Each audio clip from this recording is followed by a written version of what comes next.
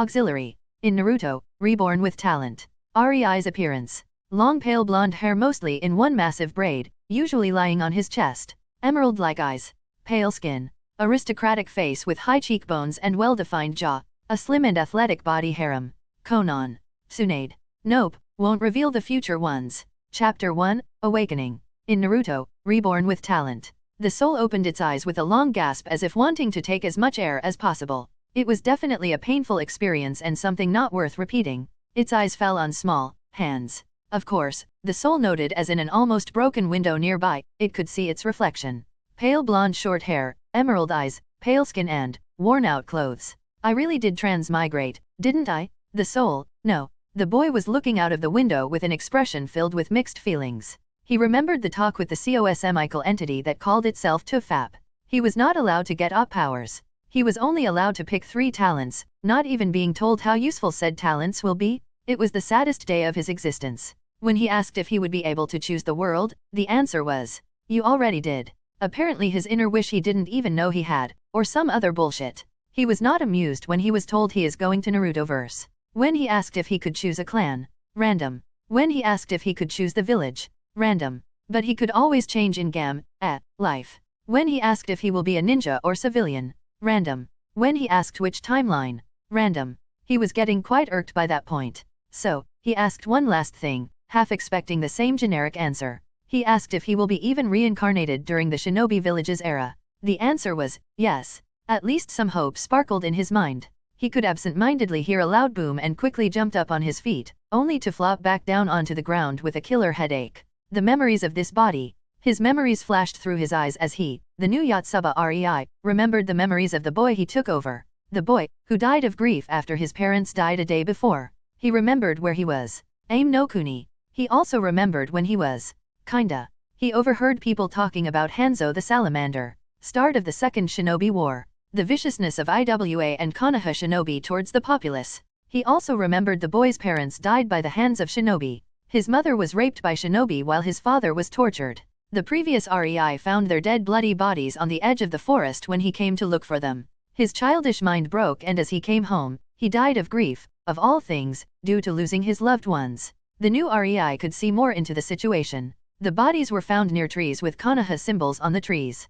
Clearly, Konoha's enemies are trying to raise an uproar and make a megacore fight against Konoha. He didn't grieve for these people. They might have been the parents of the previous boy residing in this body, but that boy was not him.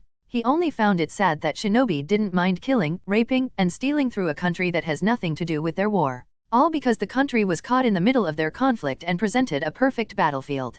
Rei was lucky though. He had a house. Well, as much as a one-room wooden shack can be called a house, anyway. But it was still much more than normal orphans. He still had a roof above his head. And while the crime rate was going up, it was not yet as dire to force the people trying to steal from a kid. He was safe. For now. He also had enough food for a month or so. He could make do with that. Thankfully, the memories contained the teachings of how to read and write in kanji, so that was not a problem either. His handwriting was also naturally neat. Unfortunately, his family was a plain non-shinobi poor civilian one. With a sigh, Rei sat cross-legged on the floor of his shack. He started meditating, focusing inwardly. And surely enough, his 20-something years as a normal human without any supernatural energy in his body showed. Not even 5 minutes later, Rei found and unlocked his chakra. It started as a small spark of warmth in his lower abdomen, something unnatural to him. He slowly coaxed it, led it to open, and spread through his body. It was resistant. It didn't want to leave his abdomen.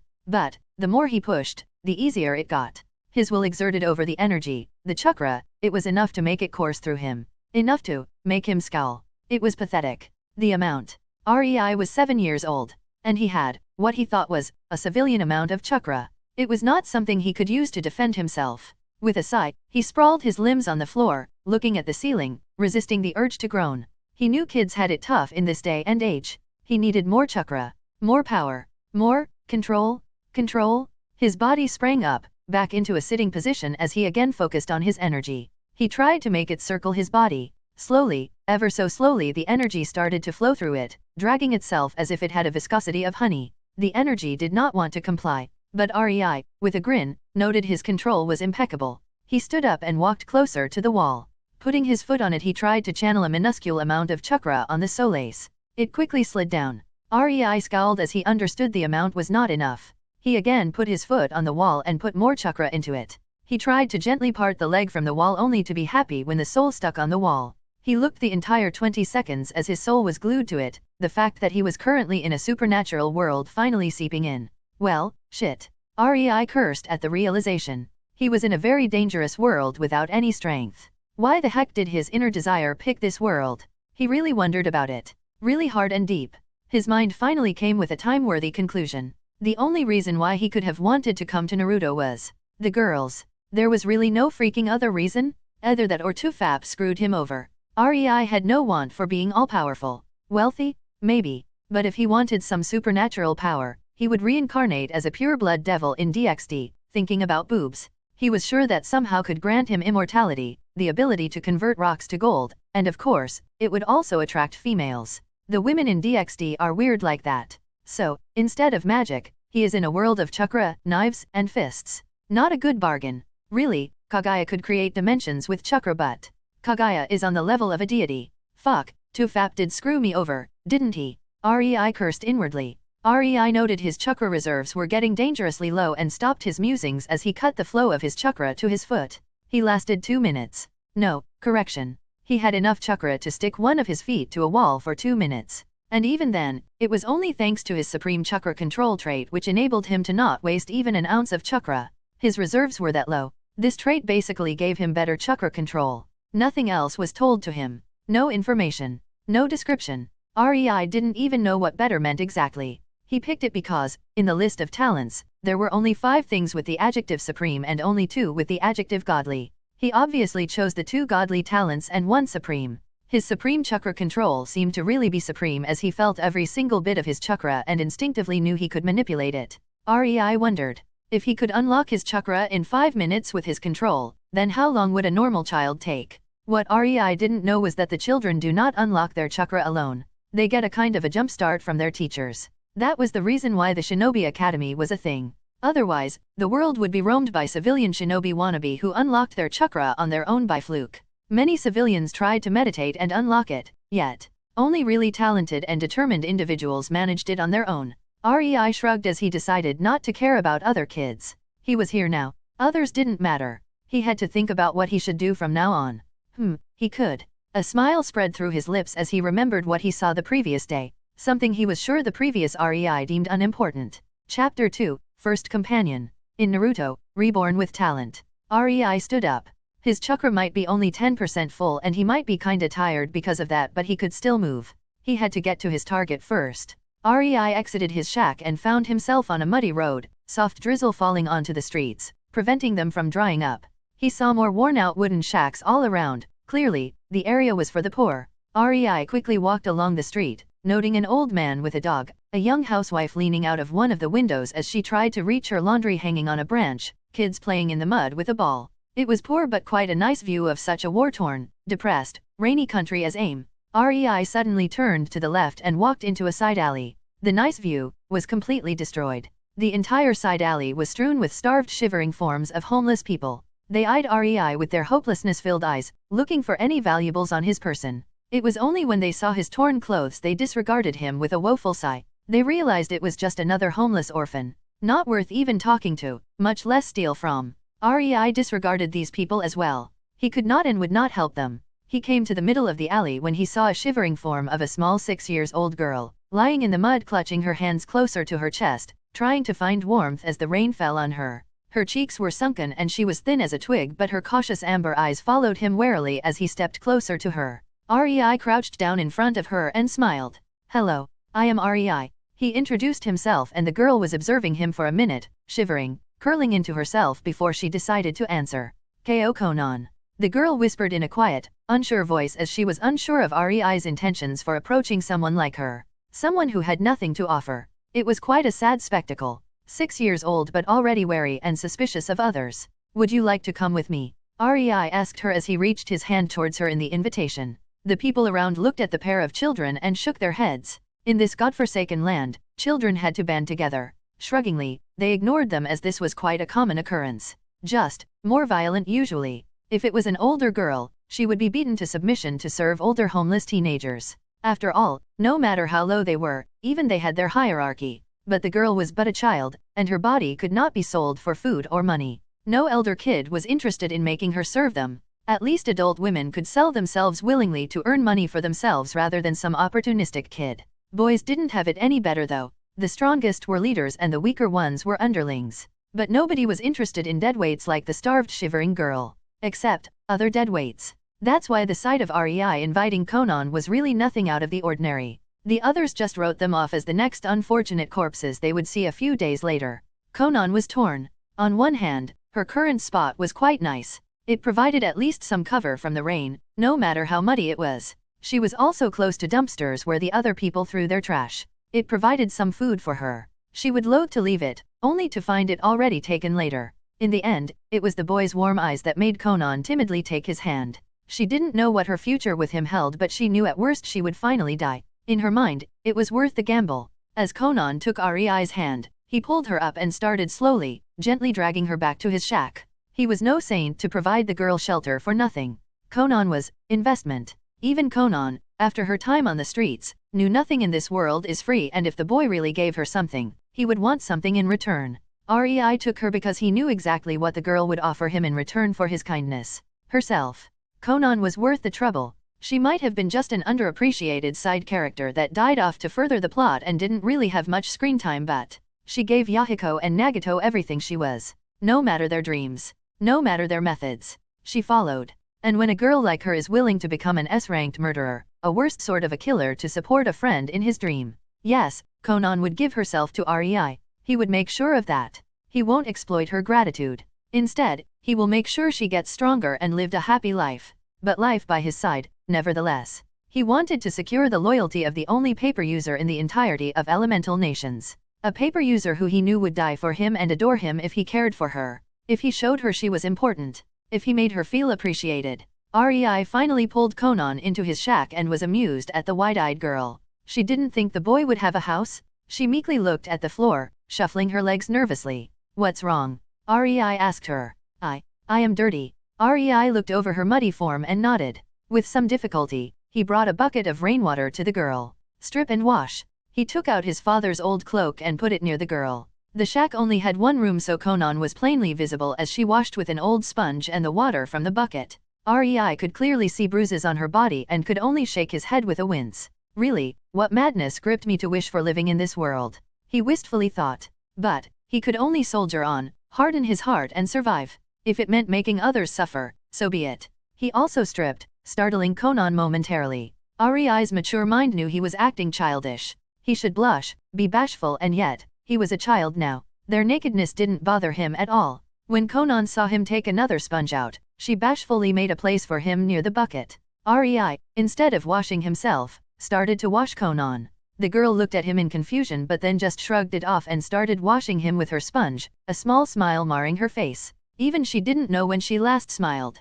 As the kids were done washing each other, REI handed Conan a slice of hard bread and watched as she gulped when her hands clasped it. She looked at REI, her eyes expectantly asking for permission. Conan started nibbling on the slice only after REI nodded at her, and REI smiled as he started eating his slice. He could not afford to waste food, but Conan looked as if one slice of bread per day was a heavenly meal. Maybe his provisions would last her half a year if she ate frugally like this. But he was a man from the modern era? He needed his 3 meals a day? Why? Conan asked REI timidly as they finished eating, tears of happiness starting to fall from her eyes. Seeing REI tilt his head, she asked more in detail as her eyes repeatedly darted from REI to the ground. Why take me in? Conan looked to the floor and tried to wipe her tears. I want you to become mine, REI exclaimed. In hindsight, maybe not the best worded answer. Conan lived on the streets. She knew, saw what it meant for a girl to belong to a boy. She was always frightened by the screams. But no matter how she tried to close her eyes or cover her ears when night came, many older girls did things with boys. For money, for food, or other reasons. You. She clutched her head in embarrassment, and REI could only wonder if the steam would start coming from her head. Conan decided. No one was so kind to her. Her childish mind decided she will give herself to the boy, not even understanding what it meant. She may be mature and saw many things on the streets, but she was still a child. In her mind, if she received a slice of bread and a roof over her head, she wouldn't mind doing that painful-looking thing with REI. Rei slowly realized the girl was somehow misunderstanding him. So, when he had his fun due to her embarrassment and actually saw the resolve flick through her eyes, he elaborated. Of course, as a friend. Konan blinked at Rei, her mind stopping short. She slowly nodded, her eyes trying to avoid Rei, but even if this meant she wouldn't need to do that with Rei, yet, Konan gained her resolve. It was plainly obvious to Rei. In her eyes, he started to become someone important. He doubted she even realized it yet, but for Rei, that was a start. A start of getting his first loyal S-ranked ninja. And have no doubts, Konan was more than capable of becoming much stronger than just an S-ranked ninja. Rei decided he would make sure of that. Chapter 3, Chakra Strings and Paper Folding. In Naruto, Reborn with Talent. Rei and Konan slept cuddled to each other for additional warmth on the small bed in the shack. The next morning, Rei stood behind fidgety Konan as she sat cross-legged on the floor. Focus. He ordered and Konan instantly closed her eyes, but her body was still fidgeting from the nervousness. Rei sighed and put his hands on her shoulders as he pushed a small amount of his chakra into her abdomen through her shoulders. He could feel Konan sigh in relief as her body shuddered, relishing the feeling. Focus. He repeated, a little more sternly, and felt her body tense for a second before she relaxed and again started meditating. He helped her as she found her chakra, helped her guide it. Rei saw that Konan's chakra control is very good even without practicing. Something to be happy about. Especially since she had even less chakra than him. It really drove home the point just what kind of monster Naruto was. Rei stood and approached the wall while Konan, her eyes still closed, felt the warm chakra in her body, and played with it. It made Rei smile as she saw her slightly curled up lips. Even as a child, Konan wasn't very cheerful. But the more she warmed up to Rei, the more she opened up. Konan, Rei softly called her. Come here. Konan quickly opened her eyes and crawled towards him. Rei thought it was quite cute. Put a layer of chakra on the sole of your dash. He saw her uncomprehending gaze and cracked a smile. Chakra is the warm thingy in your body, alright. Konan gave him a small determined nod. Now, put a small layer on the sole of your foot and try to stick it onto the wall. Konan obediently listened and then tried it. She raised her left foot and put it on the wall. Her face looked focused as she cutely nibbled on her lower lip. Then she tried to yank her feet away from the wall, only for it to be stuck there. It imbalanced her and with a shriek, Konan started flailing her arms in the air. Rei quickly came behind her and hugged her body from behind, making her regain stability. Don't be impatient. He chuckled as he told the blushing girl. Seeing her nod and her foot leaving the wall, he released her from his hold. Practice. Try to find the smallest amount of chakra that can stick you to the wall. Rei told the girl as he sat down, leaning on the wall as he tried to stick slices of paper on his fingers. Later, he told the girl who was curiously peering at his fingers and the paper. When you find the smallest amount of chakra to stick your foot onto the wall. Konan nodded, and with a renewed vigor, put her all into training. A few days passed. Rei and Konan got even closer to each other, but Konan didn't get any more vocal. Rei thought that the Konan from canon that saved Nagato must have spent quite a bit of time with Yahiko already to be that cheerful. The Konan cuddling to him thought, she was fearful, desperate to please, desperate for even the smallest of affection, desperate to be praised, but she outwardly appeared mostly impassive. Yes, it got better. Around him. But with others? Yesterday they went to the market and Rei spotted that Konan was always clutching his sleeve and her face always stayed completely stoic. Even as the shopkeeper praised Konan for being well-behaved, she only looked to the floor with a nod, but her expression didn't change. Well, at least they bought more food and some paper. After Rei saw Konan could stick a paper on each of her fingers, he told her to fold it only with her chakra. He had a lot of fun watching her as she intently gazed at the unmoving slice of paper on her palm in frustration. Rei also made Konan exercise with him. Not much. They did not have enough food for it to be beneficial, but they still decided to get at least some push-ups in. Their chakra was rising by the day. Rei surmised, it was still not even on the level of an academy student, but daily emptying of their reserves until they had around 10% remaining helped in increasing it. Funnily enough, Konan's skinny figure also got better. The chakra apparently could make humans last more without food and water. She confessed she felt stronger. Her belly also became somewhat flat instead of dented inwards. Rei was quite surprised at the change. Chakra was really awesome. It would take weeks for a malnourished child to put some weight on, but Konan went to bed and rose up a bit better every day. Chakra basically tried to keep the body in the optimal state. But the disadvantage was that Rei and Konan felt hungrier. Rei watched Konan as she was folding paper in half while nibbling on her lower lip. It still took her a lot of concentration. He instead trained to form chakra strings. As thin as possible. It was quite challenging, but his supreme chakra control was very helpful. He could form them by the nonsensical explanation he found in one fanfic. Draw your chakra from the tenketsu in your finger and make it into a thin thread. Whoa!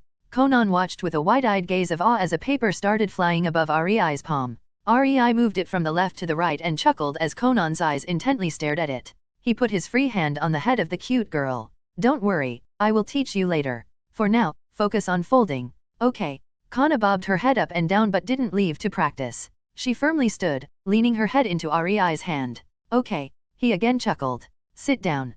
Conan happily sat in between his legs and leaned her back on his chest while trying to fold the paper as Rei patted her head while his other hand was manipulating 2 slices of papers on 2 thin chakra threads. Anything heavier than that was beyond him. For now, Rei started suspecting Conan had a bloodline. That her paper bullshit is not just a superb chakra control and dedication to paper manipulation. He gaped when the girl made the slices of paper fly with a giddy giggle. Why was he surprised? Because he did not teach her the chakra threads yet. The girl just wanted them to fly, so she imbued them with her chakra and they flew. It was bullshit. Really? Chakra did not work that way? Not for him at least? Hence, he really started suspecting it was a bloodline. She was living with Rei for a month already. After he allowed her to sit in his lap, Rei quickly found out the girl liked to cuddle and hug. She almost always sat in his lap as she practiced her folding technique, expecting him to pat her head. It was jaw-dropping seeing her just after a week of practice create a paper airplane. But when she started creating some simple flowers after 2 additional weeks, Rei stopped caring. Rei used this little head pat addiction of hers to practice his chakra strings while making the folding harder for her. He connected the strings to her paper and moved it around in front of them while Conan tried to fold it while it was moving and away from her hands. She first had to imbue the paper with her chakra, but then she could mold it mid-air. It only required focus. That was what Rei tried to train her in, since he was not only forbidding her to touch the paper but also do it while it was moving. The cute munchkin was following the paper with her amber gaze, trying to make her chakra fold it. His chakra strings also tried to make her lose focus as he connected them to her feet, her fingers, and his favorite, the tips of her hair, occasionally gently pulling. It was fun making her hair stand with his strings. It was also incredibly hard as he had to multitask and create many strings to do it. Alas, it was worth it. Rei was always smug when he heard Conan giggle and lose her focus and then pout at him. But this month was enough. They needed more food, and now that he had chakra strings and Conan could make paper fly, they could borrow some. Chapter 4, Stealing. In Naruto, Reborn with Talent. Are you sure this? Conan unsurely and frightfully looked at the target. Rei and she were standing in a side alley near the market, clad in black hooded cloaks, and watched a butcher trying to sell meat. Next to him was a stall with fruits, and on the other side were clothes. The quality was as one would expect from a war-torn country, but at least it didn't rain today. Yes, Conan. Do you think you can help me? Rei asked her patiently. The chibi Conan nodded her head in determination. Do you remember the plan? Another bout of eager nods and Rei cracked a smile. Then, here we go. He gave her a stack of papers. Conan took it and imbued each piece with her chakra, giving each enough to last the distance between her and the stalls. Nodding at each other, their plan started. Rei focused. His 10 invisible chakra strings stretched towards the stall and connected to various sacks with light things inside. He took a deep breath and signaled Conan to start. Just as the owner of the stall with clothes turned his back on the butcher, Rei made a few good-looking clothes fall into the mud. The clothes merchant quickly twisted his body around and his eyes landed on the now muddy pieces of his wares. They coldly shifted to the only man around, the butcher. As the men loudly shouted at each other, they attracted attention. The fruit stall owner came closer to them, trying to defuse the situation, only for his foot to be yanked back by an invisible string as he was coming towards them. The 2 bickering merchants suddenly found their faces full of mysteriously floating paper, obscuring their vision. They could only hear a loud crashing noise. It was when they finally got the paper from their faces they found the butcher's stall was toppled over, a lot of meat in the mud. In the middle of it was a disoriented fruit stall owner, still seeing stars while the butcher was glaring at him, seeing red and holding his knife. The clothes stall owner was on the other hand frowning at the butcher, his eyes demanding money for the ruined clothes. People gaped at what happened and started to come closer. Rei among them. He quickly used his chakra strings to get pouches with money. He targeted those away from him and used his height to his advantage. It is hard to notice someone in a crowd who barely reaches your waist after all. If someone noticed his pull, he would throw the pouch upwards. The crowd quickly became crazed as the money started spilling from various pouches and Rei had an easier time pickpocketing. Deciding enough was enough as the people started calming down, he walked towards the alley with a battered-looking sack full of purses. As he was in the alley, Conan sent another flurry of paper into the crowd, straight at their faces. Rei quickly attached chakra strings at unopened sacks of meat and fruit and pulled them to the side alley. He also took 2 bundles of clothes as theirs were already worn out. The crowd was still fighting with the paper storm that mysteriously tried to stay in their faces as the 2 kids were happily hopping home. 11 sacks of rightfully stolen loot floating behind them on Rei's chakra strings. Their first operation netted them nice new clothes. Conan quickly took it to herself to pick the best pieces for her Rei. She didn't even know when she started to think about Rei as hers, but she knew she liked her friend. She didn't want to steal. But there was nothing she wouldn't do for Rei. Rei was kind to her. And she promised to become his, right? Both now sported better clothes. Conan was astonished at the stacks of ryo they acquired. Apparently, Rei focused on merchants more and tried to get their purses. Rei stole 50,000 ryo. That was a lot. The best part was the meat and fruit though. They ate their fill in celebration of success, and Conan finally, for the first time in years, ate until her stomach was full. Not for once did she regret taking Rei's hand. Rei taught her, filled her belly, and patted her head. He hugged her good night too. Conan decided she will train hard and protect Rei. Her time on the streets taught her that only the strong survive. She had her reservations, but she already stole. Only the strongest can abuse and kill the weaker. Conan decided she will make sure she is strong enough to not be the weaker. No matter who, she will kill anyone trying to harm Rei. Slowly, the resolve in the girl and her goals, dreams, and values started shifting. Her mind became set in its path as it approached the mindset of her older counterpart. The counterpart that let a sweet girl like her become an S-ranked killer. Unknown to Rei, his desire to make the girl into his loyal follower was almost fulfilled. But, not unlike one Hiruzen Sarutobi in the not-so-distant future, he also had no idea that one should not try to manipulate attention-starved children who lived through hell. Not when you are the person who saved them. The results can be unpredictable. Rei had no idea that his friend was becoming a tad bit too fanatical, even if she could hide it well behind her mask of stoicism. In years to come, he will be grateful as well as annoyed at this change. As for Conan, she will always reminisce fondly on this day while serving tea to Rei. As this was the day, her heart finally found her life goal. Rei suddenly shuddered as a cold chill passed through his spine. His head snapped towards Conan only to find her amber eyes stare at him with a minuscule smile. Relaxing, thinking it was just his imagination, he smiled back at her. So, Conan-chan, how much did you steal? He asked her with a playful smirk as the girl went beet red. While Rei was in the crowd, stealing, Conan's small slices of paper were floating in the other part of the crowd, getting to a close proximity with the purses and sharing the chakra in them, imbuing the banknotes with Conan's chakra. She had a lower haul, but she had it nonetheless. I got a little over 10,000 ryo. Conan meekly offered the stash of banknotes to Rei. Keep them, Rei told her, making her bewildered. I am more interested in this. Rei raised an apple with his chakra string. Can you feel the thread? Conan looked at him weirdly but shook her head. And now, Rei put more chakra into it. The string was still invisible though. He didn't need her to put the answer into words. Her wide eyes were enough. It never came up because his control was always enough to not put so much chakra into them, but now that he consciously raised the output, Conan could clearly feel it. Her eyes raised between the apple and Rei's hand, clearly trying and failing to see something her mind was telling her was there. You are a chakra sensor. Rei cut the chakra flow and spotted Conan attentively listening to him. Well, it is not really that surprising. To be able to imbue the paper with your chakra, you would first have to feel it. So, there. Rei chuckled. I just never made the connection, you know, until I saw you maneuver the banknotes through the thick crowd without the need for seeing them, that is. Then and there it hit me. You have this talent too. We will have to refine it, K. Conan nodded enthusiastically. Rei knew there was no shinobi around. His second talent, godly nature energy attunement, made him able to feel his surroundings much more. He felt only 2 above civilian levels of chakra in the town. Him and Conan. It was still only the start of the war and barely the first skirmishes started. He had time, but he needed to make Conan into a capable sensor too. Unconsciously, Rei started to care for Conan.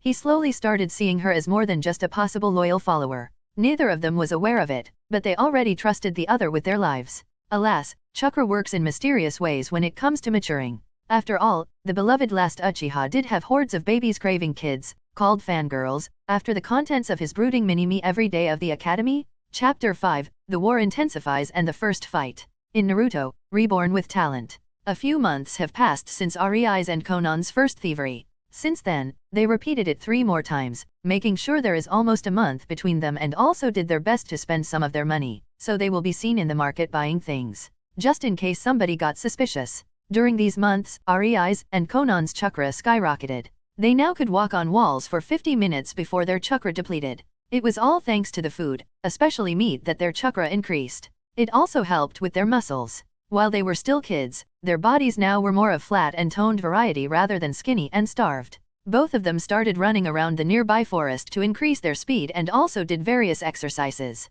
Conan was not much of a physical type, but she did try to run with Rei. She made it even tougher for herself as she focused on folding 2 papers in her hands as she ran. They were changing shapes from cranes, to various flowers, to shurikens, kunaus, and so on. Rei wasn't much of a physical type either. That much was obvious from the way both him and Conan were huffing and puffing at the end of the day, but he was getting better. They were getting better. Rei was not really used to exercise in his last world and was a kinda lazy person. He loved just chilling and playing games or reading novels. But right now, he somehow started to get used to this life. Wake up, kiss Conan's cheek, eat, practice with chakra with Conan in his lap, lunch, exercises, dinner, practice with chakra with Conan in his lap, cuddles with Conan, sleep.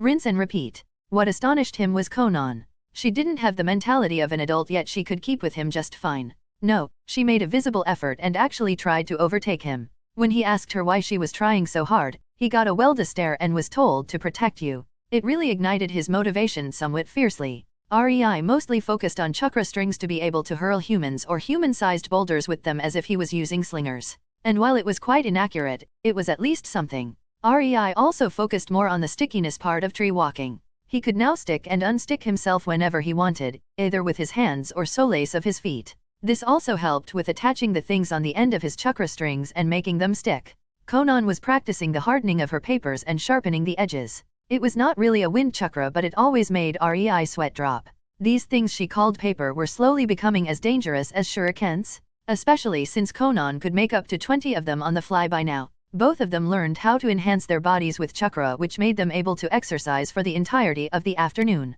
which in turn made them even stronger physically, increasing their chakra and stamina. They were really pulling each other ahead. All in all, they were no Kakashi or Itachi, but then again, they did not have teachers, technique scrolls, money, nor special food. If there is one thing the villages and clans were good for, it was good learning opportunities. Without knowledge of jutsu creation, chakra theory, or at least some jutsu, Rei was not about to try creating his own jutsu. Who knows what could go wrong? For the resources they had, they did good. Rei and Conan were running through the forest when Rei suddenly stopped. His sensory abilities told him there are 3 ninjas nearby. Thankfully, they did not feel special or strong. While they were a lot stronger than both Conan and Rei combined, they were heading straight at them, so Rei stopped Conan with a gesture and they promptly hid in the foliage. They didn't know how to mask their chakra, but they could disperse it. Meaning, Conan imbued 30% of her chakra into 30 papers and made them hide all around into the nearby trees and bushes. They knew this could momentarily fool sensors because Rei's senses could be fooled too until he focused more in depth.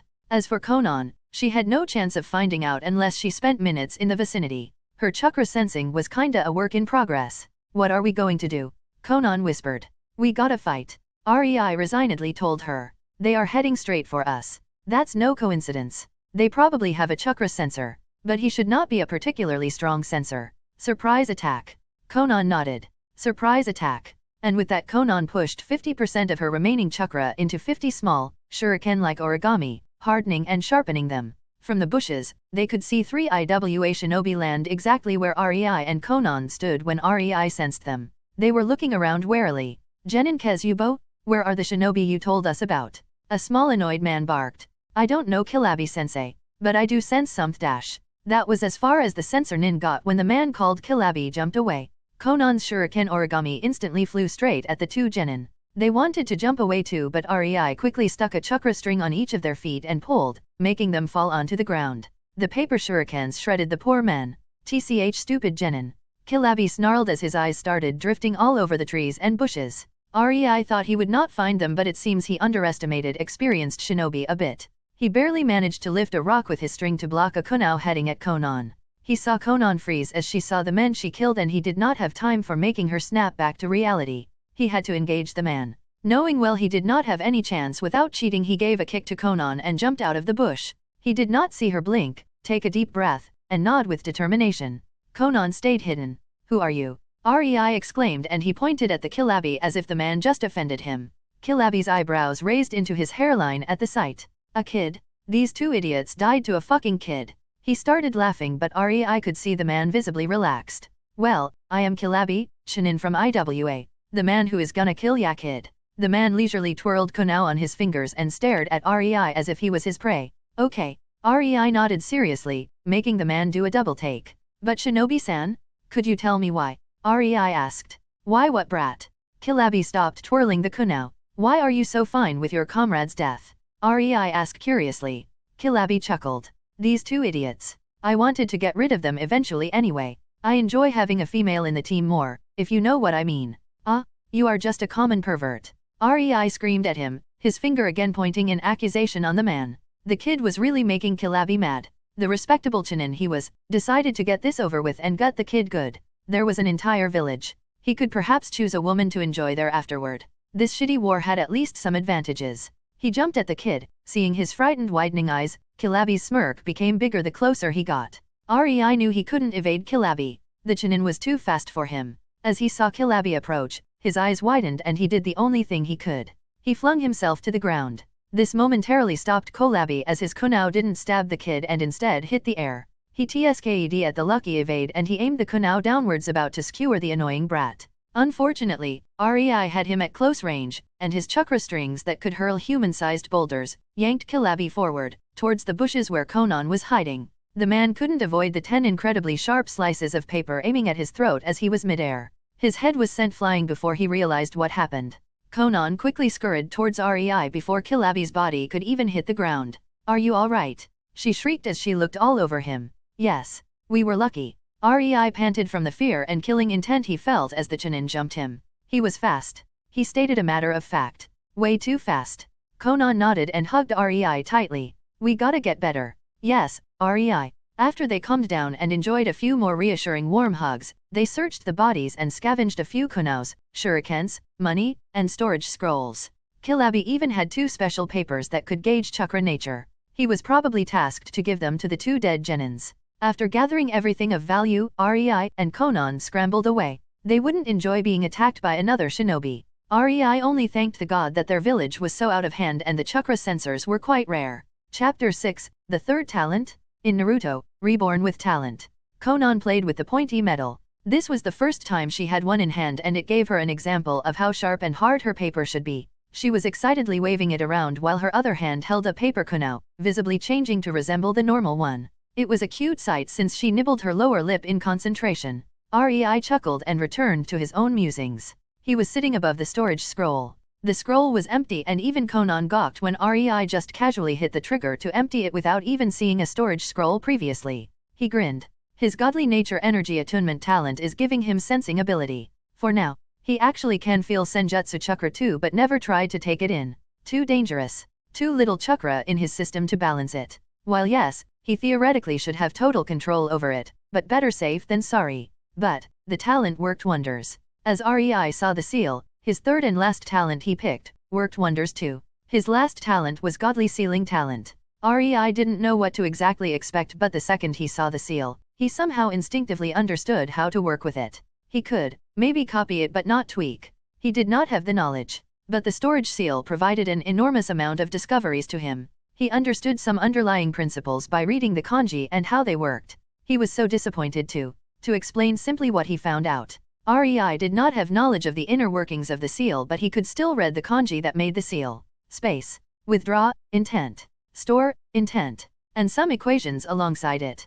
Correction. Some nonsensical equation alongside it that held it all together and described the parameters of the space. The trigger was obviously chakra and the space holder was the scroll. Rei put 1 and 1 together. He also brainstormed for any possible theory. Rei was not sure but his mind played with a theory. Quite idiotic theory. A theory that said that sealing is basically using a kanji, imbuing it with chakra, and waiting for the magical effect the intent in the chakra provides when it collides with the kanji. He also noticed that 2 of the storage scrolls had a different setup. It was as if they were written by a different. Oh. Rei opened his mouth into a silent oh. I see, they use different sealing languages. It made sense, kinda. Both scrolls were in kanji, but the way they were written was different, meaning a different maker and different language, where one had space, another had storage, and so on. But then, why did they function almost the same? Rei took out a paper and let his instincts lead him. He wrote on the paper while pouring his chakra into the ink. He wrote space, withdraw, intent, store, intent, and added parameters. Exactly the same from the first scroll. The catch was, he did it in English. He took a rock and put it on the paper with his English storage seal. He took a distance while pulling Konan with him and with a chakra string activated the storing function. The rock disappeared in a puff of smoke. Phew. So it works that way too? Neat. I just discovered my own sealing language that this world won't be able to decipher. Rei almost jumped from giddiness as Konan looked at him in confusion. In the end, she just shrugged, sat down, and returned to her origami kunao. Rei then used his chakra string to activate the withdrawal function and imagined the rock. Needless to say, it worked. The problem though was the parameters. Rei groaned and promptly facepalmed. Imagine addition and subtraction in kanji. Now, this scroll was a quite standard one and Rei suspected it was a very simple piece of funjutsu. So, subtraction and addition didn't even need to be used as it only needed a definition of the created space. But, what about spatial funjutsu? Containment 1? Barriers? Heck. Baijuyu seals? The shit hits the fan and the seal is as long as an entire fucking scroll. Not to say ineffective as heck since this world was a feudal one. They had some electrical appliances and technology but higher mathematics? Shinobis were glad when they knew the multiplication table. It just wasn't needed for their job. Rei knew the shinobi probably developed the sealing arts in a way that mathematics were not needed, but unless he saw it. He really doubted it would be efficient though. At least these storage scrolls were definitely not. Rei could make one in English and better equations with 1/10 of the space that was needed for the one in kanji. Rei suddenly had a very nasty sinking feeling that Minato Namikaze actually did manage to create a teleportation seal with only addition and subtraction, moreover in kanji, and suddenly he wanted to puke blood. Rei decided to widen their arsenal. He started to experiment. It didn't take a week for him to create a working exploding tag, if it even can be called that, since one of Konan's small slices of paper was enough to hold it with a lot of free space. The point was, Rei could not create much of them and certainly not powerful enough. His best shot was only half as strong as the single explosion tag he found on Kilabi. That stuff really needed much more knowledge on seals and Rei was taping into it headfirst without having a book or teacher. It took time. Nevertheless, even if it was only half of the power of the generic shinobi exploding tag, it was enough to cause injuries. With Konan's ability, it was so worth it. To create even one tag capable of hurting somebody would cost him 50% of his chakra reserves. He now had the 3 idiots who attacked them as comparison, and he understood that while Konan was on the border of very, very low genin, he is a mid-level academy student when it came to reserves. She somehow overtook him while he was busying himself with funjutsu. Sigh, at least my control is much better than even Konan's, he thought. So far, he was capable of creating one small storage seal and exploding tag. He then spent the next few days developing a simple stasis seal. All of his experiments, of course, needed Konan, so neither of them made much progress in their own chakra practice, but they both knew this could give them the necessary edge to win their fights. The stasis seal was a very helpful thing, but they had to tweak, retweak, and then completely overhaul it so many times, even Konan was a bit fed up. The point was, if they wanted Konan's paper kunaos to keep their chakra sharpened or chakra hardened state while in the storage seal, they had to put them and the chakra affecting them in stasis until they were released. Otherwise, the chakra would run out in the storage scroll and the paper kunao would just turn into, albeit crumpled, still only a normal paper. They finally succeeded on the 5th day, and a few of Konan's small papers contained a new storage seal tweaked for battle. She could activate it whenever at will, since the activation needed only her chakra and the paper was literally soaked in her chakra. What it needed was only her intent to set off the seal. The seal was a storage one with an inbuilt stasis seal. Inside were contained hardened and sharpened paper shurikens, and the trigger had a feature that gave the projectiles a push, sending them flying in multiple directions when the seal triggered. Fast. The best part was that the speed and the directions were somewhat adjustable on triggering the seal, so it was a really nice surprise weapon. Rei kept some of these papers with this seal because even he could use it. But Konan? She had already 10 stashed away for emergencies and always bugged Rei to create more of them for her. Rei also made quite a lot of exploding tags, as every day before he went to sleep he was able to create 2, almost depleting his chakra. Konan had 7 and he had 3. It was not really a question. Konan could remotely activate them whenever she was, as long as she could feel them with her sensory ability. She was born to be a carrier for seals, damn it. Her paper manipulation is golden when in conjecture with a seal master. Chapter 7, Chakra Nature. In Naruto, Reborn with Talent, Konan took the chakra paper into her hand. You gotta push a small amount of chakra into it. Okay, REI. Konan did so and the paper was torn into 3 pieces. One of these pieces was over half of the entire chakra paper big and was promptly shredded to small pieces. Wind. One of the remaining pieces was completely soaked, signalizing water, while the other turned to dust. Earth. Konan looked at REI with an expectant and excited gaze at REI, who released a soft exasperated sigh. You have a main wind affinity. A strong one, at that? Well, figures, this is probably what helps your bloodline to fold the paper and sharpen it? Just my guess. Konan nodded attentively. Next you have earth affinity. I would say this is what makes your paper durable and capable of hardening? Maybe, maybe not.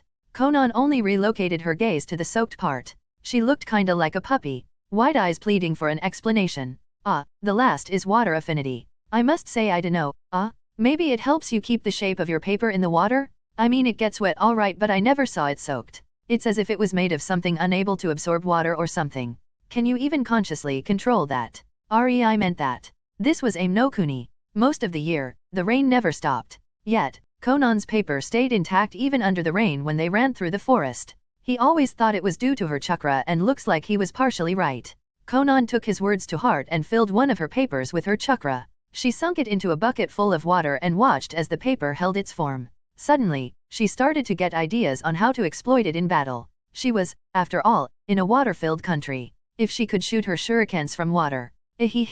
After she was done contemplating the best way to murder someone, Konan tried to actually control this attribute of the paper and the paper got soaked. She stared at it, giddy at learning something new about her capabilities, and tried to unsoak the paper. REI could only stare in surprise as the paper expelled the water, still sunk deep in the bucket, and became yet again a properly flat form. A second later, he saw Konan start folding it into an origami under the water. I call bullshit, he thought. 3 main elements and all helping in her paper manipulation. REI knew what this was. It was obvious. No matter how much denial he was in, the girl didn't have a Kekii Genkai. No, she had yet unregistered Kekii Toda. Now, why the hell Jiraiya in the canon never noticed? Because it is bullshit. That's why. Kekii Toda is rare as fuck. In the entire world, only Oniki is supposed to have it at the moment and it is very destructive. Even if you find somebody with 3 chakra natures it could be called lucky but wouldn't mean that person has Kekii Toda. Heck, it would not mean that person has Kekii Genkai. To have Kekii Genkai, one has to have 2 chakra natures capable of working in tandem to create a new, special type of chakra, in case of elemental Kekii Genkai, or a special type of chakra, mostly derived from elemental chakra, that does something, not elemental. And then there are dojutsu. Anyway, Konan is certainly in the second category as it was proven that her chakra natures indeed do affect her paper manipulation. As for why REI called it bullshit, even he could fold paper with his chakra. He bet even Jiraiya could? That was most likely why Jiraiya disregarded it as a talent for chakra control when it came to making origami. But he cannot make the paper fly, sharpen, harden, cut, etc. unless he directly imbued the elemental chakra into it. Konan can. On instincts alone. Jiraiya surely just disregarded her the same as he disregarded Naruto. He saw Rinnegan, a candidate for the prophesied child, and anything else was a moot point for him. REI had problems with creating 2 exploding tags, yet Konan is able to divide her chakra and manipulate up to 50 paper shurikens so far. Simultaneously at that. That's multitasking at its finest. If it was not instinctive, there is no way her mind would be able to do it. He called hacks. REI.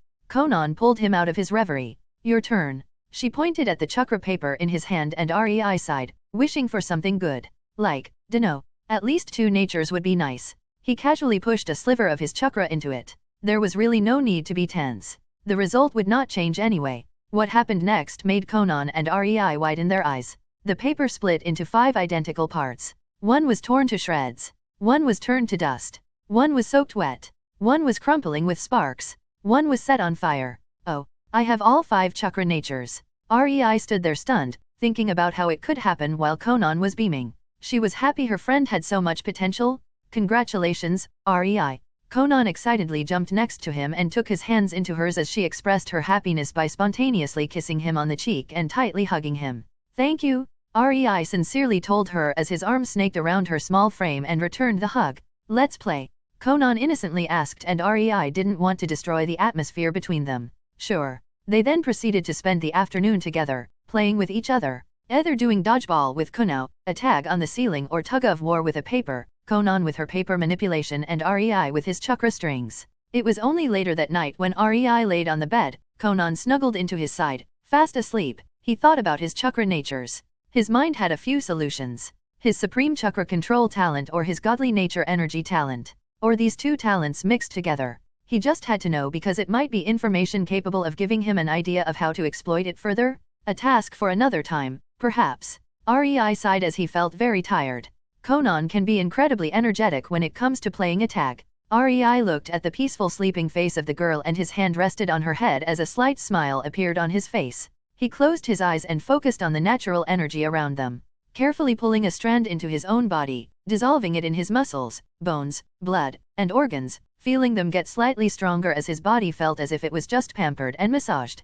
He then did the same for Conan, who melted into him with a satisfied expression because of that. Afterward, his consciousness was engulfed by the darkness. Night and exhaustion claimed him. Chapter 8, Leaving Home. In Naruto, Reborn with Talent. Rei and Conan stood in the woods, both clutching a slip of paper between their palms as they trained their nature transformation.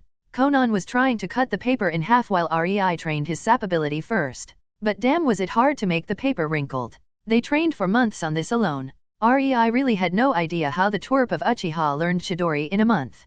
Kakashi had to be a hell of a good teacher for that to happen. A pity that was only when he actually wanted to teach something to someone. After all, he was Umbu captain and did train new recruits. Saying he didn't know how to teach, yeah, sure. Alas, Rei was in a severe lack of a teacher and had to wing it. Conan had similar problems, but Rei's advice of try to make your chakra sharp helped, somewhat. She could already cut the leaf after 3 months, but now she wanted to learn to control her wind chakra and actually coat the paper in it instead of cutting it. It was still a work in progress. Rei could actually create lightning chakra. It was no jutsu, alright. But he could numb, or give a slight jolt to others. He tried. He had a lot of unsuspecting test subjects in the marketplace. It was nothing much so far, but this was aim no kuni. There was water everywhere, so it would prove useful. Especially since he could conduct his lightning chakra through his chakra strings. Rei mostly focused on his funjutsu. After these months, Conan had hundreds of exploding tags on her person and he had a few tens. Same with the storage seals filled with paper shurikens. He had 10 while Conan had around 100.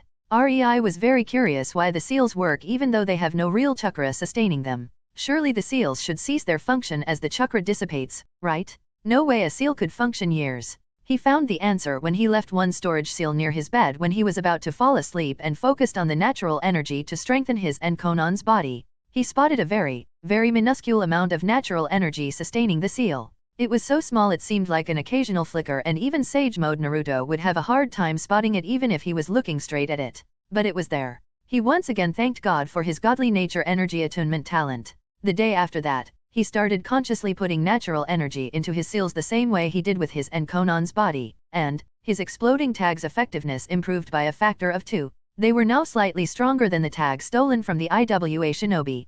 Considering Conan had more than 100 of them. Thanks to natural energy and being older, both their bodies improved tremendously. They didn't have any taijutsu style but often sparred together. Rei's body was stronger though. Thanks to his talent, he could take much more senjutsu chakra into his system to passively boost his body over time, and it showed. He was faster, stronger, and more durable. It all became a moot point the second Conan started to use her paper. It really put into perspective just why bloodline clans and clan shinobi are so much more valued in shinobi villages. With the same amount of training and in the same conditions, Conan could trash him because he did not have anything special. No technique. No bloodline. The strength of his body could get him only so far. Thankfully he had his talents. He knew exactly how strong funjutsu and sage arts are in later stages. For now, he would endure and become stronger. Rei, Conan suddenly called out to him, pulling him out of his thoughts. He looked at her, and instantly spotted her wary look. Check. His eyes widened. Conan could leave her paper around and use them as a kind of extension of her chakra sensing. The entire town and the woods had pieces of her paper scattered just in case. Check meant she discovered something wrong. House. Conan thinned her lips. Rei quickly started sensing the area through senjutsu and froze. Fuck. 10 squads. 30 feels similar to genin. 15 shinin. 5 higher. Rei used the shinobi from IWA as a measuring scale so he could at least feel amounts of chakra. They are slaughtering people. He cursed. This was not how he imagined his afternoon to go. Thankfully, their supplies were stashed in storage scrolls they had always on themselves. Orders. Conan looked at Rei. while Rei thought it was cute how she started to act as a subordinate, especially since they both were 8-but. Activate the exploding tags scattered around the town when a shinobi comes into their vicinity. I will alert you when they get into the forest. We will do the same. We can't outrun them and we'll have to outsmart them and hide. For now, let's run in the opposite direction of the town. Rei didn't know if they had a chakra sensor or anyone who could track them, but he was not really inclined to find out. Both Konan and Rei started running away. The town was a mess. Blood, guts, and gore filled the streets as men, women, and children were being slaughtered left and right by Konoha shinobi. Why? Because it was a good place for an outpost. Surrounded by woods so rare in the aim. Konoha were used to woods. It was their home field. There was no way they would not try to acquire this town. Alas, the people were quite useless for them. Hey, Daiki! A woman screamed at a man nearby who was tearing clothes from a young teenage girl. No, she barked, showing her canines. Clearly an Inuzuka. The man grumbled but obeyed and instead slit the girl's throat in annoyance. He wanted to say fuck you to the Inuzuka bitch, but she was Jonin and he was still a genin. Misa Inuzuka looked around with a cold gaze. Deep down, she could sympathize with the people, but she had her orders. She could only watch in apathy as her subordinates kill children, women, and the elderly. She was long used to scenes like this. That's when it happened. Daiki was approaching her and out of sudden, he wasn't. A loud boom resounded through the town as the exploding tag tore Daiki to shreds, sending his torn limbs flying apart as his guts painted the ground red and shitty. Misa could only curse. This was a trap. Regrow dash. Before she could give that order, a series of other loud booming sounds resounded all over the village. The Konoha finally met with each other, uncaring about the people who were running away, as their orders were to leave nobody alive in the town. If somebody manages to outrun shinobi, no qualms there. Laughable thought. Who would believe it? Misa and her ninkin sat in the corner as she saw 3 of her Jonin-ranked colleagues. That's all of us. A man, a barame, told them, making them astonished. 4 Jonin, 9 shinin, and 18 genins. They lost 19 people so far. Misa couldn't help but curse. This mission was swiftly becoming one of those fabled troublesome rank UPS. Okay, Misa sighed as she heard the man who had the command. Seizo hey take. We will stay here and secure the place. Misa, you will take 5 shinin and go scout the forest. Mikuro, he nodded at the Abarame man. Says there is a chakra trail there. Be careful, we have no idea how the exploding tags are hidden from his bugs. Especially since there seems to be no delay between activation and explosion. If you find hostiles, kill them. Misa and her 5 shinin came to the edge of the forest, all feeling uneasy. That's when Ninkin barked at her, that he found the smell of humans. The group quietly hopped from tree to tree, keeping some distance between them. Akaro, a shinin, was about to spring himself away as his feet impacted the thick branch when, what? Were his last thoughts, as his mind didn't even manage to register the pain as he was literally slaughtered by a flurry of paper shurikens enhanced by wind chakra. Misa could only watch in horror as one of her shinin was made into a Swiss cheese instantly. She gestured to the group to stop. Guys, careful. I have no idea what this shit is, but obviously, we are against a very skilled Funjutsu master. The explosive tags have no delay and the traps are enhanced with elemental chakra. Rei didn't know that his stasis seal was a masterpiece in the eyes of the ninja. No stasis or storage seal was able to hold chakra infused into the weapons, much less if that chakra was elemental one. The group scattered, getting even more distance between themselves in fear of being caught up in the traps together. They hopped from tree to tree, following the Ninkin. Misa could swear she could occasionally see 2 running figures far away through the trees, but as she was about to focus more on them, Kira, the man in the position next to her, was sent flying to high heavens, and fell near bushes. Misa could only curse. Her instincts flared, and even if Kira was a slight distraction, surely intentional, she managed to jump backward, just in time to avoid another flurry of futon paper shurikens. She landed on the ground and noted that the branch was completely shredded. She cursed again. A powerful wind user. A groan tore through her throat. With the corner of her eyes, she could see shaken Rika staring at Kira, her fiancé, and wobbly approach his corpse while tears streamed down her face. Misa was about to admonish the girl when she took the charred body of her man into her arms, but a whirl of papers flew out of the bushes, sticking onto terrified Rika. Misa will never forget the horror-filled eyes as the chinin under her command looked at her pleadingly just a split of second before the papers exploded, torn both her and her already deceased fiancé to shreds, leaving only a bloody smear and charred ground behind. Suddenly, Misa and the 2 remaining shinin didn't feel like correction. 1 remaining shinin. Mika watched as Kaguro fell prey to yet another storm of futon paper shuriken. Yes, Misa and Muko, the last shinin, really did not feel like following. Retreat. Misa ordered in apathy and Muko obeyed with a gulp. Chapter 9, Mistake. In Naruto, Reborn with talent. Misa entered the house that was chosen as a makeshift command center and found Heitake sitting behind a table. The man spotted Misa's distraught expression and suddenly had a sinking feeling. Jonan Misa, what's the situation? Heitake, Misa sadly shook her head.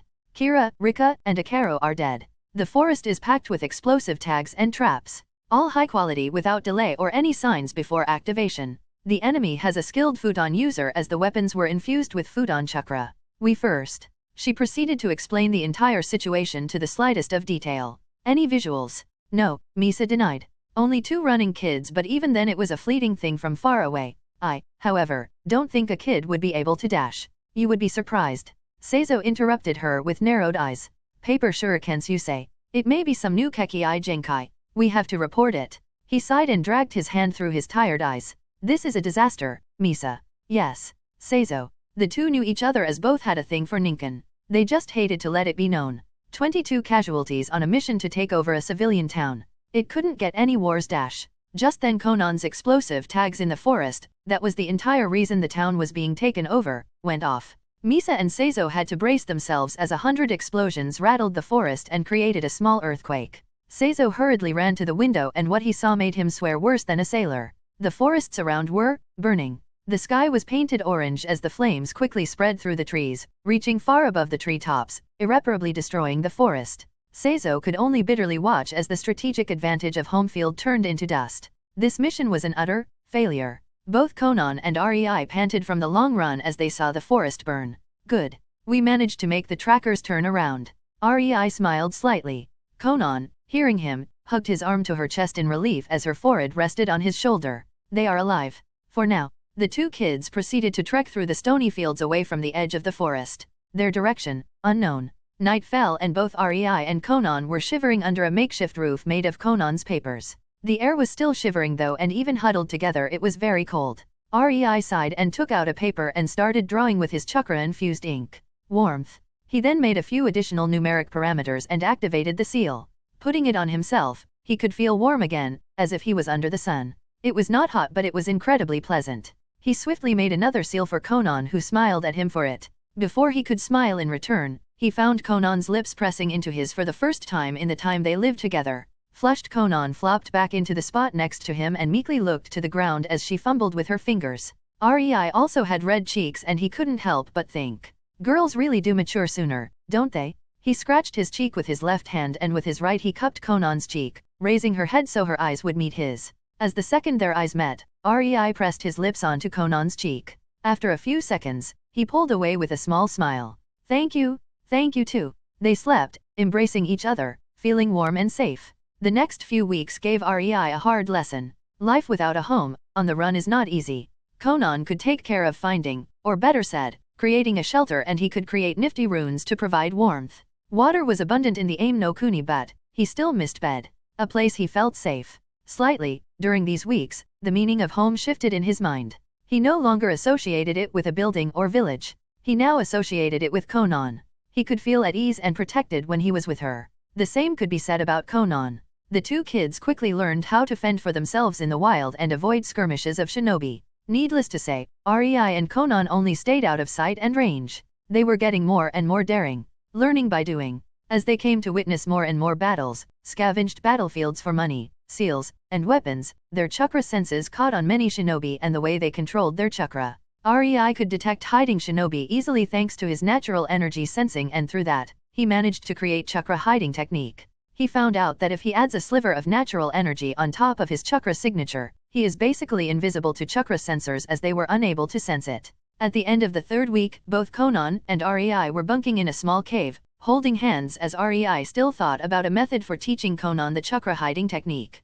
No matter what, he was sure, the girl would be able to use natural energy for it. It was an external technique and as such, not dangerous. The problem was she could not sense the natural energy. If she could sense it, she could learn how to control it. Not entirely, but masking her chakra would be enough for now. He was racking his brain about it when suddenly Conan shook him. Are you thinking about a new seal? She asked with excited eyes. Rei quickly found out the girl loved it when he showed her his seals. Anything he showed her, really. By now, Rei knew that Conan was his for life. The girl would never even think about betraying him, and it warmed his heart. In only a slightly over a year, he managed to inspire enough loyalty in the girl as Yahiko did after 10 years of living with her. Of course, he was smug about it. He just didn't like her tendencies and her way of thinking. She would gladly be left behind if it meant REI would survive.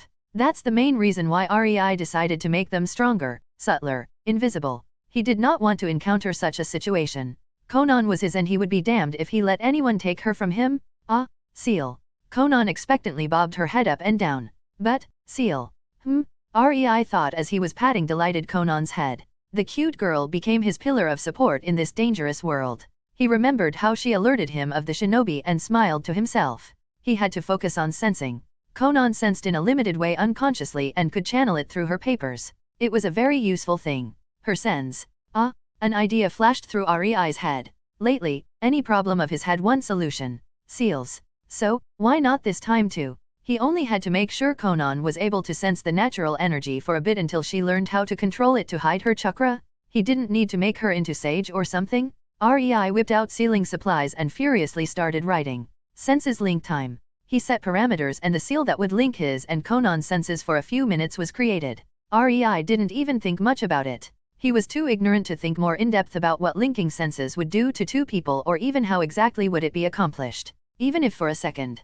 Alas, the path to hell is paved with good intentions. He gripped one side of the paper, where one end of the link was and smiled at Conan. Here. This should help me teach you how to hide your chakra. REI excitedly told Conan. The girl trusted REI with her very life and much more. She nodded excitedly and with a determination took a hold on the other side of the paper, right on the other end of the link. The two children instantly froze, their eyes wide as their mouth opened in a soundless scream. The seal did exactly what it was supposed to do. It linked, and their souls clashed. Chapter 10, The Consequences of Said Mistake. In Naruto, Reborn with Talent. REI's and Conan's souls clash started to intensify but both children were far too gone.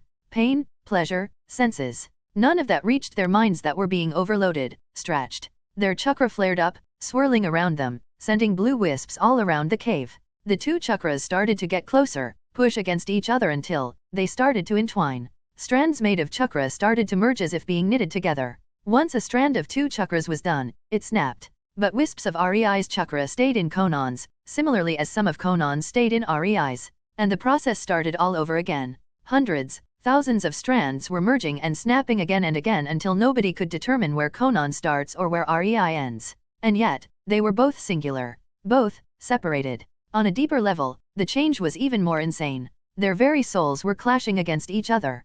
Conan's 8 years old small quivering soul and REI's over 20 years old soul were forcefully pulled together, merging, exchanging something vital. They were creating a link. As REI's soul tore a chunk of Conan's soul absorbed a chunk of REI's of the same size. In multiple places were these two souls ripping apart the other and absorbing it, but not in one moment was one less than the other. They were getting in perfect sync, taking and ripping only as much as was taken and ripped from them.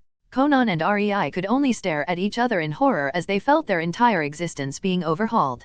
They felt every rip in their soul. They felt every fulfilling absorption of a piece of the other's soul. They felt their chakra change, flare, grow. Their reserves were getting lower and lower as the chakra produced in their coils was getting denser and denser the more their souls exchanged matter. And when they were getting more and more tired, on the verge of chakra exhaustion, the timer ran out and the seal ceased to work. The chakras pulled away from each other. The souls stopped clashing.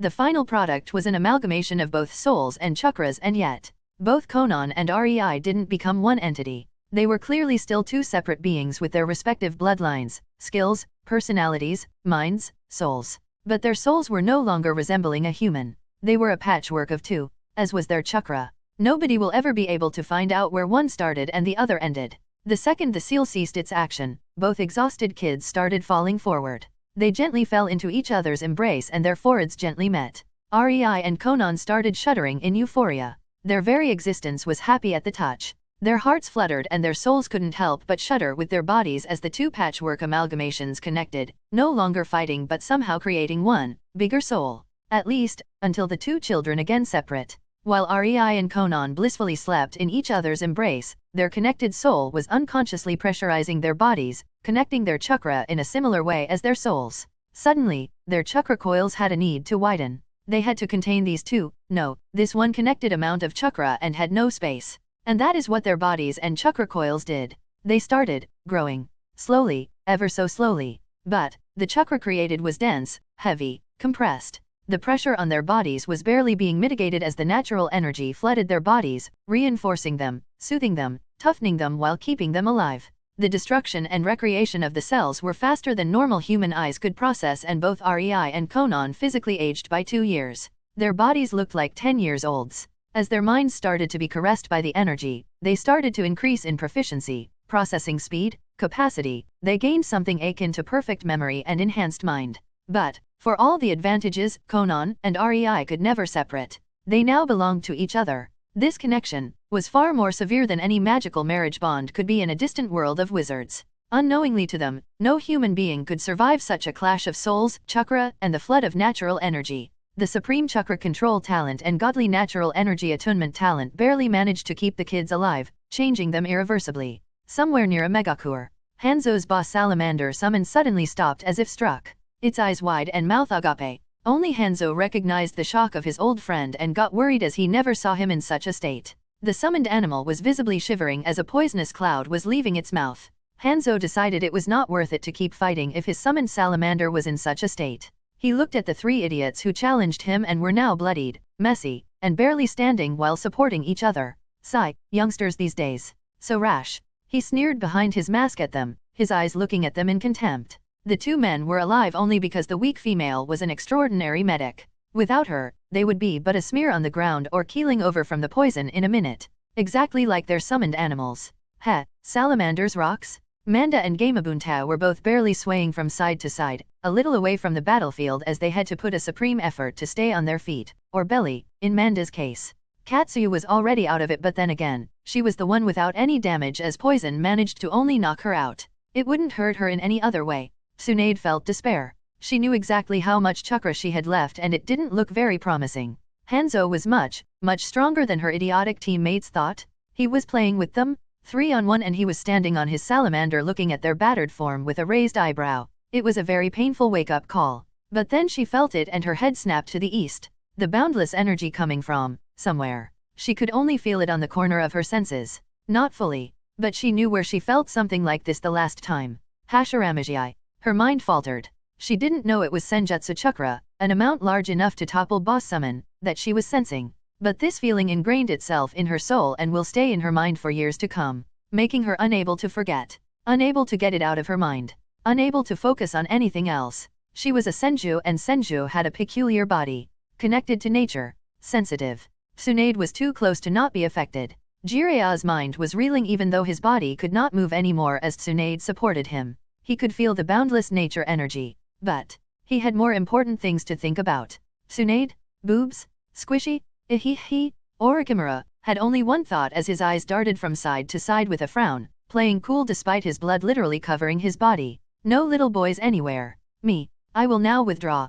Hanzo told them regally even though he was mentally rolling his eyes. The trio was happy they stood on their feet. What withdraw? If they will really believe such bullshit and lousy acting, they are Konohinen. Of course, they would believe it. You fought well, cough, weaklings, cough, younglings. Hanzo's eyebrow twitched as he impassively continued as if it was a rehearsed script in a bored tone. I will now bestow a title of 3 ordner ahem, Sunin. Yes, you are from now on Sunin of Konoha. Wear it as proudly as you stood today in front of me and entered a ahem, managed to fight me, The trio that was barely standing, happily flopped onto the ground, and Hanzo's sweat dropped. I am still here, you know? He thought awkwardly and then noted the white-haired man was already soundly sleeping while his hand was squeezing a boob of the ticked-off blonde female who was barely restraining herself from punching the idiot to his early grave. The black-haired girlish boy was sighing in disappointment. At least one smart man?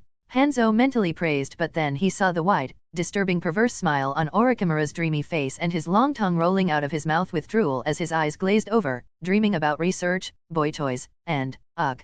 Hanzo shuddered. Welp, better get the fuck outta here. And with that Hanzo turned around, disturbed, and ran. His mind conspiring, tears streaming down his face as he thanked it was raining. Maybe Konoha really did know what they were doing. Sending those 3 against me? I feel scarred for life. The huge spike of natural energy was forgotten by all but Tsunade who, in that instance, found a new life goal for herself. Chapter 11, New Connection. In Naruto, Reborn with Talent. Konan opened her eyes and groggily sat down. She felt Ariai's hand in hers, squeezing it gently and her cheeks reddened. She looked at REI and saw his peacefully sleeping face. His older face. She didn't know what gripped her, but her heart fluttered at the sight and she wanted to be with him. She wanted to. REI opened his eyes only to see an older form of Conan looking at him with an expectant, gentle, and loving gaze. He also saw a flicker of love in her eyes but wrote it off as his wishful thinking. Hello, Conan quietly whispered. Good morning, Conan. REI yawned and rubbed his tired eyes. It was then that both of them remembered what happened. How much did they sleep? Hour? Day? Week? The duo looked at each other awkwardly until REI shrugged. No need to worry about it anymore. It happened. Conan nodded and quickly pecked his lips, leaving him staring at her, completely flabbergasted. I love you, REI, she told him cheerfully. REI didn't even manage to process what he just heard, but his heart moved his lips for him. I love you too, Conan. They continued to smile at each other. Well, we should probably start training. REI rubbed the back of his head and redirected his stare to the ground, beet red. Conan agreed as she also couldn't help but look towards her fumbling hands with crimson cheeks. The duo distracted themselves with running, sparring, and training their chakra natures for the day. The evening quickly came and both REI's and Conan's feelings were already calm. They knew what they felt for each other. They also knew they would eventually end with each other. It was inevitable. That was what their minds and hearts were telling them. But neither of them was ready for anything more than a peck on the lips. No matter how explorative they felt, they instead channeled the energy into the training and thankfully it helped. With a calm mind, REI remembered why he made the linking seal in the first place. It's such a pity the seal didn't help you feel the nature energy. Oh. Conan stopped nibbling on her jerky and gulped down what she had in her mouth. But I somehow sense the world differently now. What? REI looked at her bewildered and then a theory appeared in his mind. What if? He started to conduct many tests and told Conan to do many things and tell him how she felt and found out a very staggering result. Conan had a more diluted version of his godly nature attunement talent. She could sense nature chakra, but then, Conan? Quickly look at your chakra control. REI giddily jumped up and down. Conan nodded and a few seconds later, squealed. It's almost perfect. In the excitement, she smashed her lips to REI's, and the kids kissed for a few moments. As they separated, REI gently patted bashful Conan. Kissing is okay, he told her in a whisper. Conan raised her head hopefully, her eyes met his as she chewed on her lower lip. But nothing more than that. Conan nodded profusely in happiness and pecked REI again. Now, will you tell me what exactly changed with your chakra control? Conan's face morphed to seriousness. I need a lesser amount of chakra for better effect. I can better circle it. I became better at manipulating it. And I have 5 times the chakra I had before, but my control is even better than it was.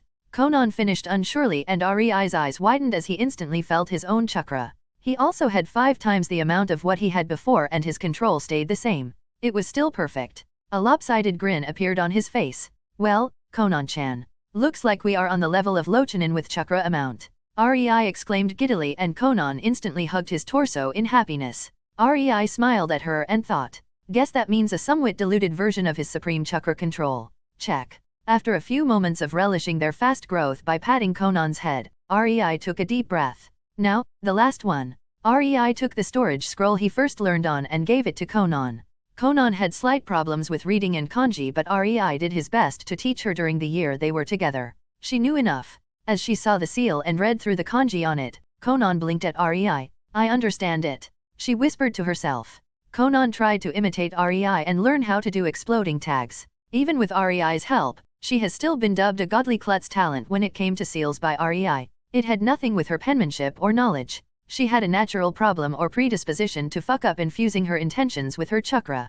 It was something that could not be taught by anyone to her. Conan already accepted she will never learn anything Fuinjutsu related unless she spends supreme effort, resources, and time. And even then she would need teachers, books. She just gave up and decided to focus on her futon. But now she looked at the seal and she knew what she did wrong previously. Her mind as if clicked and she was able to. Oh, God. She was able to. She knew how to do seals. Conan shrieked in happiness and REI found himself toppled to the ground as Conan rubbed her head on his chest.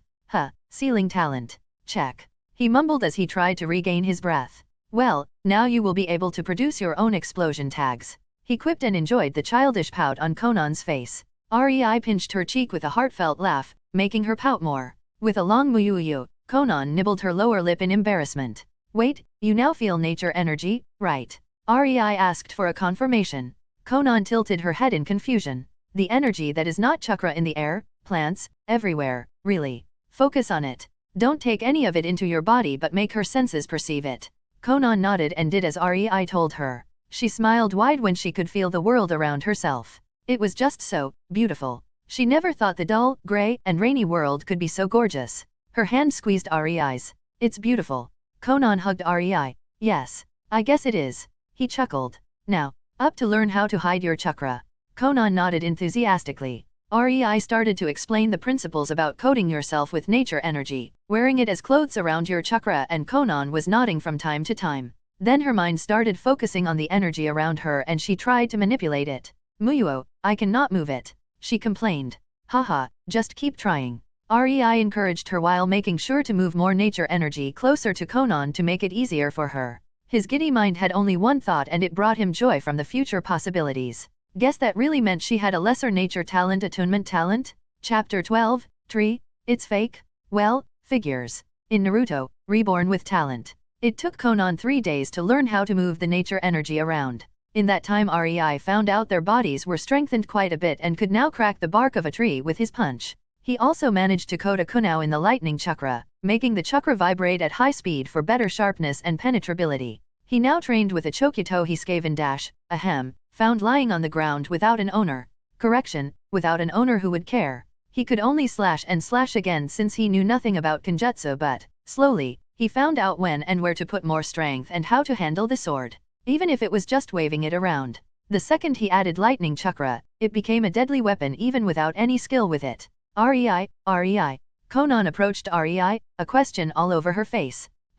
Do you know if I could coat my paper in the nature chakra to make them also invisible to chakra sensors? Rei's mind stilled. Possible, but he instantly held his Chokyuto in front of him and coated it in his lighting chakra. Konan, I am going to do something possibly stupid. Rei smiled brightly at her, making Konan want to smack him. Rei pulled the raw nature energy and fed it into the Raiden chakra without having it go through his body. The lightning instantly grew. The chirping sound was now ferociously reverberating through the woods and the ground under the blade of his Chokyuto was cracking every time a stray lightning bolt struck it. The most surprising was the color though. The lightning was pure abyssal black. Not like the one used by Third Reikage or Derui. That could be described as light black. This was the blackest of black and Rei had to gulp as he felt the danger from it. He instantly ceased channeling the nature energy and the lightning simmered back into a controlled blue coating around the blade. He nodded to himself. Yes, it is very possible, all right. He told Konan and praised her for the idea with a head pat. Kana smiled and put a paper on the ground, taking a few steps away from it in case it had a dangerous reaction. In hindsight, that's what I should have done. Rei thought with a sweat drop. Konan started channeling the raw nature energy into the paper. It was messy and half of her chakra mixed with the nature energy and was absorbed by the ground instead of the paper. But the paper was now simmering with the wind, pulsing with sharpness. It was no longer just a coating of blue futon chakra. It was a translucent wind-like coating that looked extremely sharp. Konan flung it into the nearby tree and both Rei and Konan were gaping. The paper was so fast it was hard to follow. Moreover, it didn't pierce through the tree as expected. It completely felled it into 2 pieces on impact and went on, felling 10 more trees behind it until the futon chakra dissipated, making the nature energy disperse. Rei looked at Konan and patted her head with a sigh. Demolition master, indeed. Then his eyes fell on the spot where Konan channeled the raw nature chakra mixed with her chakra into the paper. His jaws dropped again. He yanked Konan towards the place. Konan was confused. She was full of ideas on how to use her new findings to decimate Rei's enemies. What could be so important he had to interrupt her? She was on the verge of pouting, but when she saw a small budding sapling slowly growing out of the place the paper was previously on, she tilted her head. Mokitan. Rei watched the sapling stop growing when it reached 4 feet because of insufficient chakra. What did you do? His head snapped to Konan who nervously fumbled with her fingers. I mixed my chakra with the nature energy and wanted futon chakra. Konan trailed off, not knowing if she did something wrong. Of course. Rei slapped his forehead and started to laugh hysterically. You have wind prevalent with earth and water secondary? You just pushed your earth and water natured bits that were still mixed with raw nature energy to the ground while leaving the futon mixed with nature energy in the paper. He still chuckled as he explained what just happened and started to mix an entire 1/5 of his chakra with nature energy and pushed it deep into the ground. Konan and Rei had to jump away as a tall thick tree quickly rose from the ground. It was not a giant tree that could be found in Konoha, but it was still a full-grown tree. Oh, well, looks like I gained a Kekii Genkai too, even if it is a fake one. Well, figures the Mokuton is not really a Kekii Genkai of Senju. Instead, it is their attunement to the nature chakra, and Hashirama just mixed his elemental chakra with nature chakra. He was supposed to be an incredible sensor, after all. Rei chuckled. The only Mokuton reproduction is through his cells. Yup, it makes sense since his body would get used to channeling it. Rei? Konan asked, not understanding as he mumbled to himself. Listen, Konan. This. Rei explained. He explained about Hashirama Senju, the Senju clan, Konoha, and how dangerous it would be to show anyone this ability. Konan furiously nodded. She had no intention of going to Konoha. Konohinin killed her parents. She still held a grudge. That's why when she found out it was Konohinin attacking the town, she may or may not have used more exploding tags than she should and made sure lots died. But Konan was sure Rei noticed. After all, he was creating these tags. She was happy when he decided to say nothing about it. She really loved Rei. We will have to train earth and water manipulation. Rei sighed. Thankfully my absolute control means that unless I mean it, no tree will grow no matter how much chakra and nature energy I push into the ground. Really now, I would never know I could do this without a coincidence like this. Rei started chuckling again. It was quite hilarious. He wondered how many Senju actually were able to do Mokuton only to fail at the most basic of things. Intent. They unconsciously didn't believe they could since not once during childhood they unconsciously raised a tree. So, no tree was ever created by them. Konan never heard of Mokuton, so for her creating the tree was nothing extraordinary. It was a huge mind-opener for Rei if nothing else. Well, you Konan will have to train hard to not unconsciously call forth trees. Rei patted her head with a proud smile, making Konan happy. Your control is pretty much ironclad, but mistakes do happen.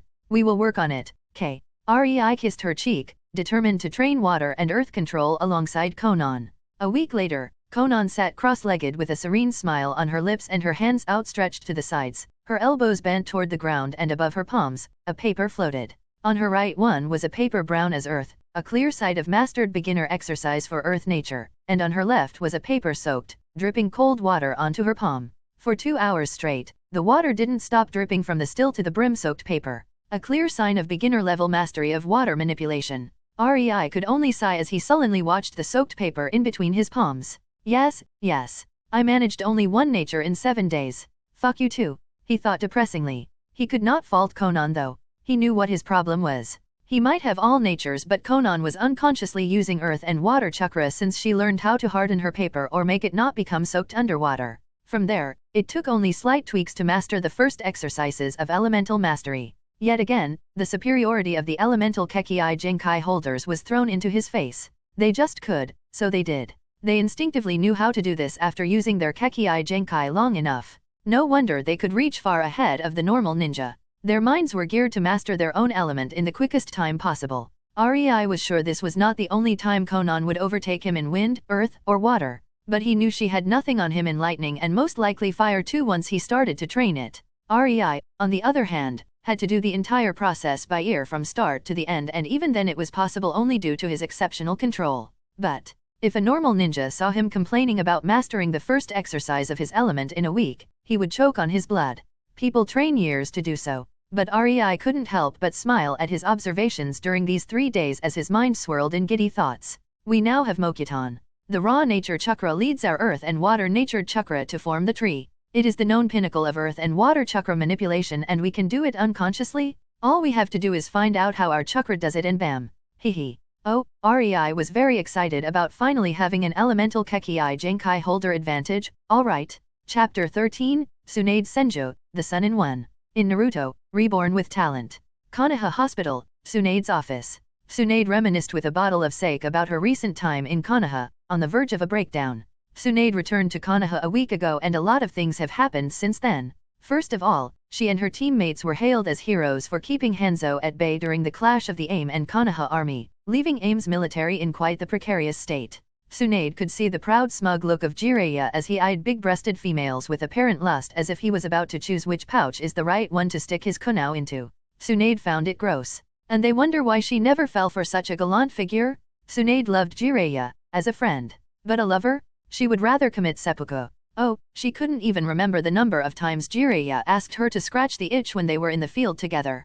Tsunade had her urges too as every self-respecting 20-plus years old woman, but Jiraiya? Really? Blah. Her status as a kunoichi from the Senju clan made her shielded from receiving seduction missions, and she was not about to give her virginity to anyone, much less a pervert who sticks himself to every hole he finds on the road.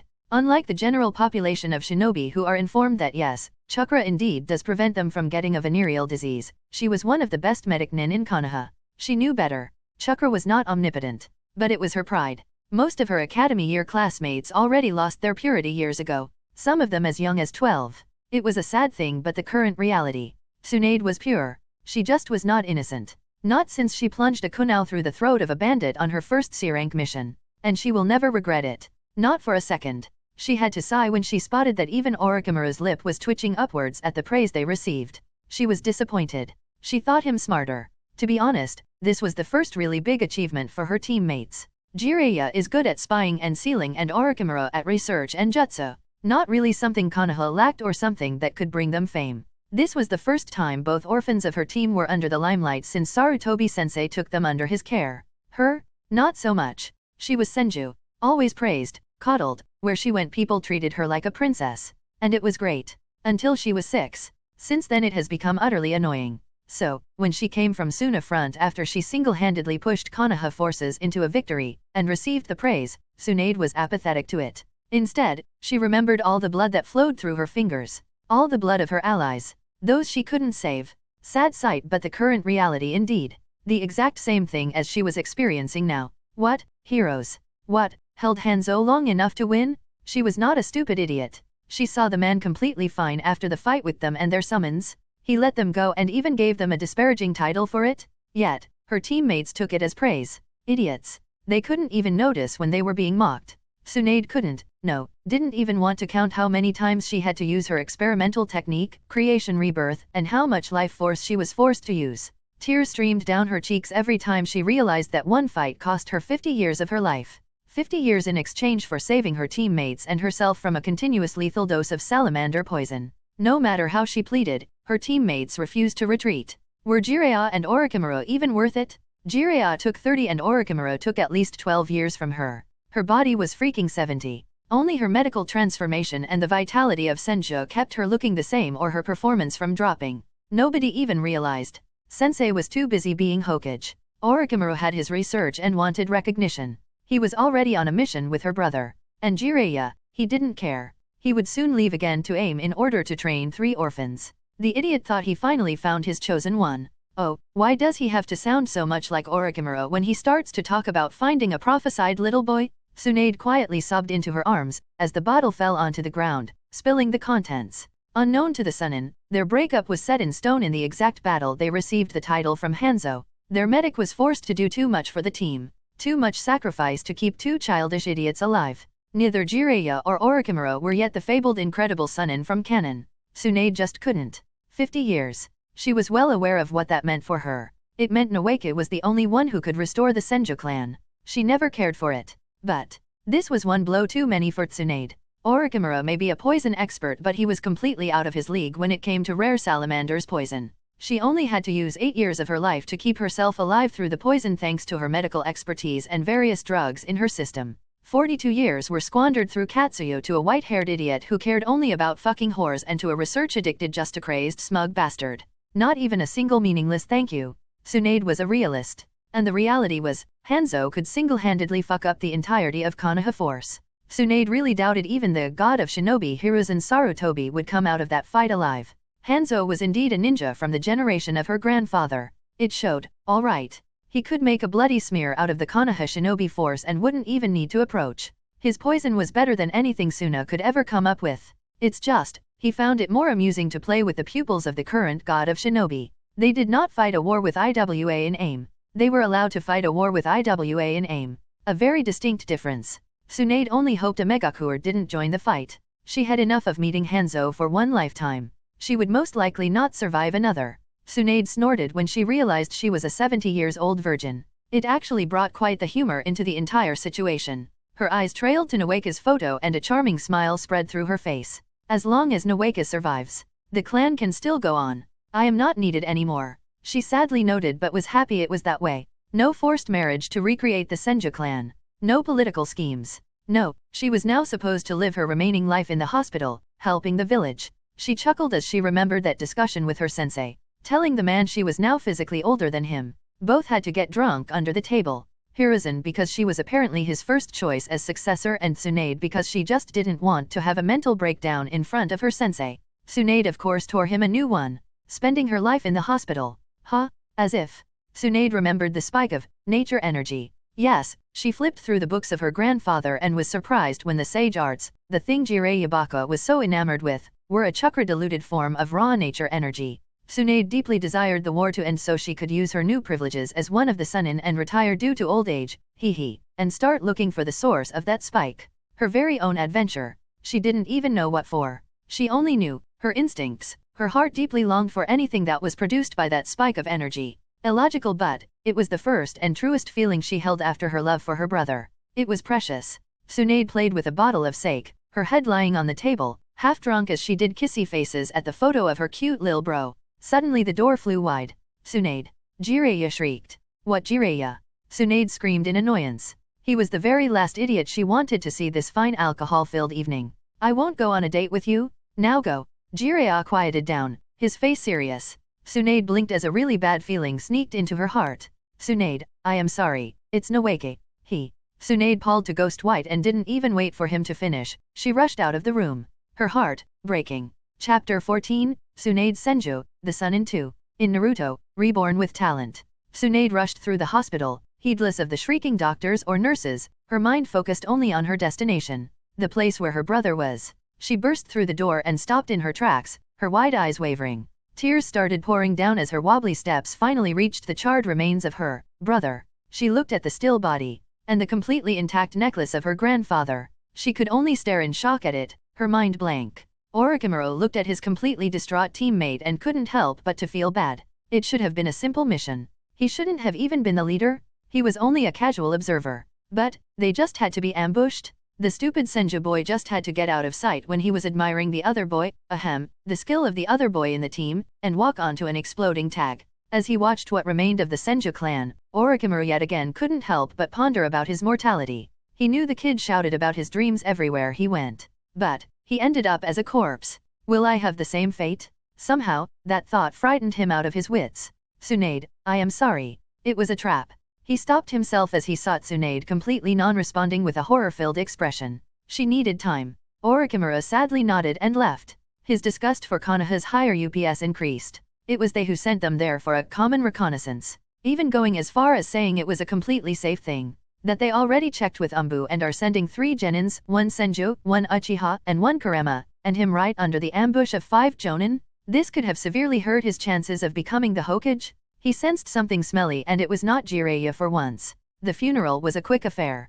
Tsunade was used to those. She attended a few every year. Her clan was now, only her. A shudder ran through her body. Only her. Only a woman who is utterly unable to recreate it. Only, God. The Senju clan is dead.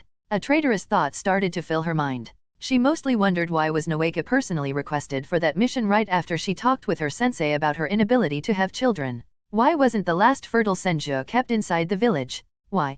But she waved them away. Her sensei would never. Stupid girl, she admonished herself. These days, she completely disregarded the hospital. All she had to do was sign off the dead at the end of the day. The dead that could survive if she could bring herself to look them over. But, she didn't care. She spent her days sitting in front of Nawake's grave, pondering what to do. In the end, it was all meaningless. Her life was meaningless. Then her eyes brightened as she remembered the energy spike. She promised to Nawake. She promised him she will look forward and fulfill her own dreams. With a broken smile and hitched sobs, Tsunade decided. She will find out what caused the spike and she will find out why she was so drawn to it. Nawake would want her to live, to fulfill her dreams. The sadness in her mind cleared and she started to look forward. A new determination filling her. Tsunade suddenly felt a hand on her shoulder and barely restrained herself from killing whoever dared to touch her. Are you fine? Tsunade jerked her head toward the voice and found a light blue-haired man. Dan. She murmured, making the man astonished that she remembered him. What the heck is this annoyance doing here? He is stalking me again? Geez. Trying to approach me when I am at my lowest? Tsunade frowned. Canon Tsunade would be moved that someone cared. But then again, Canon Tsunade was emotionally so down she literally wouldn't mind dying. This Tsunade, however, had a goal. Determination to live. The man was trying to get closer to her for 2 years straight. She would understand if he had a crush, but he didn't. As a medic, she could see his body reactions. Tsunade really didn't know what the man wanted from her. I am fine. She politely smiled, albeit a tad bit too forcefully for her taste. Ah, okay. Dan didn't think he would find her like this. Hokage told him to approach Tsunade and make sure she is feeling fine. He fancied himself a somewhat smart man and knew the underlying meaning of these words. If he got closer to her and got the support of the head of the Senju clan, meaning Tsunade, becoming a Hokage would be easier than ever. Hiruzen really wanted to desperately give someone the hat. Dan resisted the urge to chuckle in order to appear compassionate. What about? He tried to start a conversation. Tsunade stood up, ignoring him, and brushed past him before he could even finish the sentence. Dan could only look at her leaving back with his cold gaze as a loud colorful curse left his mouth, making the nearby grandmas look at him threateningly while raising their garden hose. Did I approach too abruptly? He asked himself quietly. Fuck. The bitch. 2 years and she still doesn't give me even a second of her time. The flowers in his hand were violently thrown onto the ground as he ruffled his hair in annoyance. If I ever get her, I am going to fuck her silly until she won't be able to think about anything else than me. Dan calmed down as he stumped onto the flowers for a few times from the sheer frustration he felt. The worst part is that I really do start to like her. He sighed with a bitter grimace as he calmed down. I would probably desperately fall in love with her with enough time. Hiruzen, you sly fox. Dan muttered and shook his head as he decided to pay his respect to the deceased since he is already at the cemetery. Tsunade marched on into the Senju compound and entered the library. Her library. It all now solely belonged to her. She had money. She had knowledge. She had privileges. She lacked only family. They were all dead. Sigh. Now, if only the war ended and she could leave this hellhole of sad memories and self-imposed bastards who would never give money to save lives. Oh, she understood that Hiruzen-sensei was not to blame. Even though it was him who always rejected her medic per team proposal. It was the elders who always whispered into his ear. The trusted elders that were Hiruzen-sensei's teammates. The same greedy bastards that would rather people die than their pocket change to suffer. The same people he trusted more than his own pupils. Tsunade was fed up. Fed up with politics. Fed up with funerals. Fed up with Konoha. She wanted to leave and she will leave. She will find what caused the spike that is filling her mind and she will die happy, taking the Senju clan with her to an early grave. That was the plan. Nodding to herself, she approached the shelves. Now, let me see. Nature energy, nature energy. She browsed through the books, looking for anything even remotely helpful for her future endeavors. Sigh. If only I didn't take Shizun Kato as my apprentice. She mumbled, not even realizing that Dan was also called Kato. Ah, screw it. That girl can form medical chakra as 6 years old. I can take her with me when I leave and then deposit her back in Konoha after her training is finished. Tsunade ruffled her hair and within her decision was made. Chapter 15, Training in Mountains. In Naruto, Reborn with Talent. A year passed since Rei and Konan found their Mokuton ability. They both decided to abuse the shit out of it and spammed trees whenever possible. Whenever they were sure that nobody watched. This also made them evade any and all towns or villages as they entered the Aim Mountains and didn't leave them for the entire year. It was a very quiet area. Nothing important. Nothing really advantageous. The shinobi didn't come here. They encountered one lone Kumo spy, but Rei and Konan made the spy meet his maker swiftly. Surprisingly, the loot was quite good. Most of their time was spent on affinity training though. As Rei thought, this tree spamming made them unconsciously better at water and earth affinity. They didn't know the exercises for the affinities other than the one with the paper, so they trained what they found hard. Both Konan and Rei could float a boulder while sitting on it for 3 hours until their chakra depleted. This was what they found hardest when it came to earth affinity. They had to continuously mold earth chakra and supply the boulder with it to make it float through gravity. Rei started to seriously suspect that Oniki was not floating himself but the specks of dust on the soles of his feet and in his clothes that pushed him up. Or maybe he just used his rock-hard brain for it. Who knows? This exercise though, they could not do it with smaller rocks while sitting on them yet. Nor with something bigger and heavier than an adult human. That would take an enormous amount of chakra from them. They still needed more practice. More perfection. As for water release, they focused on the feeling of water in the atmosphere. Both Konan and Rei could even feel the water in the clouds, but pulling it out of them? Meh. Thankfully in Aim no Kuni water was supplied very frequently. Their first exercise that took them 3 whole months was all about standing in the rain and making sure the droplets evade them. They simply had to stay dry, which was a freaking chore when you are walking in a downpour. They had to always supply water chakra and coat themselves with it. It was like a human-shaped makeshift umbrella or aura around them. It was completely invisible but it worked. When they were both sure they could stay dry even under a waterfall, they tried something more challenging. They tried to pull water out of the surroundings. Easy, right? They were in a country where water always fell from the sky, but no. They tried to pull the water in the surroundings and add it to the clouds. It was a backbreaker, but their improved Michinin reserves barely managed it. It was more about water chakra control anyway than the amount of their chakra. This made sure there was always a downpour in their location. But no worries, they had their umbrella no jutsu. The downpour was not the result, only a step. When they finally managed to make a downpour, they had to stop it. Make the rain in their location stop. Keep it in the clouds. Both Rei and Konan felt as if the heavens were pushing onto them during that exercise. The rain wanted to pour down onto the earth, but they held insane amounts of water in the sky, until the clouds started to get charged with lightning, and instead of downpour, a lightning storm started. Rei used this for his lightning chakra training, as he made sure to try and use his Raiden chakra to redirect the lightning strikes where he wanted to, mostly on the trees Konan was creating. She became incredibly proficient in it. No wonder though, Konan found a new cheat for herself. Rei was quite fed up with her Kekii Toda when he found out it was yet another bullshit in his opinion. Konan could change the tree into slices of paper. They didn't even need to be made by Mokitan. Just Mokitan chakra supplied to a very normal tree and bam! One tree could be changed to thousands of slices of paper. The best part? The chakra used for that was actually minimal if she raised the tree herself via Mokitan. Konan now had always thousands of papers soaked in her chakra. She just had to grow them from the ground. Rei vowed he would train hard when he saw it. Fortunately, his water manipulation was a hell of a lot better than Konan's. As for earth, they were about the same. Rei always added nature chakra into the water, increasing its volume and density. His chakra nature manipulation was leaps and bounds above Konan, where she could potentially create a house-sized ball of water in 10 minutes. Rei could create an entire lake in 5. And then there was his lightning affinity. Hehe. Zap zap. Their biggest problem was, they still had no jutsu, so they could not compare what they could do with actual ninjas. Rei found a few Kenjutsu scrolls on the poor Kumo lad and he trained with his Chokito. Konan just shrugged them off and said her futon paper is enough for cutting power. But they both knew she was kinda behind in her futon. By now it was more effective to maul her enemies with Doton hardened paper than cut them with futon enhanced paper. The damned paper was hard as steel. If she stacked enough, she could even block her futon enhanced paper, and that was telling something since these could literally fly through 3 trees and then make a hole through a half of a boulder. Hell, the thickness of that paper shield was not even an inch. Yes, maybe they really overdid their Doton affinity training a little, considering they were 10 while their bodies looked 12 years old. Konan was actually able to completely soak up an entire lake with her papers and make them still look as if they didn't even have a drop of water on them. The more her water affinity improved, the more bullshit that aspect of her Kekii Toda became. Rei started to see why it was so rare and people were so amazed by it. Her papers may not have the destructibility of dust release, but the sheer utility? Konan was carrying a lake with her everywhere and it didn't even burden her. When she learns to change her body into paper like her canon counterpart, she will literally have a lake inside of her body and could potentially also harden it to the levels of her Doton hardened paper shield that blocked the futon shuriken. Rei shuddered at the future prospects. Rei on the other hand could not carry so much water with him. He compensated.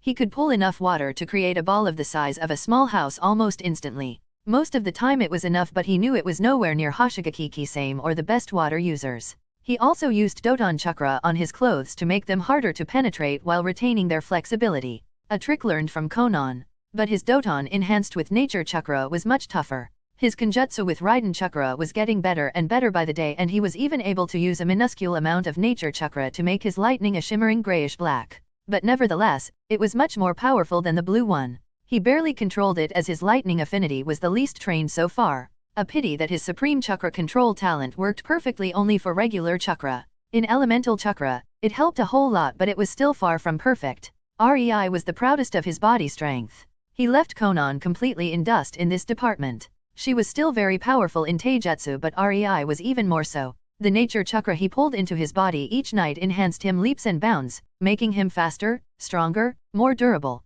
He was quite sad that Konan was having at most 1/3 of his enhancements, since her body was unable to use the nature chakra to its fullest extent. Alas, she just did not have the godly talent for it. Rei was shaping up to be quite the swordsman. It would certainly be helpful when he finally starts senjutsu training. But slowly, their training time ended and they decided they had enough of the mountains. It was time to leave and get some experience and loot. Chapter 16 Bandits? Really now? Rei and Konan were going down the mountains, hand in hand.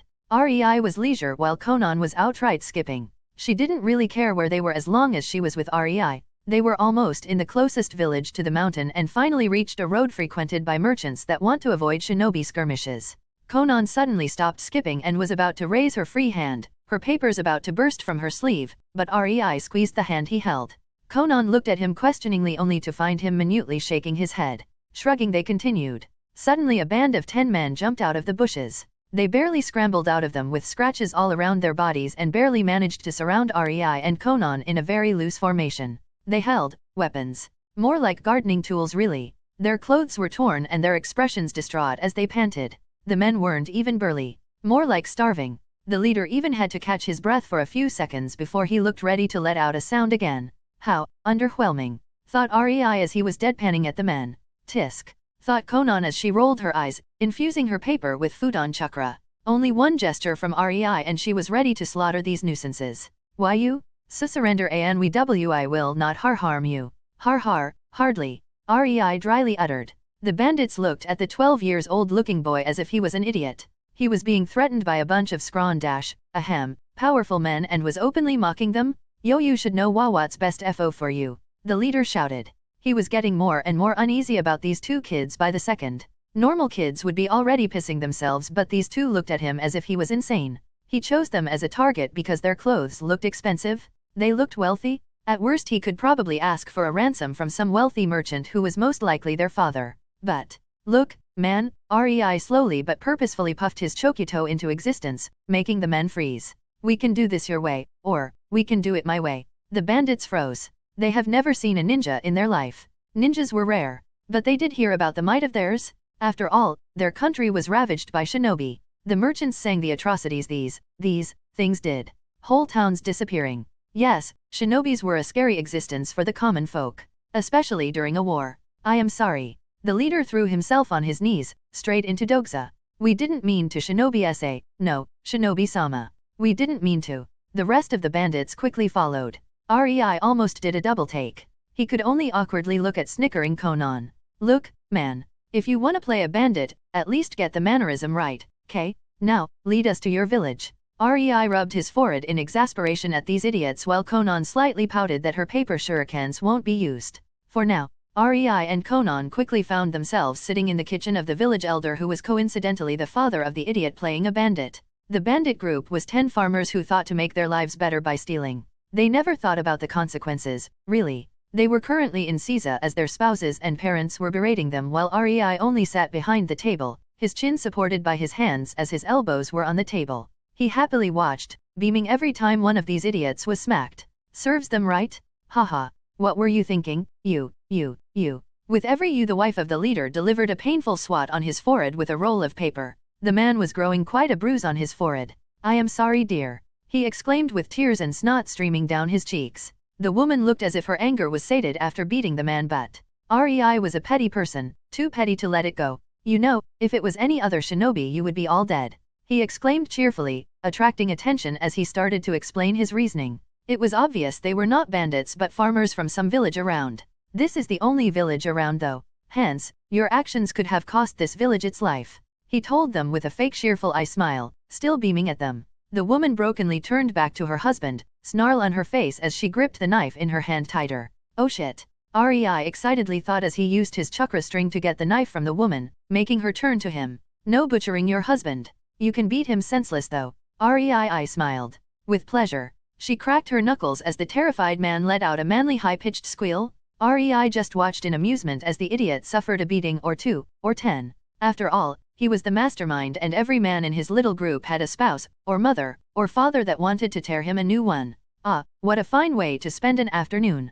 Nothing beats watching some well-deserved justified violence. Rei grinned from ear to ear. The village they were in was a very out-of-hand, peaceful if a bit too poor one. They didn't need the outer world much. They could make enough clothes, grow enough food, and even had some cattle. They were not affected by the war much except that more merchants were passing by their village in recent months, which was a good thing. The reason for banditry was that their crops for this year were very, very poor. This happened at least once per decade, so it was not a new situation. The men would just need to go to the town and find some work there for a few months in order to buy enough food for their household. Nothing new. The problem was the war. The towns would not let them get work. They were barely able to function as it was. They could not take new workers. The village would starve. It was an apparent and very distinct possibility for the village, and it was looming over their heads, getting closer by the day as their food supplies dwindled. But the villagers knew they indeed do have a way out. But the merchants who passed usually had enough money, and they more often than not looked for a companion on a cold night.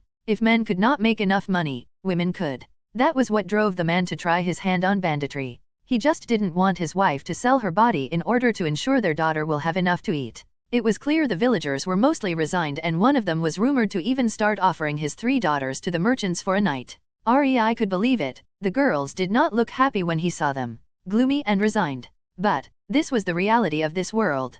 And yet, here they were, the villagers sharing their food with him and Conan. He couldn't do anything but shake his head at the kindness of these people. That's why he was now, in the middle of the night, standing with Conan on the edge of their field. They surprisingly grew potatoes. He and Conan connected their hands and focused on molding chakra. Apparently one could use chakra without molding. They could grow a tree without molding. But if one adds molding, it becomes a jutsu. Because molding gives the chakra a kind of a manual direction. It strengthens the effect exponentially and makes chakra possible to affect the world more. For example, Hashirama had a lot more chakra than Rei and Conan together. But even he would be able to raise at most 30 trees with his chakra supply alone. But when one added molding and made it into jutsu, he was suddenly able to raise forests and gigantic statues, capable of restraining a baijuya. That is why jutsus were so revered.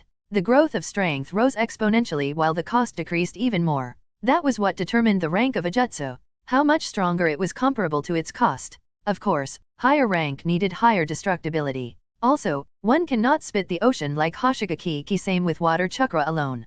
Oh, Rei tried. But after he produced only an ordinary spit over 100 times, he gave up. He could only gather water from his surroundings and affect it with his water chakra, like he and Conan did with the clouds. But once one creates the chakra in his throat and mold it, it suddenly became possible. Same with fire. Same with earth. Same with any element. It was almost laughable, and Rei understood that hand signs were nothing but pre-learned sets of molding. One of the IWA nin had a book about it, but it made no sense to Rei until he realized that simple single thing about molding. Kids are taught hand signs and how to mold their chakra instinctively according to these signs in the academy. Some are better, some worse. But if one wanted to be shinobi, he had to know how to mold his chakra. That's why some people could skip some hand signs. They just could mold the jutsu without them because they were very proficient in it. That's what Rei and Conan wanted to do, but it was hard, learning to mold their chakra without a crutch. But they persevered. By now, after an entire half year of on and off of trying, they could still only instinctively mold chakra according to one hand sign. It was a long run, indeed. They molded the chakra, slowly, kneaded it, and interwove it into their jutsu. It took them 30 minutes of continuous molding and focusing, but finally, they had what they wanted. Mokuton, gift of Mother Nature. They quietly whispered together. A small tree rose in front of them, and as it reached 4 meters in height, it stopped growing. Instantly tendrils of wood burst from the ground around it and started to enwrap the tree in a spiral-like motion, leaving not even a bit of the original tree visible. When they were done, it looked like a weird thick tree with a spiral-like bark. This tree had enough density and the ability to channel nature energy. It did it in 2 ways. First, the outer shell strengthened itself with the energy. It would take at least B-ranked jutsu or chakra metal to penetrate the bark. Impossible for the villagers. It was a precaution from having the tree chopped down by some greedy schmuck. It also looked incredibly ordinary and was masked from the senses of a ninja. Unless it was a senju or sage in sage mode, both would have to be close. Nobody would be able to realize what it was. The inner tree, though, that was a masterpiece they were able to do only thanks to a year of continuous use of Mokuton and learning about it. It gathered nature chakra and dispersed it into the ground, revitalizing it and enriching it. The fields around the tree would grow crops at an insane rate, and it will be very healthy too. The harvest could be done once per 2 months all year long. Even the dreary weather or winter would not impede it. Ah, the wonders of chakra. Well, that done. Suddenly they heard leaves shuffling from the direction of the forest. They didn't need to be caught using Mokuton. They chose the night to not be, damn it. They quickly turned around and saw. Chapter 17, Conan's Feelings. In Naruto, Reborn with Talent. Rei and Conan stopped in their tracks as the small 7-year-old girl timidly walked out of the woods. What are you doing here? Conan coldly asked, her eyes narrowing. The girl just looked to the ground as she clenched her old battered plushie to her chest. I couldn't sleep, so I went on a walk. Rei raised his eyebrow. And do your parents know you went on a walk?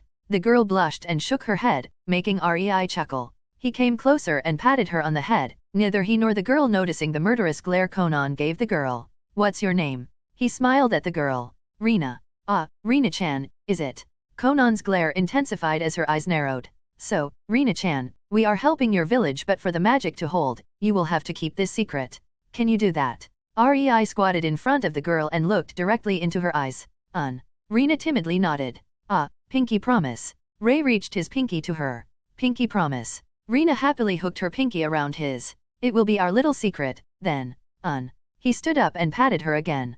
Good girl. Rei's body instantly stiffened as he felt the minuscule amount of killing intent from behind him. He slowly turned around and saw Konan with an impassive expression, only her eyebrows slightly twitching as her eyes were dangerously set on the girl. Ah. He rubbed the back of his head awkwardly.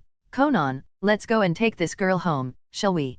Konan finally tore her eyes from the girl and looked at Rei with a pout but nodded. Later that night, they were in their room as Konan still sulked. Rei approached her and put his hand on her head, ruffling her hair. You should know that I intend to have more women. I already told you. He gently told her. I know.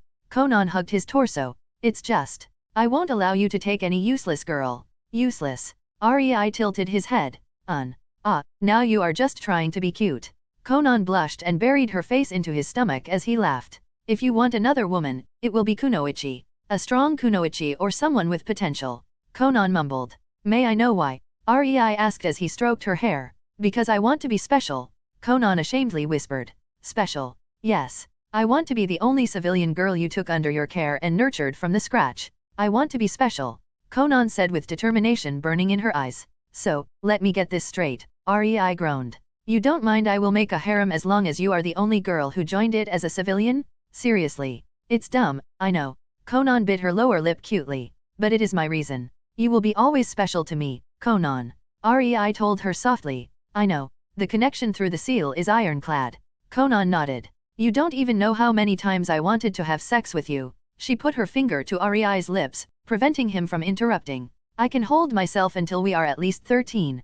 3 more years. She said it with such longing and need. Rei almost faltered but his mouth spoke on instinct. 15. Konan pouted but gave a whiny reluctant nod before she continued. But I know we won't be able to separate anymore. You gave me something that day. And I was insufficient. That much I know. I stopped seeing other males as something desirable. They are but strangers. Just thought of kissing one of them disgusts me. I didn't know, Konan. Rei told her and got a weak smile in return. I know you don't feel that way. My soul, it was too small compared to yours. I took what I could take. Those, talents as you called them. And in exchange, I gave you the entirety of what I am. However insufficient it was compared to what I received from your soul. Konan looked to the ground. I am not complaining. I love it. I love you. I know you love me. That you will always love me. It is kind of freeing, really. Not having to doubt it since we are bound, even beyond death. Konan softly sighed but then her eyes went hard. But if you want another girl, she will join us in this bond. She will be a strong kunoichi. And due to my pettiness, she won't be a civilian. If you want a civilian to join, make her into kunoichi first and then, fine. Konan strongly told him. But in exchange, you have to agree that you are my master. She blushed and whispered quietly. Dana-sama. Rei rubbed his forehead in frustration. Shit. I knew telling you the story about Graphia Lucifuge was a bad idea. He mumbled to himself, making Konan snicker. Fine. He sighed in exasperation but then chuckled, bemused. Guess, these are acceptable terms, Konan-chan. Rei started patting Konan's head and saw her closing her eyes in delight as she put her head on his lap and enjoyed the care. Good girl. He whispered to her, making her shudder. He sat there for a few minutes, just enjoying Konan's silky hair, thinking about what he just heard. Yes, he had his suspicions. The small changes in their relationship after the mishap with the link seal were a big tell, especially since both vividly remembered what happened. He never thought it seemed like that to Konan. He knew they were linked, but he didn't know his soul took so much from Konan's. But it made sense. His soul was older and had even these talents. Hers? It had only itself. The most I could do, is to make her as happy as possible, he thought as he watched his almost purring girl. Why did you let the girl walk away? Konan suddenly asked, her eyes still closed. Yes, the girl. She saw our Mokutan.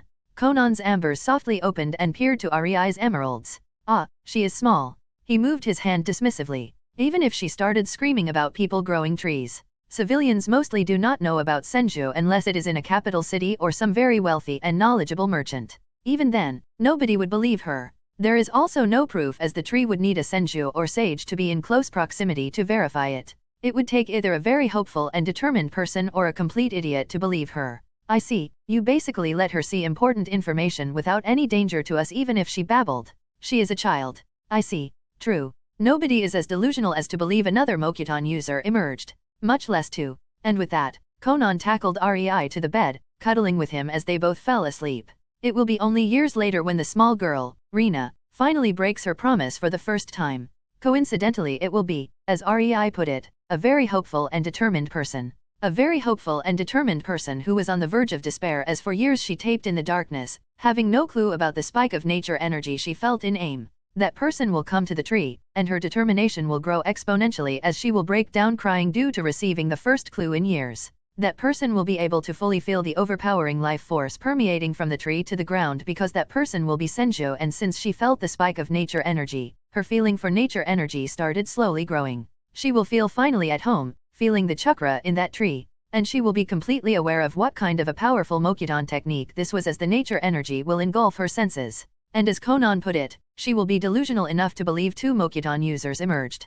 And Tsunade Senju will be damned to not find them? Without their knowledge, this small act of kindness toward the village will mark Rei and Konan as a target, no, an obsession for a very determined kunoichi who won't stop at anything to find them, even if she had to turn the elemental nations upside down, rock by rock. 4. The sensitivity of Senju works in both directions. As she could somewhat feel the nature energy, the nature energy could feel her too. While not sentient, it could carry intent. Tsunade was too close to the linking, and the intent clearly connected. It made her soul tremble as it felt the connection that was made. Even Tsunade didn't know why, but she wanted it. She craved it. And, unknown to her, a minuscule part of her soul was already not hers. Chapter 18, Offer. In Naruto, Reborn with Talent. Rei and Konan woke up at noon, cuddled together, only to find out that the village is teeming with life. A particularly big caravan arrived in the morning, and villagers were helping to unpack the tents, set a camp, and whatnot. Rei and Konan clothed themselves and went out with the intention to go to the woods to train. On their way, they were stopped by a man. One of the merchants. He was a burly, thuggish-looking man, a little under 2 meters, with shaggy black hair. He ogled Konan's body as if she was a piece of meat. "Girl, wanna earn something?" He grinned at her. The worried village elder was about to intervene when the man blinked and then froze. The tip of Rei's chokito was right under his neck, as Rei coldly said, "Try anything with my girl and your head will fly." Understood. The man started quivering. He might be strong, but the boy in front of him was fast. "I asked if we understand each other," Rei asked, his lips curling into a chilling, menacing smile as the tip of his chokito stabbed a little into the man's neck, just enough to draw blood. The man wanted to fervently nod his head from the sheer fear he was feeling, but then he remembered the sharp, pointy blade on his neck and gulped. "It hurt?" Yes, he shrieked. "Good." Rei smiled sweetly at the man. "And don't forget, this was your only chance. Next time I won't be so lenient." He took his chokito away from the man's throat, and the man nodded fervently. "Come on." Rei turned to Konan and gestured to her to follow with a slight, gentle smile. Rei and Konan returned to the village in the evening, exhausted from their training. They entered the house of the village elder, heading to the room that was given to them for 500 ryo a day. Their insistence. The man needed it, and they didn't plan to stay longer than 3 days. Tomorrow they will be off. As they neared the staircase, one of the merchants suddenly approached them. "Excuse me?" He smiled amiably. "May I talk to you for a while?" Konan looked at Rei, who noted with the corner of his eye that the merchant spotted their little exchange but didn't comment. Rei felt something fishy about the man, but he was clearly a civilian. Shrugging, Rei nodded and continued up the stairs with Konan. The merchant, getting the message, followed silently behind them. They entered their room and Konan quickly flopped onto the bed. They were exhausted, not dirty. When one learns to draw water from the atmosphere, creating a bath is easy. Konan was always giddy when they bathed. After all, both Konan and Rei long ago forsake the propriety and started bathing together, going as far as making out during it. They wouldn't have sex until their bodies were physically ready, and both were fine with that much intimacy. A bit of touching and kissing though. Rei, seeing that Konan was already in the world of her own as she hugged her pillow to her chest with a blissful smile and daydreamed, decided to entertain the merchant. He gestured to a chair in the corner and sat on the edge of his bed. "So, how can I help you?" The merchant rubbed the back of his head. "Ah, I am Karabosizero. Nice to meet you." "Rei Yatsuba." Rei smiled and nodded. "Actually, I wanted to ask if it would be possible to hire you to act as my bodyguards.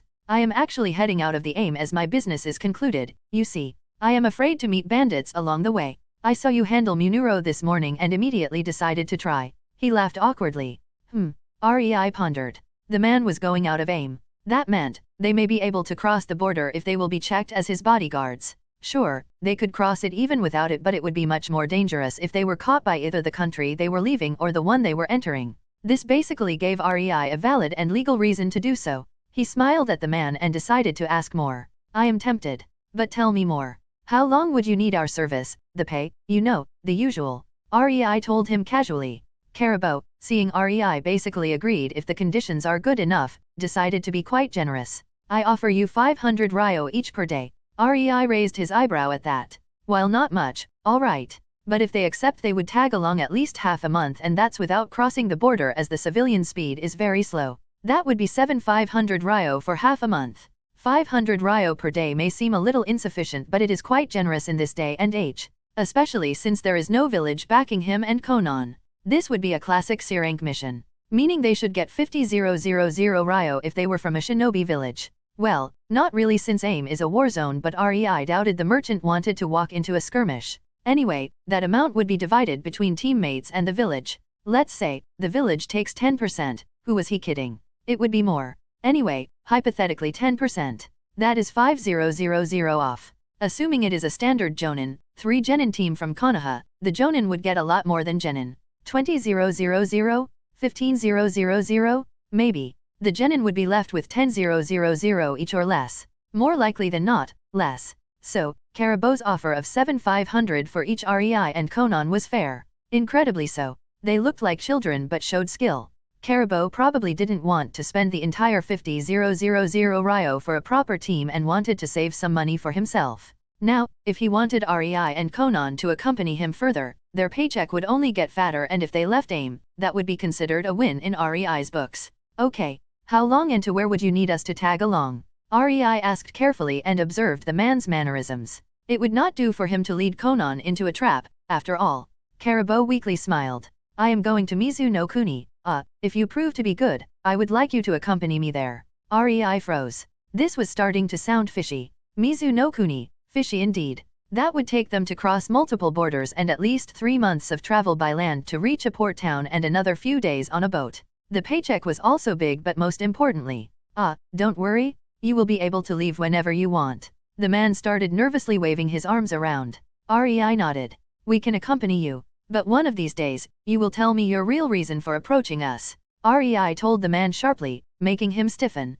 Caribou could only stiffly nod with a broken smile. I promise it is nothing detrimental to you nor your companion, but I must know if you have skill first. If you don't, excuse me for my language, then it wouldn't matter. Rei could feel the seriousness in his voice and accepted the answer. Fair enough. We are setting out tomorrow at noon. We will be there. And with that, Caribou left, leaving Rei alone, thinking about this encounter. In the end, it is beneficial for him and Konan. If they manage to cross to other lands, especially one of the big 5 where almost no skirmishes were happening, they could let loose more in their training. Right now they always trained and slowed with one eye open to avoid ambush. Chapter 19, Bandits/Mercenaries/Idiots. In Naruto, Reborn with Talent. Konan was not very eager to travel with the caravan. She grumbled that her alone time with Rei was interrupted when Rei was not around. She could see the mocking gazes of other guards who didn't see Rei handle the big thuggish man. They were looking at them as if they were baggage. In the end, Konan didn't care about their opinion, but she thought it would be much better for her to travel with Rei alone. Not to say, faster. She didn't understand why Rei accepted the job since they had enough money from stealing. But she did not voice her complaints to Rei. She long ago decided to follow him. She would tell him only when she felt him doing something bad for his health. Rei, contrary to Konan's beliefs, knew well enough how she felt. He even told her that this would help them legally cross the border, but she didn't care. He knew Konan wouldn't mind blowing a few outposts to smithereens in order to cross the border with bang. He could just exasperatedly shrug and cease caring. Konan and Rei sat on Caribou's wagon, holding hands, and just relaxing. It was a week since they started their journey with Caribou, and so far, only a few bandits popped up that were handled by the other merchants' guards. But today, just an hour ago, they left the caravan as Caribou was heading towards the Land of River, as crossing to Land of Fire was easier through it. Caribou was humming a song when Konan's hand suddenly tensed. REI noticed it and instantly knew her papers were disturbed and activated his nature sensing. They were chased by a few people from the caravan, all of which were guards that looked at them mockingly. REI sighed and nodded wearily at Conan. He wanted to try his kenjutsu anyway, so this was a good thing. 20 men suddenly jumped out of the foliage. REI and Conan were watching them in complete disinterest since the men were as obvious as the sun in the sky as they tried to sneak around. Caribou, you better leave all your money here. A blond man with a katana shouted in a mocking and loud tone.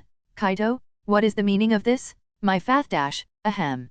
Karabo blushed but continued after clearing his throat. Why are you doing this? Money, isn't it obvious? You made it so easy when you picked 2 children to protect you. Kaito laughed while his group of misfits followed and also started laughing. Boss. One man with a crooked nose pointed towards Conan and REI, making Kaito nod. Boy, we can let you leave unharmed. But the girl stays. She is old enough to entertain us, he condescendingly remarked. It only proved to make REI madder and his eyes grew cold. REI sighed as his cold eyes didn't leave Kaito and hopped down from the carriage. It was time to play with these guys. His hand held the chokito as he approached the men. He stood in front of the wagon, directly opposite Kaito and his goons, prepared for the fight. Will it be all right? Caribou leaned towards Conan and asked quietly. There are 20 of them. It's fine. She rolled her eyes as her feet excitedly dangled from the wagon. See that, boys? The twerp wants to cha-dash, Kaito taunted, but REI already disappeared from his previous spot. REI channeled Raiden Chakra into his body. Not much, but it helped to raise his speed. He appeared in the middle of the 20 thugs, his chokito at the ready as he swung it in a circular motion, slicing through 3 of them at once. The other thugs saw what happened and quickly jumped back warily. REI stood in the middle of their encirclement, holding his chokito leisurely in his hand with a bored expression. Those men were no shinobi. They were mercenaries. But even then, he sidestepped a sword swipe from the left and twisted his body to the left into a small jump as another sword approached him from the right side. As his feet touched the ground, he jumped up, raising his legs into crouch midair as weapons skewered the air where his torso previously was. His feet dropped onto the bunch of collided weapons and with a spin, 2 men lost their heads. The other 10 men who were holding the weapons, and therefore, in the range of his chokito, quickly let their weapons go and retreated backward, unsheathing their spare knives, katanas, or whatever they had. The weapons fell to the ground, but REI just lazily hopped down the second they were released from the hold of the thugs. Kaito and 4 of his best were looking at the remaining 10 of their subordinates, cursing that they already lost 5 to someone they called a child. Good. Let me handle this. Kaito sneered and took his katana out, charging at REI, who was looking at him in apathy. Does the idiot even realize, I am not even using any chakra except the initial Raiden dash? He thought as he saw the man approaching. Kaito saw REI frozen in his spot as a winning smile spread through his face. He had the little shit. He will. REI coated his sword in Raiden chakra, and before Kaito could slash at him, he bisected both Kaito and his katana. And this is why you never fight against shinobi unless you are a skilled samurai or shinobi yourself. REI shook his head with a task. Tisk. Tisk noise. Shinobi. The remaining 14 men looked at their fallen leader and muttered, surprised at what just happened. REI dashed into the group of 4 men who were Kaito's best, and as he came closer, he swung his chokito, parrying a slash. His body was still advancing, and with a half-turn, it harmlessly passed the sword of his enemy and his chokito dislodged from the parry, getting inside the guard of the attacker, cleaving through him. REI didn't stop. As his sword went through the man, he took out a kunao, twirling it through his fingers until it was high enough and he grabbed it tightly, blocking the sword of another man. REI pushed his body towards that man, evading yet another slash from the third enemy, and as his body entered the personal space of the man whose sword he was blocking with his kunao, he pushed the sword aside, getting a clear path towards the man's neck with his kunao. The man didn't live long after that. REI stabbed the kunao up to the handle to the man's neck and let it go, grabbing the shoulder of the man, spinning his almost lifeless body into a slash, using it as a shield. The man who slashed was bewildered that he just killed a comrade, and REI's chokito found a quick purchase as it pierced his head through the eye, right over the shoulder of the man he used as a shield. REI's other hand snaked around the neck of the man, grabbing the handle of the kunao still embedded in his neck and ripped it out, letting blood gush like a waterfall. The man who was used as a shield finally died while REI flung the kunao to the forehead of the last man who was frozen from horror, killing him. 10 seconds passed since Kaito died and none of his 4 lieutenants were still standing. Conan. Rest is yours. He shrugged, not really interested in fighting common mercenaries. Conan nodded and 10 high-speed, thin paper slices flew right into the chests of the other 10 men, killing them. Caribou could only stare in bewilderment. He was expecting it, all right. He knew the power of shinobi, but to see 20 men felled in under 30 seconds was still something chilling, especially when done by kids around 12. Chapter 20, Caribou and his proposition. In Naruto, Reborn with talent.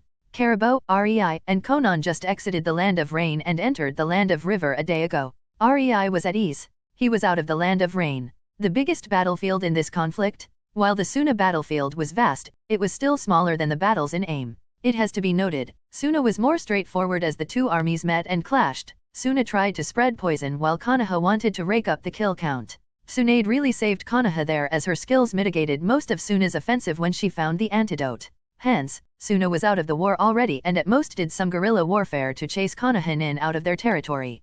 Kumo and Konoha. They didn't clash much during this war. Kumo was mostly tied up with Kiri in naval warfare. They did attack Konoha but it was more on the hit and run basis. No really big skirmishes happened. Rei was incredibly surprised at the amount of military knowledge Caribou, the utterly normal and not out-of-place merchant, had. His suspicion of the man only rose. But there they were. The man was willing to part with this knowledge. Both knew that this meant he was meaning well. There was no need to antagonize him over it. Kiri, they had it best. As the reason for the war was the forceful expansion of territory with force, Kiri as an island didn't have much surrounding land to force under their rule. Therefore, they only fought with Kumo over some islands in the Kaizoku Sea, and that led Rei to the last battlefield. AIM. Konoha vs IWA. The ninja had no regard for civilians and made AIM their spanking boy. They ran rampant over the entire country while doing various guerrilla attacks, skirmishes in towns. It was a massacre at its finest. The tactic was foregone due to the hate between the two and the clashes were only intensifying. Medics were in short supply, corpses piled up, and most often than not, the civilians paid for it. The shinobi were way past the point of caring. Especially the IWA as IWA Kirikumo attacked Uzo at the start of the Second Shinobi War and thousands of theirs died.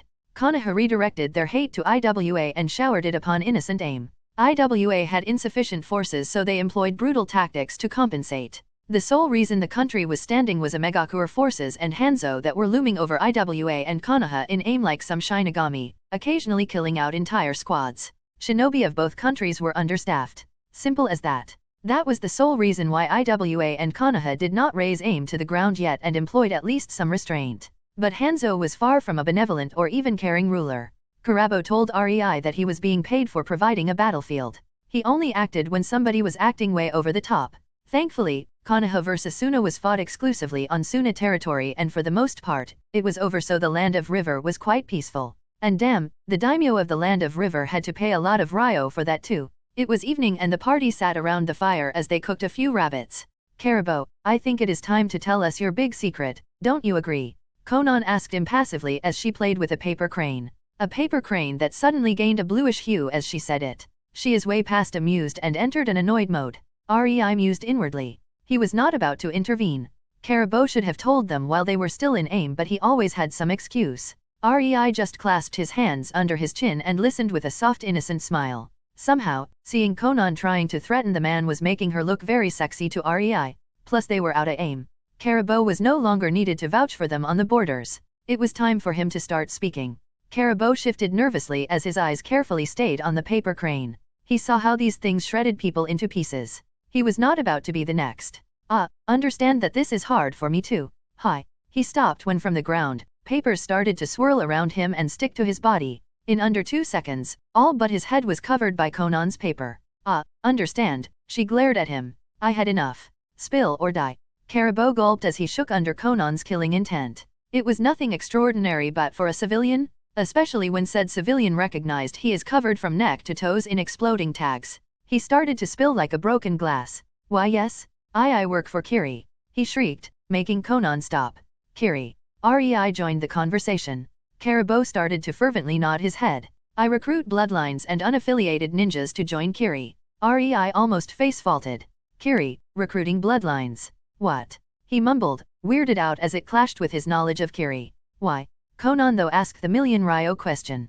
Caribou only stumped down as he knew he was not in a position to refuse to answer. During the First War, Kiri employed civilian merchants to go through battle zones. Dangerous work, sure, but it paid well. They were told to recruit Kekii Genkai clans or individuals willing to join Kiri. Many of these merchants died by the hand of those they tried to recruit. Hence my hesitation. He chuckled dryly. When Conan nodded in calmness and loosened slightly the papers, Caribou released a massive sigh of relief. At the very least, he was not going to die today. He continued the story with his newfound courage. The amount of Kekii Genkai in Kiri doubled during that time. Yuki from Snow Country, Hoshigaki from the Kaijuyu Ocean, Heron Clan from Wind Country, Kagaya from the border of the Land of Fang and the Land of Claw. We even managed to get shinobi from as far as Iwa. These merchant recruiters hired by the previous daimyo rose the shinobi forces of Kiri by 10% alone. Sure, Kiri had to be careful and screen all of them to discover any spies, but in the end, they were stronger for it. He chuckled in good humor.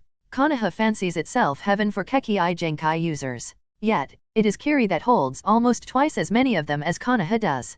30% of Kiri forces have some Kekii Genkai when before this tactic at the start of the First War, not even 5% did, and the clans were sparse. Rei nodded. He somewhat understood where his understanding failed him. Kiri will hate Kekii Genkai in the future, but now, they adored and coveted them, it seemed.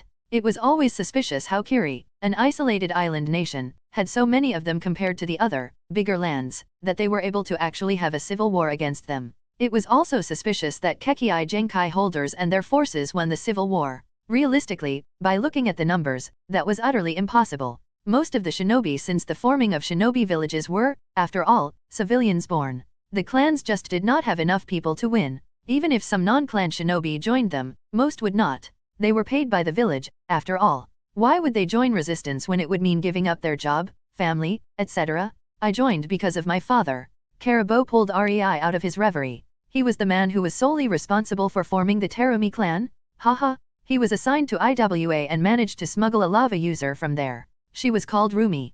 Caribou fondly reminisced. As they were on their way to Kiri, they passed the Land of Hot Springs and managed to convince a family of 3 to come with them. They had boil release. He shook his head. My father was one lucky fella, I tell you. Anyway, Rumi fell in love with the boy from the family and they decided to create a clan together. And so, Taro and Rumi created the Terumi clan. It's so cringy. Caribou laughed boisterously as any nervousness fell from him.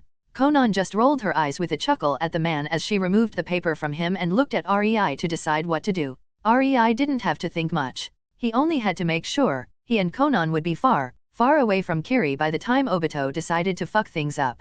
We will join Kiri. He nodded, making Caribou gleeful. Chapter 21, Kiri 1. In Naruto, Reborn with talent, the journey to Kiri was peaceful. With Conan and Rei masking their chakra with nature energy, no shinobi saw them as anything but normal children accompanying a merchant. As they entered the Land of Fire, the warlike atmosphere evaporated. The people were cheerful and lively. The streets were full of children playing with a ball. It was a nice sight. Except, Rei had to hold Conan's arm as he saw her clutching her fist hard. Seeing it, he knew how hard it was for her as a child.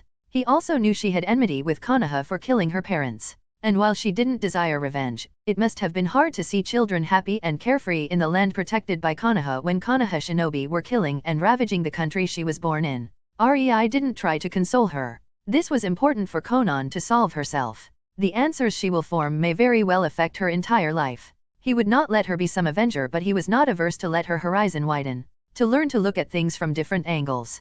Conan didn't feel hate for the children or civilians. She only felt disgusted. So much blood-flooded aim, and yet, it irked her immensely. But the second she felt Rei's arm, she didn't care anymore. She had a new life. She worked hard to have a new life, to become strong. Her priority was Rei. These people could burn or be happy, she had no care for them. But, she decided to become even stronger so the people she loves will be able to live like these children, carefree and happy, while her enemies will feel like herself during childhood, painful and miserable, that she promised to herself. Their journey continued towards the land of Noodle until they arrived in the capital. There, Caribou led both Conan and Rei to an abandoned warehouse. As they entered, they saw 2 people with Kiri-hitaate, lounging on a chair, completely relaxed. When the men looked at who was approaching, they groaned. Caribou-san, kids? Seriously? A pale man with blue tear marks under his very tired-looking eyes asked the merchant. Well, as long as they are useful. Keek. Another man who was twirling kunao on his finger, trying to appear menacing, rolled his eyes while snickering. You kiddies wanna join Kiri? Huh? Are you of any use? He condescendingly asked. Spar then. Rei quipped before Caribou could interrupt, shrugging down the coat from his shoulders, coming forward. Oh, look at him. This one is spunky. Kid, sigh. The tired-looking man turned to his companion. Don't fight him too seriously. We finally became shinin. The Mizukage won't be thrilled if you beat the shit out of them. They are kids, Kiribaro. Ah, shut up, Mizuru. I will be gentle. The man, still playing with his kunao, stood up and walked leisurely towards Rei with a mocking expression. Rei could only sigh. These two idiots had as much chakra as the Chunin, Kilabi. They killed in aim. To be honest, Rei had at least 5 times than them by now. He was already on low Jonin reserves with Konan. But to be underestimated due to his age? He smiled widely. The tired-looking man, Mizuru, was observing the kids. One was an impassive girl. Very beautiful girl, he offhandedly noted. That one will definitely be a looker in the future. His uncaring eyes looked at the cocky boy and slightly widened. That smile. He saw it. On one of the Kiri 7 swordsmen right before. Bam. Kiribaro found himself thrown into the wall, cracking it as the kid appeared in front of him, his foot raised at the level of Kiribaro's stomach. You are just a Chunin and you wanna compare notes with me? Seeking death. Rei shouted condescendingly as he was inwardly fanboying. He, always wanted to play big bad cultivator bully. He was mentally bouncing up and down. He wasn't in a war zone anymore and could let loose his more mischievous side. Konan snickered while covering her mouth with her gloved hand and walked forward. My turn. Her expression turned stoic as she impassively said, looking at Mizuru. Mizuru's sweat dropped as he felt the killing intent the girl was releasing straight at him. Ill pass. He gulped. Ah, Mizuru-san. I forgot to tell you. These two are from AIM. They are strong. Caribou sheepishly rubbed the back of his head. Say so sooner, bastard. Mizuru's eyes twitched at him and Kiribaro groaned, still on the ground. From there it was smooth sailing. The men started asking questions, name, former village, country, age. Say what now? Kiribaro asked, irritated at what he just heard. He was still holding his stomach as he sat on the chair, his head laid on the table. I said we are 10. Rei nonchalantly responded. Kid, you Ludash. Jutsu accident. Made us grow. Rei shrugged. Mizuru ever so slowly nodded. He was weirded out, all right, but he heard of weirder cases. As he was about to write it down, Rei suddenly added. Oh, don't forget to write that we are connected because of it. We can't separate otherwise it would be detrimental to our health. Konan nodded eagerly and Mizuru only sighed and nodded. He was not about to say no to a kid that could wipe the floor with him. Really now? Kiribaro grumbled. Then it came to any known diseases, living family, and finally skills. Caribou said the girl had some paper Kekii Genkai. Kiribaro stated, unsurely looking at Konan. No, she does not. Rei quickly attracted the attention and took a paper slice from his pocket, folding it with his chakra. It is a chakra control skill. She uses her chakra to fold it into shapes and her futon to make them fly. Rei was not about to let them know it was Kekii Genkai, much less Kekii Toda. Konan knew what she held and that was enough. Mizuru nodded. So, any affinities other than futon? He didn't miss that little tidbit. 10 years old proficient with futon? The kids in front of him were true monsters. Both of them. Rei and Konan looked at each other. Konan bit her lip and took a step back, letting Rei deal with it. She knew he didn't want to reveal the full scope of their skills, but she had no idea what she was allowed to reveal. Mizuru, seeing that little gesture, resisted a groan. He knew that he won't get a full account from the kids now. Alas, he was already used to something akin to this. Did not make it any less annoying though. Rei sighed as his head swirled with ideas about what to reveal. As for me, Raiden, Doton, and Suden plus Kenjutsu, well, somewhat. It's all self-taught. He told them. He was not about to tell them that Konan and he were able to enhance their attacks with nature energy, nor was he about to reveal his sealing arts. He made tens of seals that he would never reveal to someone who he didn't trust. Also, he didn't tell them just how good he was with the affinities nor that he was starting to train Cat on. Kiribaro almost dropped the documents when he heard the kid could do 3 elements. His jaw dropped. Did I hurt my ears when I impacted the wall? He mumbled, hitting his ears gently. Rei didn't care and just continued, gesturing at Konan. She is good at futon, Doton, and Suden. Trained the last ones together. Oh, and her specialty is origami. Again, Rei didn't tell them she could harden, sharpen, soak up water. Origami. That told them literally nothing of her real skills other than she uses paper. They had absolutely no clue that she could manipulate hundreds of paper slices at once. Plus Konan always had at least 1,000 explosive tags made by Rei in a storage scroll on a paper she had always in her body. She was starting to learn how to change herself into a paper. Plus she also started learning to draw explosive tags. And while her funjutsu was looking to be abysmal at best even with the talent, it improved very, very slowly. There was so much Rei didn't tell them. Oh okay, then. Mizuru nodded. Oi, are you sure you wanted the report to be like this? You know, you will have to prove it to Mizukage later on. Kiribaro barked out. I am sure. Rei smiled, making him groan and bang his head on the table. Whatever. Your funeral. The man grumbled sullenly. And with that, they were registered as immigrants. The second the Mizukage approved of their immigration, they would be taken as people of Land of Water. Sure, they would have a lot of scrutiny and it will take years until they get a promotion, but Rei wanted access to their water jutsu. He could bear with a few years of comfort in Shinobi Village while fending off any secret seekers if it meant access to Jutsu Library. Plus peace was coming. It would be much more beneficial to spend that time in a village than by themselves. Chapter 22, Kiri 2. In Naruto, Reborn with Talent. Rei and Konan arrived in Kirigakure. It was all shrouded in a thick mist on the outer parts, most likely due to seals. The closer to the village they got, the sparser the mist became. As Rei and Konan followed Karabo through the gates, giving their documents to the guards, they noted that no mist was inside the village. The air was very humid and the village looked militaristic. It was a dreary place with gloom in the air. Surprisingly, the merchants and civilians still bustled through the streets, happily trying to sell their wares. They didn't seem to fear shinobi. A healthy dose of respect could be spotted in their eyes every time a shinobi passed by. It was coexistence. The people here saw the shinobi as their protectors. Shinobi, on the other hand, were the reason for the gloomy atmosphere. They still attempted to look dangerous and stern-faced, but it was obvious their mood was down. The village probably lost in a skirmish, Rei surmised. None of his business though. The place was exactly as one would expect from a village full of killers. After all, Kiri took the most assassination request out of the Great Five. This was where hunter-nin and assassins thrived. Rei and Konan stood in the office of the Mizukage, looking at a neat, pale man of 40 years old with black hair, brown eyes, and a mustache. He wore the Mizukage robes and the hat and watched them impassively. This was the third Mizukage. Rei and Konan slightly bowed in respect but didn't leave each other's side. You say you need to be together. He trailed off as he out of the bat pointed his problem with them. He would call bullshit, but then again, he was a leader of the village and had to keep appearances. Mizukage-sama, Rei calmly smiled. All you need is to have a sensor-nin look at our chakra. Ah, yes. Mizukage drawled. Your chakra. He narrowed his eyes. The kids didn't have more than a civilian amount of chakra. Yet, his ninjas in the capital of Noodle were beaten by them. We will now loosen our chakra hiding, okay? Rei asked, making the Mizukage nod slowly. The Mizukage signaled the Umbu on standby and marveled as the chakra of the kids in front of him rose to the levels of Lochinin. He narrowed his eyes. You have more than this, right? Yes.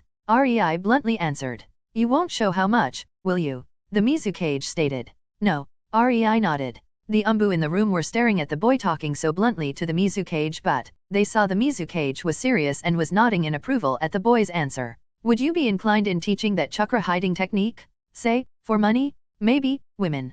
The Mizukage was amused. The kids in front of him were interesting.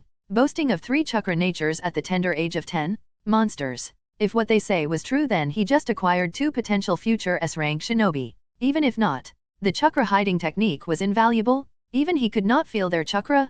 Granted, he was not using his chakra sensing actively, but his passive senses should be enough to tell him their general reserves. It was mind-boggling for him. No. Rei's smile turned sheepish. Sorry, but that is not possible. The Mizukage's eyes narrowed further. Why not? He threateningly asked. When I tried to teach it to Konan, we ended up connected for life. The Mizukage frowned. He didn't believe in their so-called connection. A guy dash. Just have a sensor-nin look at us, Mizukage-sama. The Umbu tensed. Interrupting Mizukage was not a good thing, but Rei saw that the man was too interested in him and Konan to do anything about it. Fine. I will look. Mizukage told them somewhat sullenly and activated his senses. He instantly blanched. What the fuck? He quietly swore to himself. What he saw was their chakras merging, intertwining, knitting together. It was as if there were 2 people sewn together in front of him. It was disturbing, to say the least. He had no idea what to think of it. You say you can't separate? He resignedly asked in the end. Oh, we can. Rei let Konan's hand go and the Mizukage could see their chakras disconnect. But not for long. The Mizukage slowly nodded. He had no idea what was going on, so he could not judge if the kid was telling the truth, but even disconnected, their chakra was a patchwork of the 2. Honestly, he found the sight quite distasteful. Not because of its appearance. It looked like their aura was made of 2 colors to him. 2 colors forcefully kneaded together in the most brutal way. He shuddered at the image of that happening to him. The Mizukage had no idea that what he saw was the result of nature energy forcing the chakras and souls to merge. It was erratic, chaotic even. But it had no bad effects on Konan or REI. On the contrary, this provided them with a lot of benefits. It just didn't look prettiest in the senses of a chakra sensor. It didn't look like a human. That was what disturbed the Mizukage most. I suppose you will be Mary in the future. Shit. I almost said breed. The Mizukage sweat dropped and was glad he had his hat on so he could cover his face. He would be a fool to not see the benefits of such a chakra hiding technique. They definitely had to produce offspring if it meant the technique would stay in the village. Yes. Konan nodded stoically. What are the chances of joining the clan creation act? The Mizukage carefully probed. He could force them, but that would be a fast track to create nuke nins. He tried to keep the force out of anything he could. But he would be damned if he didn't try to make a clan out of them, and for a clan they would need more members. The boy would have to get more wives. REI was stumped at the Mizukage. The Mizukage smiled knowingly. He couldn't help but mentally scold himself. The boy was just a kid, yet he was talking about giving him a harem to produce kids. He almost snorted at himself as he felt stupid. Only if the woman is suitable. Konan took the reins, surprising the Mizukage. Thankfully he prevented himself from gaping. And the conditions. He decided to entertain the girl. Kunoichi, strong, beautiful, and most importantly, REI must fall in love with her. The Mizukage was about to nod in approval when REI decided that enough was enough. Oi, stop trying to play a matchmaker for me. REI swatted Konan's shoulder with a scowl. Mizukage-sama, forget what she just said. REI turned to the third Mizukage. I will live here, and if a woman that I like is willing to join us, then why not? But that's only when I am older. REI petulantly and very childishly burst out while wildly gesturing. REI knew exactly who he would like to have in his harem from Narutoverse. But he wasn't about to woo a girl only because she was a canon character. He decided to first gauge the personality, and if he found it likable and they clicked, he would go for it. The third Mizukage smiled. He could work with that. He was Mizukage, and giving a few females a mission to woo the boy when he is older was of no consequence to him. Underhanded, maybe. But if the boy actually does sleep with them, then he would have no excuses. It's not like they would be ordered to genjutsu the shit out of him. Alas, that was still far away in the future. Okay, now, you said both of you are proficient in 3 chakra natures. The Mizukage was disbelieving of this fact, but when both of them took out 3 papers, making one wet by just a slight touch, the other crumbled into dust, and then REI wrinkled the last paper whereas Konan shredded hers. Fuck, the following years will be indeed a pain. He resisted the urge to groan as he realized the amount of effort he would have to exert to make these kids feel at home in Kiri. 3 trained affinities at the age of 10. No, 3 insanely proficient affinities. He knew what the speed which they showed meant. They were already masters at this exercise and most likely had a way to train their chakra natures further. He would actually call bullshit. And thought they were spies, except, no idiot would let someone with such a potential do a spa work. And no idiot was ever made a cage. No matter how the rakage looked. Troublesome. He mentally whined. Mizukage was no fool. The kids either had to create their own clan or join already existing ones. Nobody would teach someone who was not family their every secret. A plan started forming in his head. A plan he decided to go with. A plan that will inevitably decide much of REI's future during his stay in Kiri. This will be a class secret from now on. He growled at his umbu, who straightened up. You will be provided a middle-class flat, free of charge. There were a lot of empty flats since many died in the war. Your rank will be genin, but you won't have a jonin supervising you. We can't spare anyone for that. Mizukage was not about to put these 2 through the genin test. If one of them died, the second would be most likely lost too. No, he would keep them in the village as much as possible, make them loyal, and then make sure they are strong enough before sending them on any mission. As for the instructor, the kids got this far by themselves. He was interested if they could improve further without one. Mizukage-sama, REI nodded. We would like access to genin and academy student areas in the library then. We will teach ourselves. Sure, sure. The Mizukage rubbed his forehead. You probably do not know kawarimi, henge, nor any regulations and things like that anyway. You will be given half year to learn it. Then you will be tested on your knowledge of regulations and the basic jutsu. REI nodded.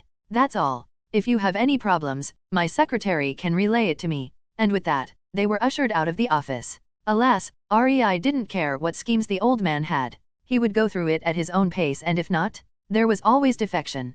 Being hunted cannot be worse than living in the middle of a war zone, could it? Especially since he knew what will happen to Kiri in the future. Chapter 23, First 6 Study Months in Kiri. In Naruto, Reborn with Talent. REI and Konan were shown their apartment. It was quite big with 2 bedrooms, a kitchen, a living room, and a toilet. It was obvious that the Mizu cage really saw potential in them, otherwise they would never get such good accommodation for free. They even received a deed to the flat. Alas, the most important thing for REI was not the flat but the slip that would allow him into the library. He could access Academy, Genin, and Shinin rank material. Yet another show of trust. He was glad about that. This would push them forward quite a lot. The first month in Kiri, Konan and REI spent the time looking over Kawarimi and Henge and tweaking it. The Kawarimi was nice. Just reach with your chakra and swap. Alas, the mass had to be somewhat similar to yours for it to work. That's why logs, God, the shinobi were dunces. REI opted to learn Mizu Bunshin and use them for swapping.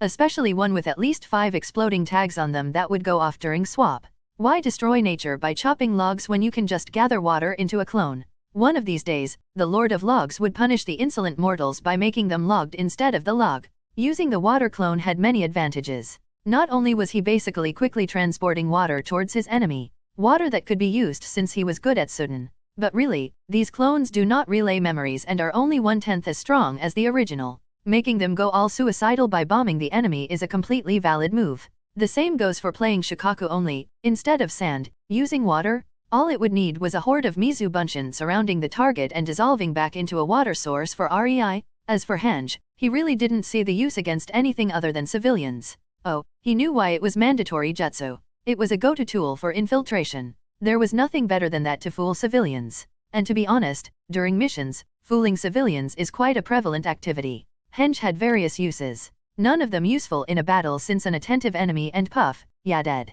But when it came to performing missions, bandits come. Henge 30 clones, bandits run. Need to seduce a man? Kunoichi puts a henge of gorgeous courtesan and done. Need info from a merchant? Henge into his friend and bam, done. It was one of the most useful things ninjas ever learned, but it was utterly useless in battle. Genjutsu could have lasting effects on the affected. These effects could be discovered. It was much better to just use Henge when dealing with civilians. Konan also learned Kawarimi and Henge. Especially Kawarimi since she saw the merit of REI's idea. She saw a cloning technique for the first time when she opened the Bunshin scroll. A day after that, she was already able to form paper clones. Oh, Konan also liked having a blast with her clones. Literally at that, she even made REI teach her these seals in English. She didn't know any English other than the words and numbers needed to make the storage seals, stasis seals, and exploding tags, but for her, it was enough. She definitely made it into a deadly weapon. REI could only bitterly smile. He knew making these 3 kinds of seals was the limit for Konan. Teaching her just that took an incredible amount of time, and these were very elementary seals. She just didn't have the mentality for seals. Except exploding tags. That she could do. She was already devising her own exploding tags. Konan, in her sadistic streak, mixed clones with the storage seals filled to the brim with her futon paper shurikens. Then made a paper clone made purely out of exploding tags, and then whatever mix of the two. Not one of her paper clones lacked at least one exploding tag inside. The best part? Her paper clones could actually draw seals. REI used this insight and tweaked water clone technique to be able to do the same. Since then 2 Konans are drawing exploding tags, storage seals, and stasis scrolls out of real Konan's paper supply, and 5 Rees who were trying to come up with new more advanced seals. The second bedroom of their flat finally saw some use. The 2nd and 3rd months. REI also found a lot of Funjutsu theory in the library. Nothing extraordinary but enough to push his knowledge forward. But he didn't dare to borrow these books and instead studied them in the corner, trying to be unassuming. He didn't want to tick off anyone that he could make seals. It was a slow process, as even if the knowledge was the basics of sealing at most, he was able to find some neat Uzumaki scrolls. This signified that Kiri indeed acquired some scrolls for Muzu. REI was mostly interested in Uzumaki battle Funjutsu, but he only got an inkling. He would need a pass to Jonin Library if he wanted more. Konan. The more paper clones she made, the more her body became familiar with the prospect of pulling paper together to make a body. She unlocked her Logia powers and became a paper human? Well, in reality, she just learned how to make her body into paper and how to reverse it. But with the chakra control boost she got by connecting with REI, with focus, she could do something similar like Logia users in One Piece. She, however, had to prevent herself from being hit. But changing the middle of her stomach to paper and make it move out of the strike mid-fight? That was a nasty thing. Or changing herself into a flurry of paper and reforming elsewhere. Or making her torso disappear when she was about to be bisected. REI was so annoyed he devised a seal that would prevent her to use it by slightly messing up her chakra control. Nope. No one will pull crocodile on REI. The last 3 months. Conan's body-changing technique stopped being overpowered the second REI learned how to mold Sudden Chakra into Jutsu. Apparently, her paper can soak up water, but it cannot soak up water made with Sudden Jutsu unless her water chakra is more concentrated in it. Sucks to be her since REI was the better one at Sudden from the two. REI focused on making his own Sudden Jutsu rather than learning the Jutsu in the library. He learned only a few he found really useful. Conan on the other hand tried to make her Futon chakra sharper by molding it in a similar way as some Futon Jutsu did. Both learned consciously molding chakra for the monkey hand seal, to make Kirigaku no Jutsu sealless as their nature sensing gave them a clear view inside the mist. They both also managed to mold their chakra in the way of dog hand seal, as this one was associated with water and most Sudden Jutsu needed it. It also helped that their Mokuton practice made it incredibly easy to learn it. As for the snake hand seal, they already knew it. It was the only molding of chakra they learned without a hand sign in aim because it was mostly associated with earth and wood. They had tons of wood creation under their belt and molding their chakra in the way this hand sign did was nothing hard for them.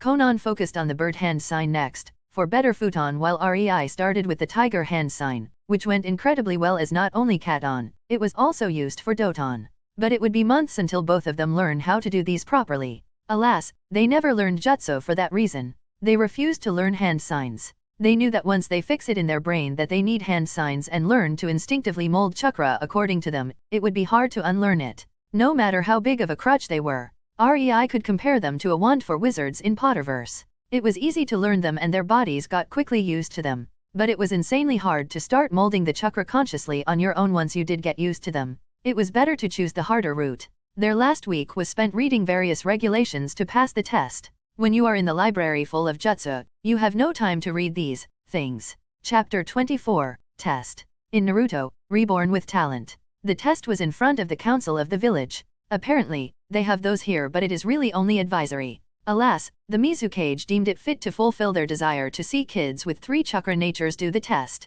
The first, written test was easy as their enhanced minds had a hold on the knowledge after reading the books and they passed. Then they were tasked to show kawarimi and swapped with each other. Conan swapped with REI first and then REI did with Conan to end up in their starting position. The council was quite astonished as it was advanced to be able to swap with other humans. As for clones, they showed water and paper clones respectively, which instantly caused murmuring and promises of training their clan prodigies more. And so, at the tender age of 11, both Conan and REI earned their genin rank. The test was not over though. They relocated to the training ground covered by a thin mist. A spar with a jonin was scheduled as the council and the Mizukage wanted to gauge REI's and Conan's strength. The Mizukage picked one of the 7 swordsmen to gauge REI and Conan.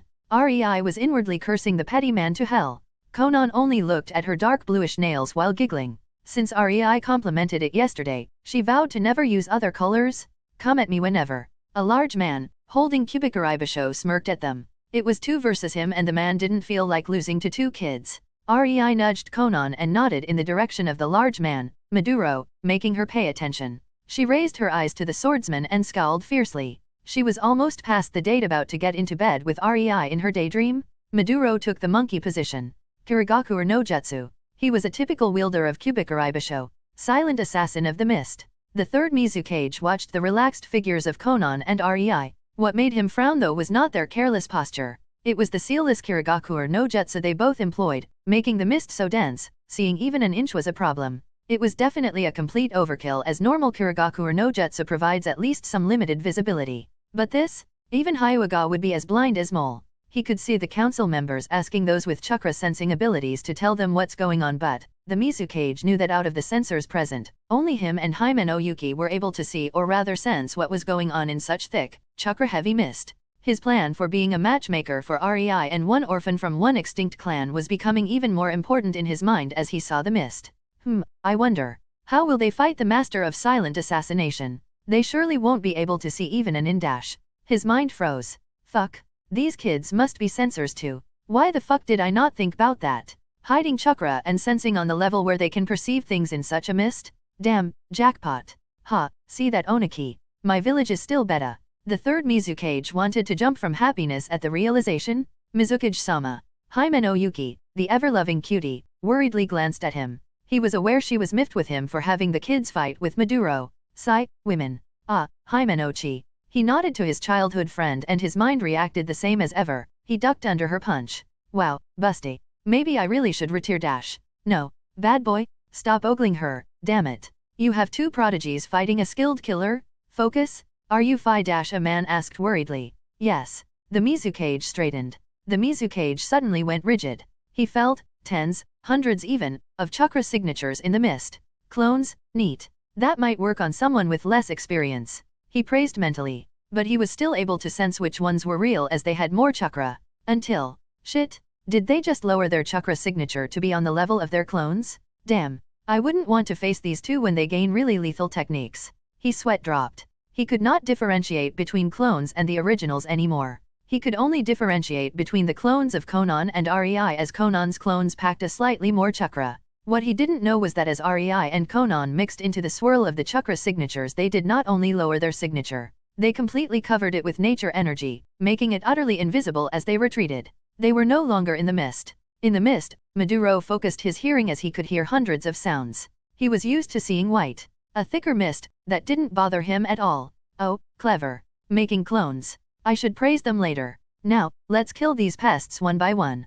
Sigh. I just hope I won't kill the originals. Mizukage would be pissed. Did you really think this would stop me? You are naive. Maduro's voice resounded through the mist. He swiftly set on killing the clones, one by one. The Mizukage felt the biggest chakra signature, Maduro on the move. He sensed him approach the closest clones, one of REI's. Well, Maduro is too experienced to freak out from being surrounded by clones. But nice tr dash. As the Mizukage felt Maduro's blade approach the head of the clone, a loud boom resounded through the clearing, and Maduro's body was flung backward like a ragdoll due to the explosion. Mizukage and Himeno's jaw dropped. This, are they all? Himeno asked wide-eyed as she looked at the Mizukage. He knew Maduro was fine, but his body was uncontrollably flying in the direction of another chakra signature. This time it was one of Konan's. The Mizukage could feel Maduro twist in the air and aim a slash at the girl when, boom. An even louder boom reverberated through the clearing, making Mizukage wince. The kids were using Maduro's sense of hearing against him. He could sense Maduro's body being yet again flung away as the explosion impacted him. I think, that answers it, Himeno-chan. The Mizukage answered as his eyebrow twitch. Fuck. Since when was this life and death battle? To bring hundreds of exploding tags. Crazy bastards. He inwardly cursed. In the mist, Maduro was mad. Only his Doton, rock body saved him from injuries. He kicked towards the ground mid-flight, sending his body uncontrollably stumbling across the ground. He rolled to his feet and tried to focus his hearing when he heard loud whistling sounds. His eyes widened and he barely managed to duck. The Mizukage facepalmed as Himeno cheerfully explained what was happening in the dense mist. Maduro is evading. Evading tens of futon-enhanced things looking like shurikens. He just bought it into the leg. Ouch. His arm. Oh, that was close to the crotch. He almost lost a chance at daddyhood. Damn, lucky him for having that rock body technique or he would be a Swiss cheese without it. Finally. He started to block the projectiles with his blade. Dunce, I tell you. The Mizukage almost face-faulted. He could only groan in exasperation. Two 11-year-olds were totally wrecking one of the 7 swordsmen in his own home field, using his own senses against him. Maduro was panting. His leg was useless and one of his hands was injured too. His body looked like one of his training dummies. Fucking cut up. He gained control over his breathing as he killed another clone by kicking it away as it was about to explode. He quickly shielded with his Kubikaraibisho, but the clone of the boy didn't explode. It changed to water, making him confused. He stopped for a moment and instantly cursed himself for that when through the water the clone dissolved to. Suddenly a water jet shot at him at insane speeds from the mist behind it. He barely managed to duck but his sword. The Kubikaraibisho. Himeno exclaimed suddenly. What, Lady Yuki? One of the clan heads asked impatiently. It kinda broke. Himeno tilted her head. The Mizukage's eyebrow was twitching. A strongly pressurized water jet, gathered from the mist itself, cleaved through the Kubikaraibisho like a knife through butter while someone focused on strengthening the mist, ensuring it won't lose density. Their teamwork was seamless, Mizukage happily noted. That's when his eyes widened. He could see all chakra signatures stop and start running in the direction of Maduro's injured body. Maduro was gaping at his SWO- correction, at the half of his sword he held in his hand when suddenly he heard sounds of multiple footsteps closing in on him. He quickly. As the clones were close to Maduro, the Mizukage and Himeno widened their head and quickly started weaving hand seals. Sudden, water wall. Hayaton, freezing. Third Mizukage created a wall of water and Himeno quickly froze it solid as both could feel all clones explode. Even though the wall, they could still feel the whiplash of the wind as it sailed around its sides, sending their hair flailing from side to side. The shockwaves were hitting the ice wall as it trembled under the pressure, while Mizukage and his council had to brace themselves as a small earthquake shook the ground. The mist long ago dispersed due to the wind created by the explosion. Mad kids. The Mizukage's mind trailed off as he had to remove a strand of his hair from his face since the wind messed up his hairdo and his face was full of hair that should be on the other side of his head. He heaved a sigh of relief when he sensed Maduro still alive. Maduro barely managed to use Doton, Iron Rock Dome, his strongest omnidirectional defensive jutsu, and used Doton, Iron Rock Body to harden his skin to weather the raging concentrated explosions of over 100 clones. As the aftereffects ceased, the Mizukage and the council could only see Maduro flop on his knees and slowly fall down face first into the ground, unconscious. The gaping audience was interrupted as a bitter-looking Mizukage who didn't know if he should jump from joy or facepalm at one of his strongest jonin being bested by two genins. So, did we pass? Ari's cheerful voice sounded from behind them. Do you even need to ask, twerp? The Mizukage thought, completely fed up. Chapter 25, First Mission. In Naruto, Reborn with Talent. The war finally ended. There were still some occasional skirmishes, but the full-blown war was finally over. This increased the influx of escort missions as the number of people trying to profit from the conflict by turning to banditry was high even in the land of water. And so, Rei and Konan found themselves on their very first mission. D rank, escort to a merchant, heading to the capital of the land of water. The ranking was different than when Rei remembered from canon. There were very little chore missions. Most of these were not approved since it was after war and ninja were in low supply, stretched thin. Hurry up, load it. A pudgy man hurried Rei and Konan as they entered his warehouse. He was pointing at a pile of goods he wanted to be loaded onto the cart. Rei looked at the man with a raised eyebrow. Hurry? I didn't hire you to lose my time. The man stomped his foot to the ground. Rei shook his head in disbelief. The merchant saw it and was about to deliver a proper verbal thrashing to what he perceived as lowly genin when Rei disappeared. Enhancing his body with Raiden Chakra, Rei appeared behind the man with a burst of speed, holding a kunai to his throat. The companions of the merchant froze with their eyes bulging out. You hired us to protect you from bandits. Not as an errand boy, Rei coldly stated, pressing the kunai deeper to his throat, drawing blood. I could slit your throat and be done with it. So, you will shut up and stop ordering us around. The merchant quickly understood his position. This was not Konoha that put civilians first. Clients were important, but even Konoha, the gentler of the big five, had fail-safes in case the clients were too unruly. Merchants could be grumpy, mocking, even condescending. Ninja would bear with it. But every ninja had his limit that when reached, he could say fuck it. For example, no merchant could sexually harass or ask for sex unless it was a part of the mission. After all, merchants were merchants, not nobles. Unless they were connected with daimyo, which would most likely be a B-rank mission done by jonin or high-rank shinin. But even then the village had a list of willing kunoichi if the man was known for desiring entertainment during the mission. After all, these missions paid a lot more than the standard. But unless it were these merchants, then it didn't matter even if they completely bombed a D rank. All it would do was a black mark in their records that nobody would care about. Not even a fine would be administered. D ranks are for those that can't pay. It shows the low social status and nobody important would pay for one unless that person ceased to be important and wealthy. Hell, some nobles even pay C ranks for babysitting, all to show their importance. Next time you want to ask something of us, you will ask it nicely. Are we clear? Rei asked with steel in his voice. He may be young but no 2-bit barely above average merchant is going to boss him around. He survived in a war zone and he didn't do it only to be looked down upon.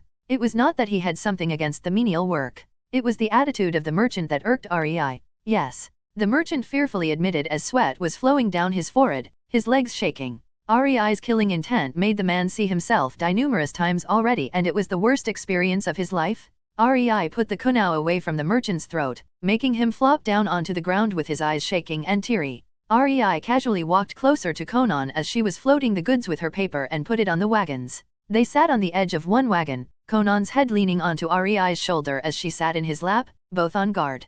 Needless to say, the journey was mostly quiet after the little show in the warehouse. The journey was boring. Rei just created 20 water clones who killed off any bandit in the vicinity. He didn't even need to care if they are guilty or not. The peasants were poor but they were not so poor as to not be able to afford food. The current daimyo was selfish and greedy but he was not as bad as to make his subjects starve. The capital of the land of water was unexpected. It showed the wealth of the country. This country was in the exact same situation as AIM before the war, just bigger. The capital was rich while anything else was poor. Both situations were created due to the leaders. While yes, Daimyo of Water would gladly pay for recruitment of new ninja and Kekii Genkai by hiring merchants and promising a hefty sum for it, that just meant he valued the safety of his country, his safety. As for the peasants, it was obvious he didn't see the need to care. Only the capital had electricity. Only the capital had a massive, luxurious-looking port. Only the capital had proper marble roads. Only the capital had marble statues. Only the capital had a. Simply put, it was not yet the canon time. It really hammered down the point that this was a past of what Rei remembered from the Naruto series. Rei was actually quite awkward about all the wealth he was shown. In the years in this world, he got used to living practically in the wilderness. When he came to a city that actually had electricity, he could only wryly laugh. Konan was indifferent. She didn't care either way if the people around her had happy or miserable lives. She looked at Rei's face, smiled, and sprang up, kissing him fully on the lips while licking them, getting his mind away from whatever plagued it. Only when she felt Rei's gentle hand on her head did she pull back and gave a death glare at the gawking merchants they were supposed to protect. The wagon stopped in front of a warehouse for goods. It was different from the one in Kirigakure. This one was bigger and clearly made of expensive wood. Could you please help us with unloading it? The merchant asked politely and Rei looked at him impassively. Flinching, he added quietly. Please. Konan nodded and the paper yet again floated the goods to the warehouses, stacking them. The confirmation. Rei asked and the merchant nodded, signing off his name on the paper confirming the mission was fulfilled. Rei and Konan had 2 days to spend in the capital of Mizunokuni. They decided to enjoy them. Chapter 26, Easy Money. In Naruto, Reborn with Talent the next morning, Rei made breakfast for Konan. They both enjoyed it alongside some light morning kissing. Rei had a plan for his visit to the capital. As a Kiri shinobi, he won't be able to come to this place often. Thankfully, he had Konan and his superb ability with seals. They left their hitayate in their pockets and left the hotel room. Is this it? Konan asked, bewildered as she stared at the rundown building on the edge of the capital. Both her and Rei were in a henge of their adult forms. Yes. Rei trailed off. Anyway, let's go in. He reached for the door and they broke. Sighing in exasperation, Rei just went past the now doorless frame and entered the building. Who are you? An old man suddenly shouted, trying to sound confident but the stutter didn't help it much. You are Mikado Biribiri? Rei asked, trying to sound polite. Why yes. The man nodded, looking at him in suspicion. What do you want? Rei heard the guy was basically Hinata MK predecessor but this was really going to be a long talk, wasn't it? I came to offer you a business deal. Bulletin bussy bussin dash. Yes. Rei clicked his tongue as Konan snickered behind her palm. Bulletin dash. I know. Rei told the man with a groan. Now, sit. He was aware that the man had a brilliantly inventive mind but was utter crap at social skills. It was utterly obvious. You want to spread your electric bulbs, street light, and electric appliances. The man nodded, his back straight, and his hands perched on his knees. But you lack a stable power source and social skills. The man nodded again, a little more enthusiastically. I can give you this. Rei took out a seal matrix consisting of 2 seals. He pointed at one of the seals. This draws a minuscule amount of nature energy into the seal which produces Raiden chakra. He saw the utter look of incomprehension but didn't care and continued. His finger trailed towards the second seal as he continued his explanation. This Raiden chakra is conducted into the second seal, where it is made to power up the seal to create electricity out of it. Mikado's eyes shone as he somewhat realized how it worked. If this was the truth then his power source problem would be solved. But, IIICACA can TD S dash. Yes, Rei patiently nodded. That's why a clone of Konan here will assist you and create these seals for you. A merchant, Caribou will come in a few days to act as people's person for this little project. I only want 50% of profits for me and 15 for Caribou. Mikado blinked with his jaws hanging at the proposition. Why you, half? He shrieked and for the first time, didn't stutter. Yes. Rei calmly replied. You will receive 35% and be able to focus on inventing while Caribou does the merchant work for you. Mikado was conflicted as he gazed into the emerald eyes of the pale blonde man. On one hand, his life's work would spread. On another, they asked for more than half of the profits? Oh okay. He grimaced but he knew he had no other choice.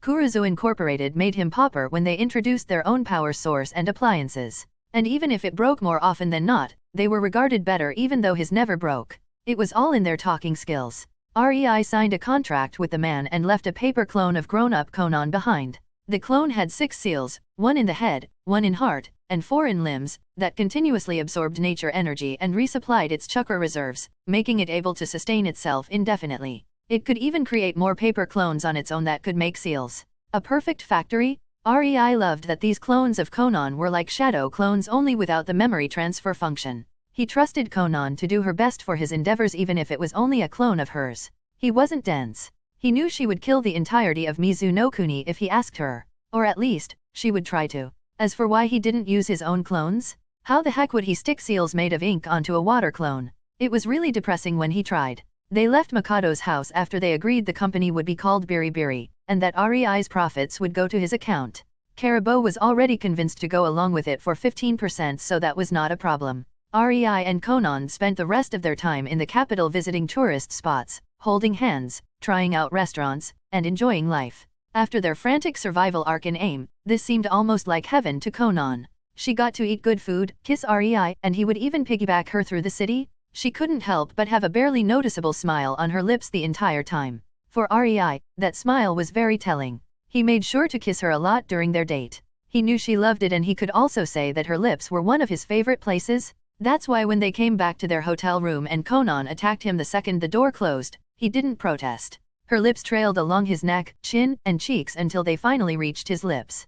Konan didn't stop. She fully leaned on him, deepening her kisses as they reached the bed. Rei ended up sitting on the edge as Konan straddled him, her hands on the back of his head, pushing his lips closer to his. Her tongue started lashing at his lips, trying to find an in. Rei allowed her entrance and the two made out while Konan tried to make her body melt into his while moaning into the kisses as she could feel Rei's hands squeezing her posterior. It took them 5 minutes to separate, and as they did, Konan's eyes flashed. She wanted more than just kisses. She felt ready. She was ready. Her hand started to reach towards Rei's crotch. Rei stopped her hand from getting into his pants, holding it tightly, breaking the tender atmosphere in the room.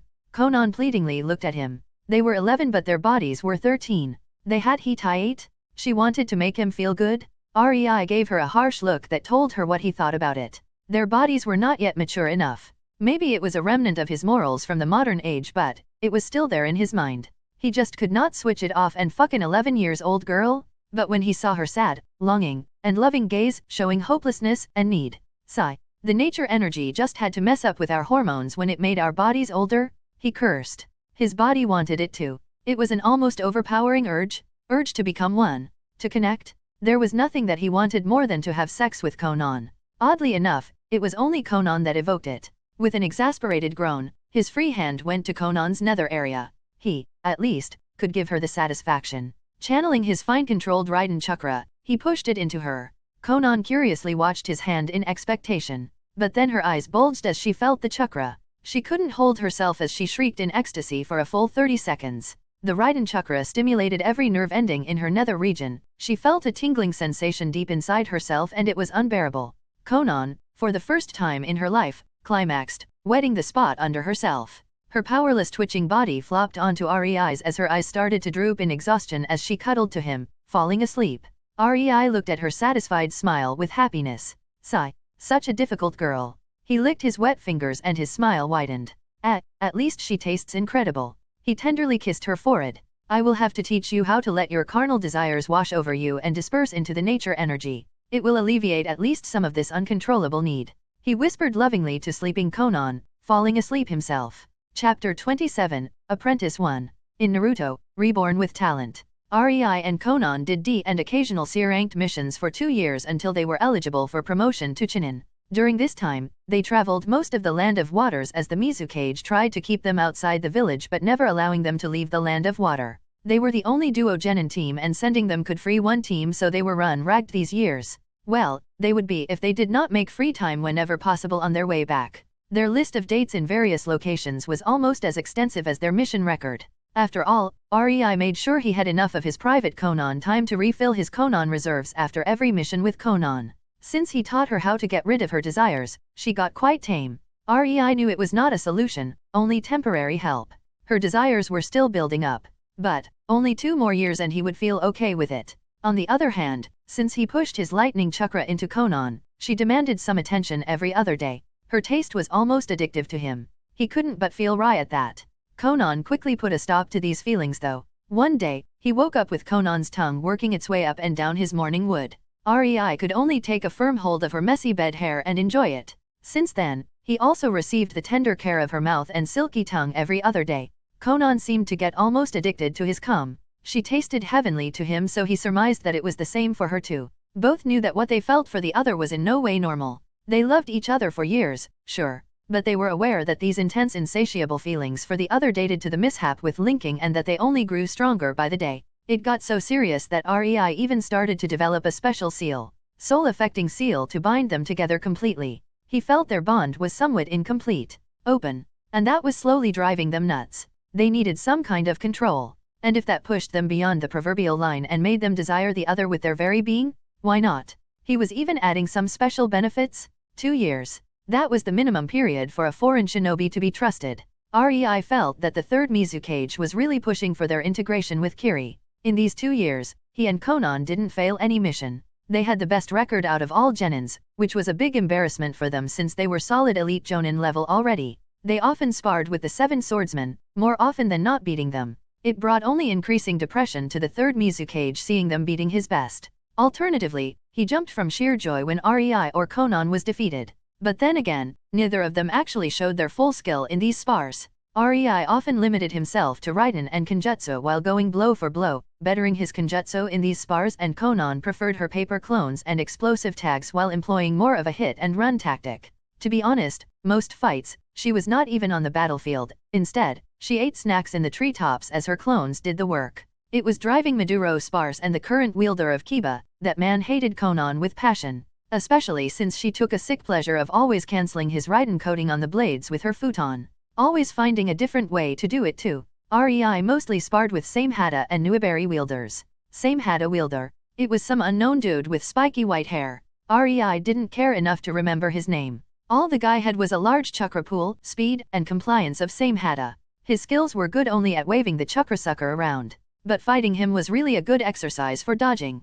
Nuiberi was dangerous. Even Rei received a few holes in his body when sparring with the woman wielding that sword. She was insanely skilled and fast with it. No matter the edge he had as someone who was strengthening his body with nature energy for years. No matter that his senses were incredibly developed. The woman always found just the right hole in his defense to put the needle in. It really showed Rei that he was not yet invincible. Rei found a new respect for shinobi by fighting her. She was the prime example that it was not all in pure unadulterated power and that precision and skill could kill too. A pity the woman will be killed by her student, Kushimera. It was the day of their promotion to Chunin when the Mizukage called for them. Rei, expecting another mission, came leisurely into Mizukage's office and with a slight bow, waiting for instructions. By now, the secretary was not even stopping him as his team frequented the office the most. The benefits of being able to fly on a platform made out of Conan's paper, enhanced by Rei's Raiden chakra. Their traveling speed was insanely fast. They are able to have 2 days off after every long-distance mission and be in Kiri 3 days before their expected return.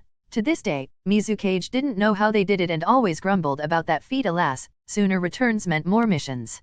Pissing off Mizukage with even sooner returns from them, made for even more missions too, which made for more free time with Conan outside the village and a bigger paycheck. Rei thought it was a win-win? Ah, Rei-kun. The Mizukage cheerily shouted, making Rei scowl. You made Chunin, I see. Rei's scowl deepened. The man pulled all pretenses with Rei and Conan a year ago. He no longer was that stern serious leader, but he was now more of a goofy idiotic and annoying shit. Of course, you know I am Chunin. You approved of it, Baka? Who do you think signed the library slip to Jonin section right before my eyes? Rei mentally raged. Anyway, I have something special for you, you see. The Mizukage trailed off.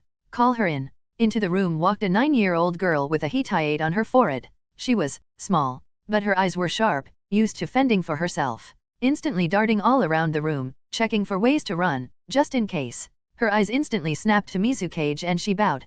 Mizukage-sama. Ah, Ringo-chan? You will be given to Rei-kun, all right. The girl, Ringo, instantly looked at Rei with a conflicted but kinda disappointed gaze. After all, he looked 15 at most and not that strong either. She was too. The girl blushed and looked to the ground. As a disciple, Rei finished for Mizukage in deadpan, making Ringo blink and nod slowly as her blush deepened for that misunderstanding. Of course, as a disciple, the Mizukage repeated with a smile. How perceptive of you, Rei-kun. REI would forever remember the day he doomed himself and allowed the Mizukage to call him REI-kun. The twat used it against him in every single instance he could. Mizukage's jovial mood suddenly disappeared as he deflated. That said, Genin Amaeri, he sternly uttered, making the girl straighten up. Your affinity for Kenjutsu and Raiden was duly noted. That's why you are getting the best teacher for Raiden and one of the best swordsmen of Kiri. Any questions? The girl at first hesitated, but then her eyes flashed in resolve. I thought the best was the wielder of Kiba.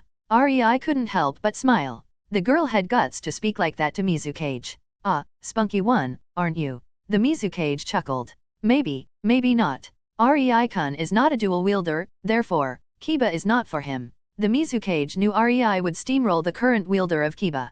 He saw it happen quite a lot too. But to actually admit it to a girl whose dream is to be Kiba wielder, he was not so cruel. It would crush her dreams? That would not do for his plans. Not at all. Ringo observed REI. He had long pale blonde hair in one massive braid, starting from the back of his head, flowing over his shoulder and lazily laying on his chest, reaching the middle of his abdomen. His eyes were piercing of shiny emerald green color and his face had high cheeks with some aristocratic features. He was pale and lean, unassuming in his loose white long-sleeved kimono, reaching only a slightly above mid-thigh, and black pants. Ringo would peg him for a noble rather than ninja. Nothing like the badass muscled swordsman of Kiri. Ringo also noted his casual posture and annoyed expression as he stood 5 meters away from her. She then turned to Mizukage. Where the heck is my muscled piece of a hunk? Is this lanky dude going to be my sensei? But, no muscles? Ringo mentally whined. Mizukage-sama, are you sure this ma dash? She didn't finish it as she felt a powerful swat to the back of her head, sending her face first to the floor.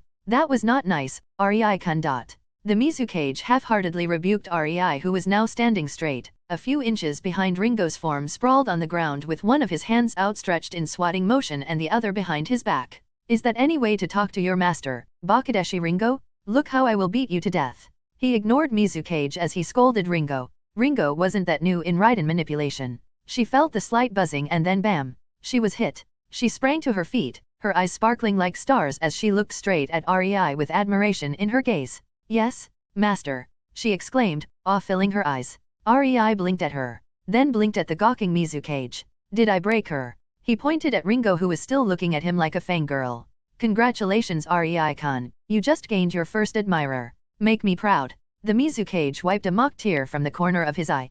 Come with me, girl. REI decided that a swift retreat was in order and left with Ringo. It was not like in Konoha. He was given an apprentice and that was that. If he didn't want her, he could find someone who did, or let her self-study, or provide an accident. She was an orphan and it was a viable opinion. But he could not reject her appointment as his apprentice. But that basically meant, her skill will reflect on him and his resume. It was a nifty way to keep jonins in line and make them pass on at least some of their skills. As the door closed, Mizukage's expression changed from jovial and goofy to complete seriousness. He clasped his hands in front of his mouth that twitched upward.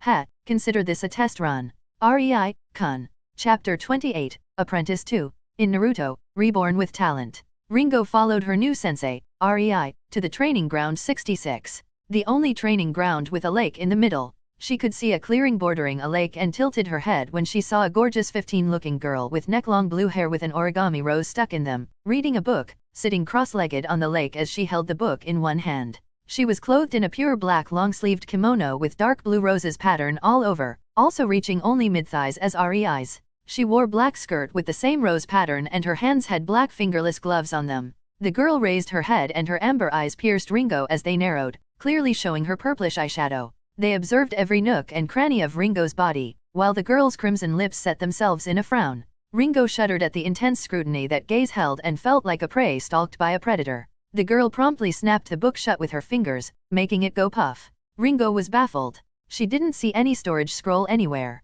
Konan saw the small skinny redhead and with a sigh, approached REI. Who is the girl? She asked uncaringly. Apparently, this is my new apprentice. Ringo, her name. REI rolled his eyes. Oh, so? What are we gonna do with her? Konan's eye twitched. She valued her alone time with REI. Having an apprentice was ruining that time. Now she had to find out if REI was up for some good old-fashioned accident in the field for the girl. We will teach her. REI shrugged, dashing Konan's hopes. Obviously. Konan clicked her tongue but nodded nevertheless. REI decided she would follow. But the second the girl tried something.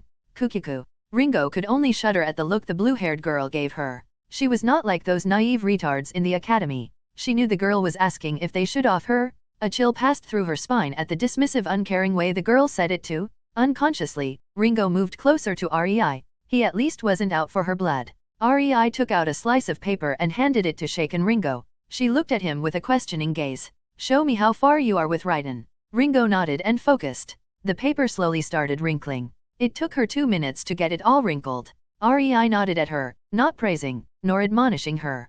"Good enough for your age," he said aloofly at her look and shrugged. "You have a natural talent for it and all you need is practice. I didn't see any bad habit in your Raiden chakra creation." Ringo saw Rei take out 2 swords and throw one to her. She barely managed to catch it, looking at her sensei. "Okay, show me your kenjutsu." Ringo didn't need to be told twice. She loved sword fighting. She ran at her sensei, slashing towards his abdomen but Rei saw Ringo's eyes trail to his leg even though the slash was aimed at his stomach. He sighed at the obvious tell and simply stepped back, letting her sword sail harmlessly in front of him and promptly hit her head with the blunt side of his sword.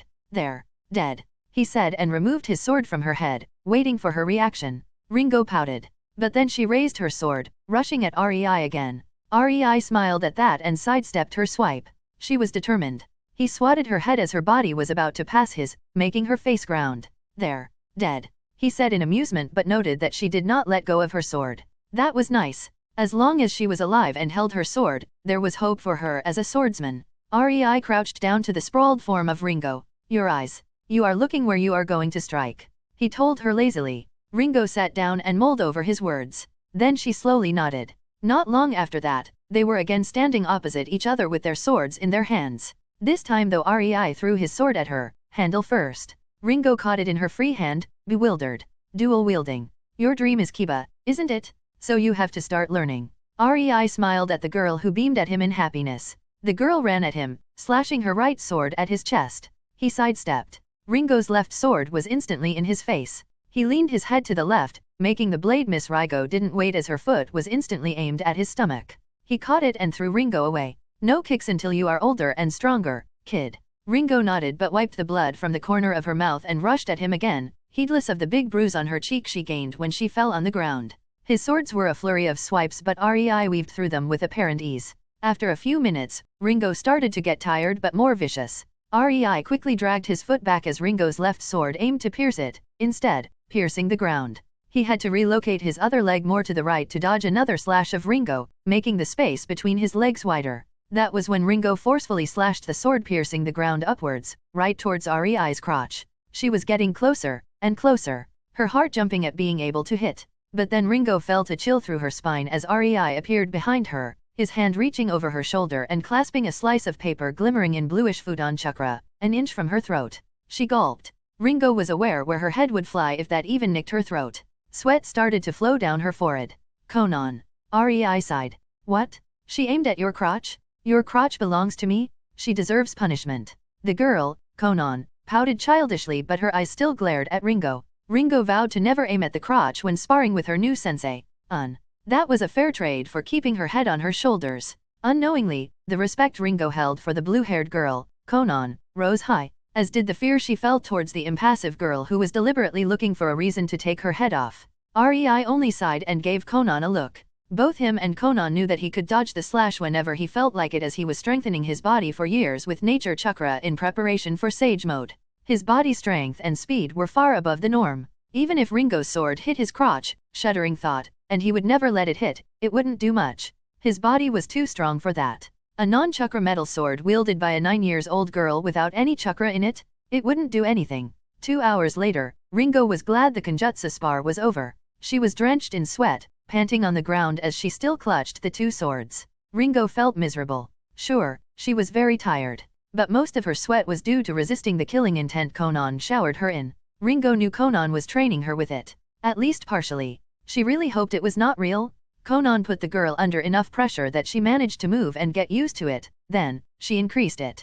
Rei decided to train the girl, so she will be trained. Conan wouldn't be satisfied with anything less than Jonin level strength in 2 years. Not when the girl has so many resources at her disposal. Even as an orphan, just coming to the Kiri library means better knowledge than what Conan had and she managed. It was only due to Rei but she did learn. Conan decided she would observe the girl very, very closely. She was sure the old coot Mizukage had some plans for REI and the girl just might figure in them. But plots and schemes aside, if the girl has REI to help her and the shinobi library to boot, then she will either learn or be discarded. No waste of time will be tolerated. Not when that time could be used for more meaningful things. Like snogging? REI knew the look on Conan's face. He could only wryly chuckle at it. Just seeing it, he was sure the following years would be rough for Ringo. Conan, as a dutiful wife, had no patience for someone wasting the time of her Danasama, especially since Ringo was heavily intruding in their alone time. REI could only sigh and pray Ringo would survive it. Chapter 29, Nice Morning, Annoyed Ringo, and Schemes of Old Coot. In Naruto, Reborn with Talent. REI woke up and saw Conan's sleeping face in front of him. She had a small smile and cutely furrowed brows, most likely from a pleasant dream. He couldn't help himself and his hand quickly landed on her cheek, softly and gently caressing it. Conan slowly opened her sleepy eyes while her head unconsciously leaned towards REI's hand. Her smile widened as her vision cleared and the first sight that greeted her was REI's eyes, intently staring at her face, enamored with it. Conan moved before she could even realize it and suddenly rolled REI on his back. She sat on his belly, straddling him, letting him see her very naked and very sensitive body while smiling at him gently. She lowered her upper body, laying her chest on his as her mouth claimed his in a very slow and deliberate kiss. REI's hands snaked around her torso, softly embracing her naked back. He started to slowly stroke it while making sure to apply Raiden chakra to make her feel pleasant tingling in her entire back. He could instantly feel her legs clamping hard on his hips as her crotch instinctively pressed harder into his stomach. He could feel Conan's nipples hardening, poking his chest. Conan ended the slow soft kiss and pulled her head slightly away before her head lowered again, towards his ear. That was not nice. Now I am all horny. She seductively purred into his ear and started to kiss his neck. That makes two of us. REI returned the favor by releasing a hot breath into her ear that was conveniently close. His left hand raised from her back, taking hold of the nape of her neck as his right hand reached across her back, gripping her hip. Conan only managed to yelp as she suddenly found herself lying on her back when REI twisted their bodies. She blinked in momentary confusion at the ceiling. Tilting her head she was about to talk when REI's lips smashed into hers, his body leaning into her. Conan felt her body loosen, happy from the close proximity. She melted into the kiss and her eyes glazed over in want as her legs that were still around REI's hips, tightly locked behind his back, refusing to let go. They passionately made out, laying on top of each other and the time lost the meaning for them. Minute, 5, 10, they had no idea. Out of sudden, REI withdrew from the kiss. Sorry, Conan. He kissed her cheek as she stared at him, biting her lower lip. We have a mission today. Conan slowly nodded, her greater than massive reluctance apparent. REI could only smile wryly. Conan, your legs. Conan looked at him innocently, but her legs stayed firmly locked around his back, the same as her hands still held his shoulders. REI chuckled and stood up, making Conan yelp and tightly clung to him like a koala. You difficult girl. He kissed her forehead, enjoying her pout and her accusing stare. Well, then, shower first. He said, but Conan could feel his hands squeezing her bum. That instant she knew it would take a long time for them to leave the shower. Her eyes quickly morphed into joy, claiming his lips as he carried her to the bathroom. Annoyed Ringo was leaning on the gate as she sat cross-legged on the ground. The swords that she received from REI were on her lap. She took great care of them. After all, not even half of the Jonin were capable of having a weapon from chakra metal. Even if only as big as Kunao, it would cost a fortune. Only the most skilled and successful ninjas could afford one, or the wealthiest clans. Yet, REI-sensei gave her not one but two. It was half a year since she started her apprenticeship and she could never really put her head around where her sensei got the money for two short swords. Even the Mizukage dropped his jaw when she reported it. It really showed how big it was. She was tasked with reporting anything suspicious about her sensei to the Mizukage. She wasn't very comfortable with it, but she was a kunoichi of Kiri and Mizukage was her boss. She was very aware that her REI-sensei knew but didn't care. Ringo didn't understand why it was important to have her of all people spy on REI-sensei. He could have killed her off in the middle of the village and make it seem like an accident. That much she knew from their training. It made her that much more glad she was given to REI-sensei. She learned a lot about Kenjutsu and Raiden. She started to like her sensei, even his cold teammate was kinda bearable, she guessed. Now, if only REI-sensei and Conan-san showed up. Ringo grumbled under her nose, not noticing the umbu and gate guards snickering at her, knowing full well. This was the first official out of the village mission for Ringo and she was excited. Well, before she was forced to wait half an hour for her sensei? Poor Ringo had no idea that REI and Conan were pulling their inner Kakashi on her. It would be hours before they showed up. The third Mizukage stood in his office, looking out of the window. Sigh, if my clan knew. A womanly voice resounded from within the office as the shuffling of dressing up could be heard. Himeno, Mizukage chuckled as with the corner of his eye he observed his childhood friend sluggishly pulling her clothes back on her body. Your grandfather knows about us. Humph. I know. She averted her eyes, making him snicker. They have been sleeping together since they were teenagers. Himeno never married. Always beaten her suitor to an inch of his life to dissolve any arranged marriage. She was to be the next clan head and yet by now there was nobody in the Yuki clan who dared to propose. No matter the benefits. The Mizukage came closer to Himeno and kissed her on the lips. How is our daughter? He softly asked her, making her wryly smile. Still forbidden from any shinobi training. The elders are forcing her to be a civilian. The only civilian in the entire clan. Himeno shook her head sadly. It's not that bad. She clearly has Yuki Kekkei Genkai and is treated like princess. She elaborated when she saw Mizukage getting angry. She is only forbidden to train. They don't want someone with impure blood to be the next leader of the clan. The Mizukage held back a sneer. Sigh. It was hard enough when I came back home pregnant, unwilling to tell who the father was.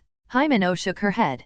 Only my grandpa supported me. The Mizukage nodded and continued for her. That was the only reason why no repercussions were enforced. He sighed but then bitterly grimaced. I know. He asked for a hefty price for that too. I am planning to retire soon. Unless a war comes, in 5 to 7 years I will be all yours. The Mizukage hugged her and whispered to her ear. Then, I can stop this politicking and we can make many more daughters together. He kissed her near the ear, making her giggle. Himeno pushed him away. We just had sex. She pouted at him, making him chuckle. As she looked down, blushing hard, she found a file pushed to the side of the table they just used for their lovemaking. She took it to her hand and started reading. The more she read the higher her eyebrows rose. You.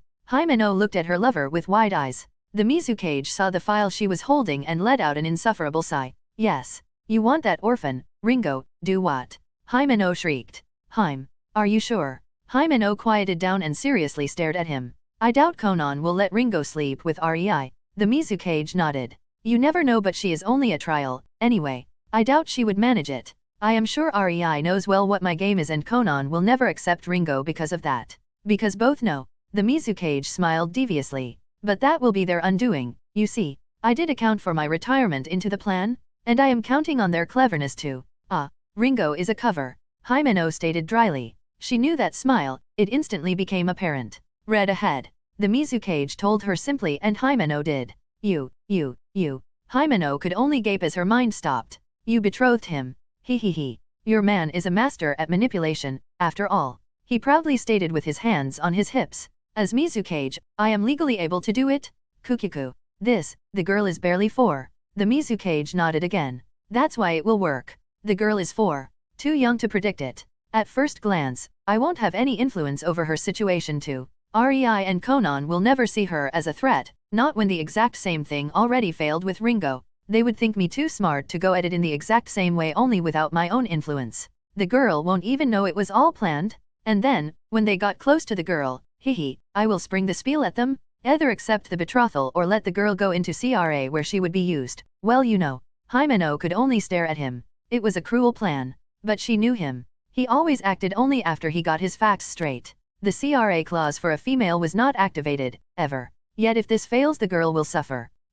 You are sure they will take her in, right? I know Rei and Konan are loyal only to each other. The Mizukage waved dismissively. I am giving them an incentive to be loyal to Kiri. Sure, it will take years but I observed them enough. With my plan, they will take the girl. A girl raised by Kiri. A girl whose inheritance is in Kiri. A girl who will receive her clan properties when she is of age. That will tie them to Kiri indefinitely. It can backfire. Himeno hummed. I know. The Mizukage sighed. But Rei is reasonable. Konan would probably make the Kiri go kaboom but Rei. That's why I am doing my best to accommodate them. I would probably want Rei as my successor if he was born in Kiri. You know, I am a very good judge of character. I judged you to be a pervert, after all. He giggled perversely. You. Himeno swatted his shoulders in good humor with a scowl. The previous topic already forgotten. Chapter 30, First Mission with Apprentice 1. In Naruto, Reborn with Talent. Ringo glared at the approaching forms of her sensei and his teammate. They still looked like white and black smudge in the distance to her but she recognized they were happily holding hands as they leisurely walked towards the gate. She wanted to strangle them? 6 hours. That's how long it took them to finally decide to show up? By the end, she was sure she knew every location of every hidden umbu as she heard them laughing at her. She could only bitterly grimace. Rei was her superior first and sensei second. It was time to stand up and greet him while holding back her bitter tears. Sniff. Rei held Conan's hand and could feel the soothing sensation of her gentle water chakra coursing through his entire body through his hand, making him feel as if it was devotedly massaged. He returned the favor by sending his water chakra into her body, making her pleasantly shiver and chew on her lower lip. As if she could win in a fight of Sudden chakra with him, he snorted. It was so tempting to just spin her and kiss those seductive quivering crimson lips as her amber orbs were narrowed in delight, showing her light purple eyeshadow. Unfortunately, Ringo was already served double kakashi for today. It was time to get going. Hello, Bakadeshi Ringo, Rei joked. At first, he did it to satisfy his pettiness. Wanted to feel like those whimsical wuxia masters who were sending their disciples on brainless adventures to satisfy their pride. But after a while, he stopped, and now it was just a recurring joke. Master. Ringo bowed mockingly, making Rei chuckle and Conan roll her eyes at the girl. Well, the mission is simple enough. We are to assassinate a noble in the land of Marsh. Ringo looked bewildered at her first mission being something only a jonin would do. Don't worry. The mission is more for us than you. Conan joined. You are here to observe and learn and... She stopped. And to kill my first human in the field. Ringo nodded. Geez, they really teach them well in the academy, don't they? Rei muttered. Both Conan and him knew the academy curriculum and this was a tradition of sorts. They kill each other during the genin exam, reducing the class to half. But that's only for civilian-born. The clans would never stand it. The clan children usually only show that they are ready to be shinobi and be forced to kill a bound prisoner to blood themselves. Hence, the first mission served to properly have a first kill in the field, against someone who fights back. It was Rei's responsibility to provide such a person, either on the way to, during, or the way from the mission. Ringo will kill someone and they won't return until she does. If she won't be able to kill a man in a month, she will be deemed useless and, hence, the high mortality rate of the Kiri genin. But then again, Kiri has the best assassins and in a war, they clearly keep up even with their lesser, more trigger-happy, military force and stay deeply rooted in the Big Five. It is said the losses were almost the same on both Kumo and Kiri during the Second War. But that is only statistically. Both lost around 15% of their force while another 20 were out of commission due to injuries. But Kiri had a lot less shinobi than Kumo, therefore Kumo lost more. Pre-canon Kiri was strong power, indeed. Nevertheless, Rei still didn't see a reason to cull Kiri's young genin due to a weak stomach. They were barely 10. Ah, blast it. Sigh. Idiotic traditions. Rei shook his head. He could always just report she indeed did kill someone and be done with it. He really didn't understand the hype. Let's go. They left the village. It took them a few hours, but when they were sufficiently distanced and checked that nobody followed them, Conan made her paper platform. Come on, Ringo. Rei gestured to her to get on it. Ringo was staring in confusion at it. What could it do? She indeed stepped on it and, she shrieked and shrieked some more when she was yanked at high speed towards their destination. 20 minutes passed and Ringo was finally calm, observing the landscape from above as they flew around the clouds. She suddenly saw a glimmering blue mass of water and sandy beaches. They reached the sea. It was mesmerizing for her to watch as the waves crashed into other waves. This tranquil sight, she will never forget. Ringo, Rei, and Conan stood on a paper platform, marshes all around them. Before them, a majestic Japanese castle stood proudly on the only hill, a solid mass of earth, around. It was the depiction of the unconquerable. The marshes would stop any sizable army and the castle was positioned well. It would take a lot of effort for an army to breach it. But, Ringo, I want you to tell me, what would you do first in this kind of situation? Rei squatted near the girl, quizzing her. I infiltrate. Ringo tilted her head. She knew she was not the smartest tool in the shed, but wasn't that obvious? How? Rei smiled while Conan giggled and Ringo felt her answer was not what he wanted to hear. I need to kill the Lord, yeah. Seeing Rei nod, Ringo continued, sure of herself. I would pretend to be a courtesan, then, a henge into a beauty, perhaps. Rei chuckled. A textbook answer, all right. Ringo heard his soft amused chuckle and beamed, thinking she was right. Until, her face impacted the softened paper of the platform as Rei swatted the back of her head. Wrong, Bakadeshi? What if the guards won't leave the room and you will have to have sex with him to keep your cover? Your henge would dissolve and the Lord would find himself sticking into a 10-year-old girl, or in the case of another kunoichi, a different person than he paid for. He will either be amused and continue. Then you just might survive it, as he might not call his shinobi guards to deal with you, as he will fuck you, humiliate you, and then when you are sufficiently broken, throw you to his guards. Rei sighed in exasperation and continued. Leave honey trap missions to kunoichi who chose that kind of life and are trained for it. You want to be a combatant, not honey trap, Bakadeshi. Back to the situation, or, he will not be amused since he is not a pedophile. Most nobles that we are tasked to assassinate are tyrants. Not all, but most. You do not want to be caught by these people. That's why every honey trap kunoichi can request an implant of a cyanide capsule into her mouth. It is much better death than what she would have to go through otherwise. Anyway, these requests are only made by the daimyos themselves, as if a civilian or other noble could request a hidden village to assassinate a noble, the entire system would eventually collapse by daimyos being assassinated left and right. Any idiot who tries is promptly executed. Anyway, if the target was not amused, you would be thrown to guards where you would be their toy for a day before your throat is slit. Game over. Try again. He gestured with his hand in come on motion. Ringo heard the impassive voice of her sensei as he lectured her while pouting as she sat up. Then what? She petulantly crossed her arms, looking to the side. I dunno. Charge and kill, she muttered, making Rei laugh. Pinpon. Ringo-chan. Correct. Ringo looked at him with wide eyes. Did her sensei just tell her they were going to massacre the entire castle? Remember this, Ringo. Every client is asked specifications when he submits the mission. There is always a clause about the preferred approach. Force? They send an assault team, depending on the location, enemy, and the type of the mission. Assassination? They send an assassin or someone from the seduction corps depending on time, the personality of the target, and so on. It is not an easy process to pick who to send. The mission passes various evaluations before it is delivered to the shinobi. That's why the village takes 20% off your paycheck. They check if it is all legit. At least, for missions above B rank such as this. Rei explained.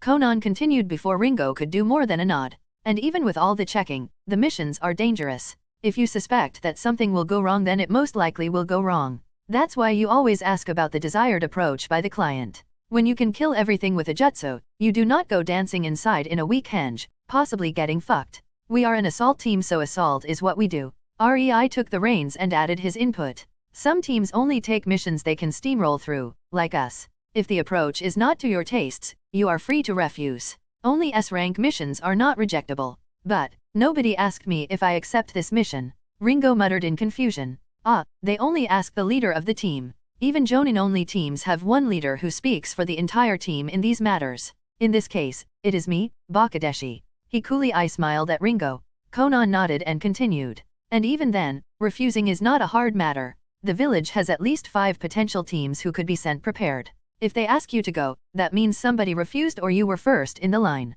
You are in no way special, you see. And if somebody requests specifically you for a mission, you are always told beforehand. It prevents a lot of backstabbing, since more often than not when somebody requests you and you do not know that person personally, it is a trap. Ringo nodded and silently waited for instructions. She understood Rei-sensei didn't want a battle plan for her but only wanted to make her say something wrong so he could explain. He always did it. Ask questions. Swat her for the wrong answer. And then explain. The lesson stuck. That Ringo could not refute. Even if it hurt her pride. Well, Ringo, I choose this mission exactly because it is an entire castle. I wanted to show you what a proper ninjutsu technique could do. Ringo started to get excited when Rei-sensei said that.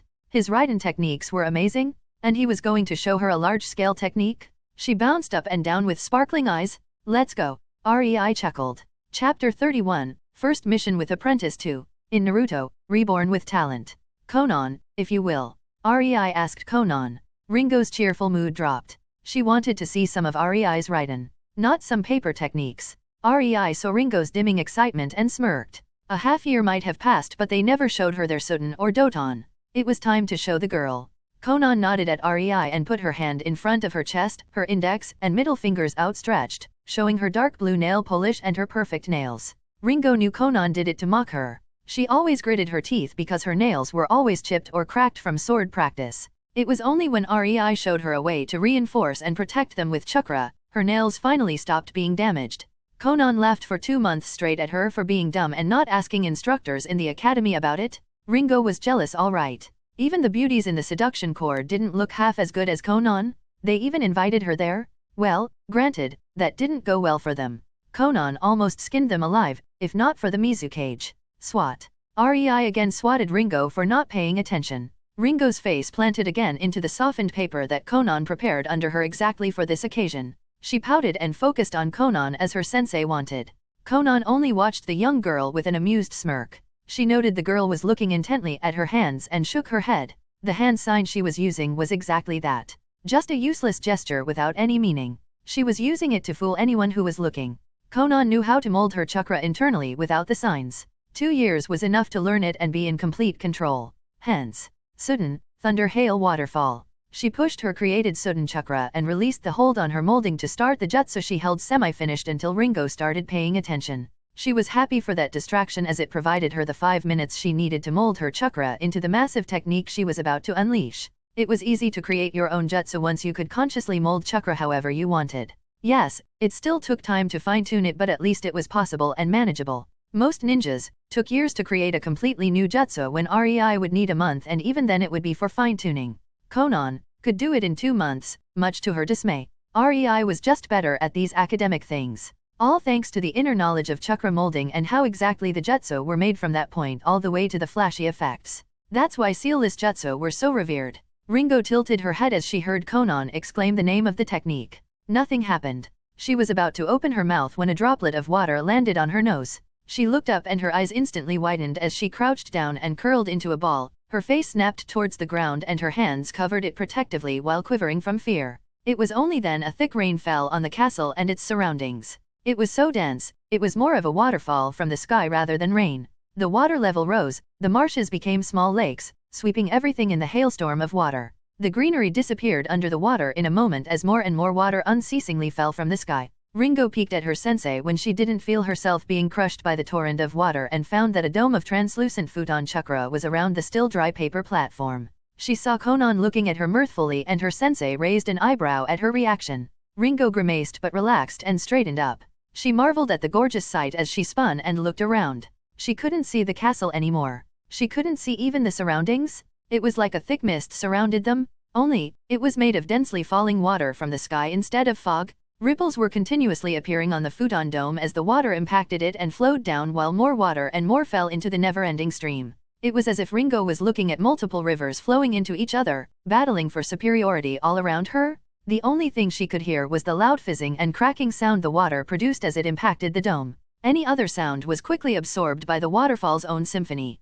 To be honest, the technique was terrific to Ringo. She was sure that just the initial torrent of water was enough to crush a human to death. Such an amount of water falling on somebody at once? Ringo shuddered from the thought. But here she was. It was a minute and the heavy waterfall of water still fell from the clouds. Ringo heaved a sigh of relief when she saw Konan stop doing the hand sign and the absolute downpour started weakening. It took 3 more minutes until it stopped completely. Ringo looked around, at the newly made lake. Trees were crushed as their broken forms barely peeked from the surface. Everything was only clear water all around them. Only the hill and the castle stood proudly, but even then water flowed out of the castle's drainage as a violent river, down the hill into the newly made lake. Ringo's thought about how many people were crushed to death by the technique as she saw the slight reddish color of the water flowing out of the castle. Don't worry. Every person in that castle was a mercenary who helped the Lord suppress the locals. The Lord didn't allow them to bring prostitutes into the castle. Nobody innocent died. REI chuckled at Ringo's pondering expression. Well, Konan interrupted before Ringo could speak. That took 3/4 of my chakra. She rolled her shoulders as if mockingly showing how tiring was leveling the surroundings. REI, your turn. Ringo's jaw dropped. Sensei, you are going to use a technique. Well, the castle is still standing, after all. He smiled and ruffled Ringo's hair. Then he pointed up with his index finger. And this is a combination technique, anyway. I couldn't in good conscience waste all that effort Konan put into it. He grinned as he already started molding his chakra ever since the water started pouring down. He couldn't let that effort and chakra be put to waste, indeed. Ringo looked up again and froze. The clouds were completely black. Massive bluish sparks could be seen raging in them, just waiting to be released onto the ground in a flurry of destruction. Ringo suddenly got a very bad premonition about what's to come. REI did the exact same hand sign as Konan. Raiden, Thunder Hail Waterfall. It was another downpour as Ringo stared in awe. The downpour of lightning. The roars of lightning impacting the ground reverberated through the land as the ground trembled from continuous lightning strikes, the thunderous roars completely deafening everything around. In a way, it was worse than its predecessor, the water. Ringo could clearly see the castle being continuously destroyed by the thick lightning beams as they thundered down onto it, destroying towers, walls, the hill itself. The water all around them got agitated as the lightning impacted it. Loud crashing waves started to form and swirl around. reaching meters into the sky as they completely bypassed the hill and washed around the castle's wall, getting inside through the damage done by the lightning. Ringo thanked that they were on the paper platform, 20 meters above the land, as she was sure these 10 meters waves would crush even the Mizu fleet without much resistance. She was sure that the people who won't die of lightning will drown in the castle as the water was slowly flooding it. It was 10 minutes later that the lightning still danced all around in a furious symphony of destruction, tearing down the landscape and making the newly formed lake rage under the unceasing thunderstorm. For 10 minutes straight, Ringo's world was filled only with deafening thunders as with gritted teeth and her hands on her ears, she dearly wished the painful sound to stop. Finally, it ceased as Rei put his hand down. And the hill and the castle were no more. Only a clear glittering lake was left behind. The world regained its serenity. Chapter 32, Bingo Book. In Naruto, Reborn with Talent. This is pathetic, Ringo thought as she cut down yet another bandit who was leering at her 10-years-old form. She could see the lust in their eyes. It disgusted her to have these eyes aimed at her. So, she cut and cut and cut, trying to make it so there was nothing more in need of cutting down. This was the real trial. Her first mission. They were on the way from the mission of her sensei, and she was told this C-rank mission was for her alone. She was to massacre a camp full of bandits and save town women held there as pleasure slaves. She was to be brutal. Show the men fear and the wrongness of their path. They had to despair before finally dying. That's why the screams all around. Ringo was chopping their limbs off instead of outright killing them. It was her mission, and killing didn't bother her. Not since she killed the homeless man trying to molest her when she was 6. And the kids in the orphanage always wondered why she was different. She was not. She only understood the world much sooner than them. She evaded an agonizingly slow slash and relieved a thug of his hands at the wrists. She wondered if this is how Rei-sensei feels when sparring with her. This dull feeling. It sent chills through her spine, thinking she could be in the place of the thugs. That there indeed were monsters who would see her effort only as agonizingly slow or dull. Not worth a mention. Ringo gained another eye-opener in this mission. She really thought that she had enough of them for this month. The killing was easy. Coping with it was surprisingly easy. Witnessing an entire landscape being reformed with a single jutsu was not. Coping with that was not easy. Seeing what real power means was not easy for Ringo. But she would cope. She would always cope. She had to. With another angry battle shout, Ringo charged at yet another bandit, making it as bloody and gruesome as possible. She had a job. Distractions were unneeded. Not now. Rei, Konan, and Ringo stood in front of the Mizu cage after their report. He nodded at them. You may go. Thank you for the job well done. The Mizu cage told them. Ringo, stay please. Rei shrugged at Konan and they left. The Mizu cage turned to Ringo with a serious expression. Genin Amarai. His expression somewhat softened. So, you saw. I dash. Ringo didn't know what to say to the man. You saw the might an S-rank shinobi can hold. Ringo nodded mutely, mulling over the words. Indeed. She saw that might makes right. That was exactly what she saw. That was the power that could level entire villages. The Mizu cage gravely stated. Yes. Ringo croaked with difficulty. She wanted to be the best Raiden user of Kiri. But now she saw what exactly that meant. She couldn't see herself in the place of her sensei. Not yet. How do you feel about it? The Mizu cage asked, making Ringo take a shuddering breath. I am weak. Ringo looked towards the ground sullenly. Yes, that you are. Mizu cage finally smiled. You are a bright young woman. Tell me, why do you think I assigned you to Rei? Ringo stiffened. Why indeed? Rei was still a Chunin. He should not have had an apprentice. No matter if his prowess were S-rank. Certainly not an orphan like her. He was fit for clan children. Those with status? As she mulled over it, Mizu cage threw her a book. She caught it. Bingo book. Ringo tilted her head. She of course knew what the book was. Page 34 and 35. Mizu cage told her. Ringo opened it on page 34. Her eyes widened as she stared at the page without any photo. Rei of Kiri. Affiliation, Kiri. Prowess, S-rank. Bounty, none. Identity, unknown other than the name. Power, Kirigaku no jutsu capable of blinding even Hyuga. Always fights in dense mist or uses powerful landscape-changing Sudden cooperation ninjutsu with Konan of Kiri. Known chakra nature, Raiden, Sudden. Nickname, Downpour, Rei of Kiri, Konan of Kiri. Ringo's eyes looked towards Mizu cage. Yes. Rei's identity is still secret. Not even most Jonin of Kiri know that Rei-kun is Rei of Kiri. At least those that don't know him and Konan as more than passing acquaintances don't. I am keeping a tight lid on it, you see. But his reputation is solid among clients. What, you really thought I would assign an important search and destroy mission from a daimyo to an unproved Chunin? Please. The Mizu cage snorted. Read the next page. Ringo turned to page 35. Another page without a photo. Konan of Kiri. Affiliation, Kiri. Prowess, S rank. Bounty, none. Identity, unknown other than the name. Power, Kirigaku no jutsu capable of blinding even Hyuga. Always fights in dense mist or use powerful landscape-changing Sudden cooperation ninjutsu with Rei of Kiri. Known chakra nature, Futon, Sudden. Nickname, Downpour, Rei of Kiri, Konan of Kiri. Nobody knows about Rei's Kenjutsu as nobody ever survived him using it in his mist. Nobody knows of Konan's real deadliness, her paper jutsus as nobody ever saw her using it in the mist. Most actually suspect she is proficient in Shurikenjutsu or something. 2.5 years of missions and their real prowess and identity are still mostly hidden. But they are the boogeyman of this generation. The Mizukage shook his head and sighed. The other countries are starting to notice. The unnatural, utterly impossible feats of Sudden ninjutsu they still couldn't help but desperately hope is cooperation ninjutsu. It's not a dash. Ringo mumbled out of it, wide-eyed. I know. The Mizukage sighed. I know too well, child. And when they used heavy crushing rain that would not fall even in aim to devastate a rebel outpost in the land of wind with a rain of all things. Some people there never saw rain in their entire lives, Ringo. The Mizukage rubbed his forehead. I sent them on that mission to see if the dry environment somehow hampers their bullshit Sudden. But, blast it, they actually flooded an entire area in the land of wind and created a lake. And diplomatically, it was not a pleasant thing.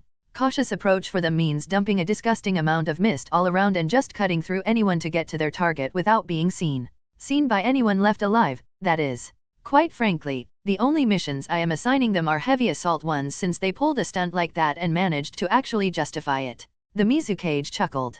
Why are you showing me this, Mizukage-sama? Ringo respectfully asked as she came closer and put the book on the table. The Mizukage gently smiled and made a hand gesture. Ringo could only widen her eyes as 4 Umbu appeared and rushed out of the room. The Mizukage took a scroll from his table, handing it to Ringo. She read it and went rigid. You want me to get pregnant with Rei? She stated breathlessly, but then her talk about missions flashed through her mind. I refuse, Mizukage-sama. Ringo bowed and stayed in bow even though her body quivered at the consequences. She only heard a cheerful laugh. You are 10, Ringo. This was a plan for later, of course. A plan I discarded. It is not a viable opinion. It would not be right to force you, he told her with a soft expression. Even he was cringing inwardly. He knew to piss off Rei by forcing this mission on Ringo wasn't something he wanted to see during his lifetime. But he could still word it right to make Ringo more loyal. That's why the scroll is yours. You can burn it or keep it, your choice. I would rather have you learn as much under Rei and when the time comes, claim Kiba to become one of the 7, child. And most importantly, make Kiri proud. Ringo's eyes watered. The Mizukage was telling her he would like her to reach her dream. Her. An orphan? She deeply bowed again, this time out of sheer respect. Thank you, she exclaimed as she sniffed. Now go, Ringo Amarai. Get stronger for Kiri. The Mizukage smiled at her. The second Ringo left the office, his cheery attitude evaporated. He sighed. Nurturing loyal and powerful people is such a hassle. He whined out loud and got back to his blasted paperwork. Chapter 33, Wonders of Focused Minds. In Naruto, Reborn with Talent. So, what did you find? Rei looked at the source of the voice, Konan. Konan laid naked on the bed. On her tummy was the small square paper with the seal that connected them together. Rei sat next to her body, studying the seal while touching Konan all over her body. On his hand was a seal that allowed him to inspect the soul of the person he touched. Of course, the soul was connected with the entirety of the body, so he had to, molest Konan. Other than that, one should not mess with the soul. Rei quipped, making Konan roll her eyes at him. I found out we are going to do it again. Rei exclaimed and took the small paper from her belly, putting it on the table near the sealing matrix he was working on. Konan sat down, looking at Rei to scribble down more seals. The complicated seals were no longer only words with a few numbers. She just wasn't able to put her head around them even though she learned English. Shaking her head, she dragged her body across the bed, putting her chin on Rei's shoulder as her arm snaked around his neck. Closing her eyes, she relished the closeness. Rei could feel Konan's breasts on his back and smiled. Through the years he got used to working on seals in this position. He kinda started to miss it when he was trying to think of a seal and Konan was not hanging on his shoulders. What exactly are you trying to do? Konan's quiet whisper entered Rei's ears. He hummed as his pen stopped momentarily. I am making a soul detection seal geared towards our souls. Rei could feel Konan tilting her head. It was more like she leaned it into himself, but the meaning got across. You know my theory that seals are capable of creating dimensions, right? Konan hummed in affirmative. A far-fetched theory, but REI was very convincing. After all, these storage seals must find the space to store all these things somewhere. I want to create our own place. Only for us. REI told her, making her heart flutter. For now, I am working on a mechanism to allow entry only to us. REI. Conan opened her ambers with a smile. I love you. REI smiled and softly bopped her head with his. I love you, too. REI and Conan entered a vast clearing. It took REI 2 months to create the keys, but he finally managed it. Whoa. Conan spun, bewildered, taking a proper look around. You created this with seals. The clearing was huge. Enough to fit the entirety of Kirigakure with its training fields. But it ended with blackness. There was nothing following at the end. Just solid darkness. Even the sky was all black, and Conan wasn't sure how she managed to see without the sun. REI told her the sight is dependent on the rays from stars and sun, yet here were none and she could see. REI saw her looking at the sky with a confused expression and smiled. It's due to seals. There are light-absorbing and air-absorbing seals. They suck air and light from outside, trapping it here. It is then sent from the sky down, making you able to see. I am sure I could get a better design sometime later, but for now, it is enough.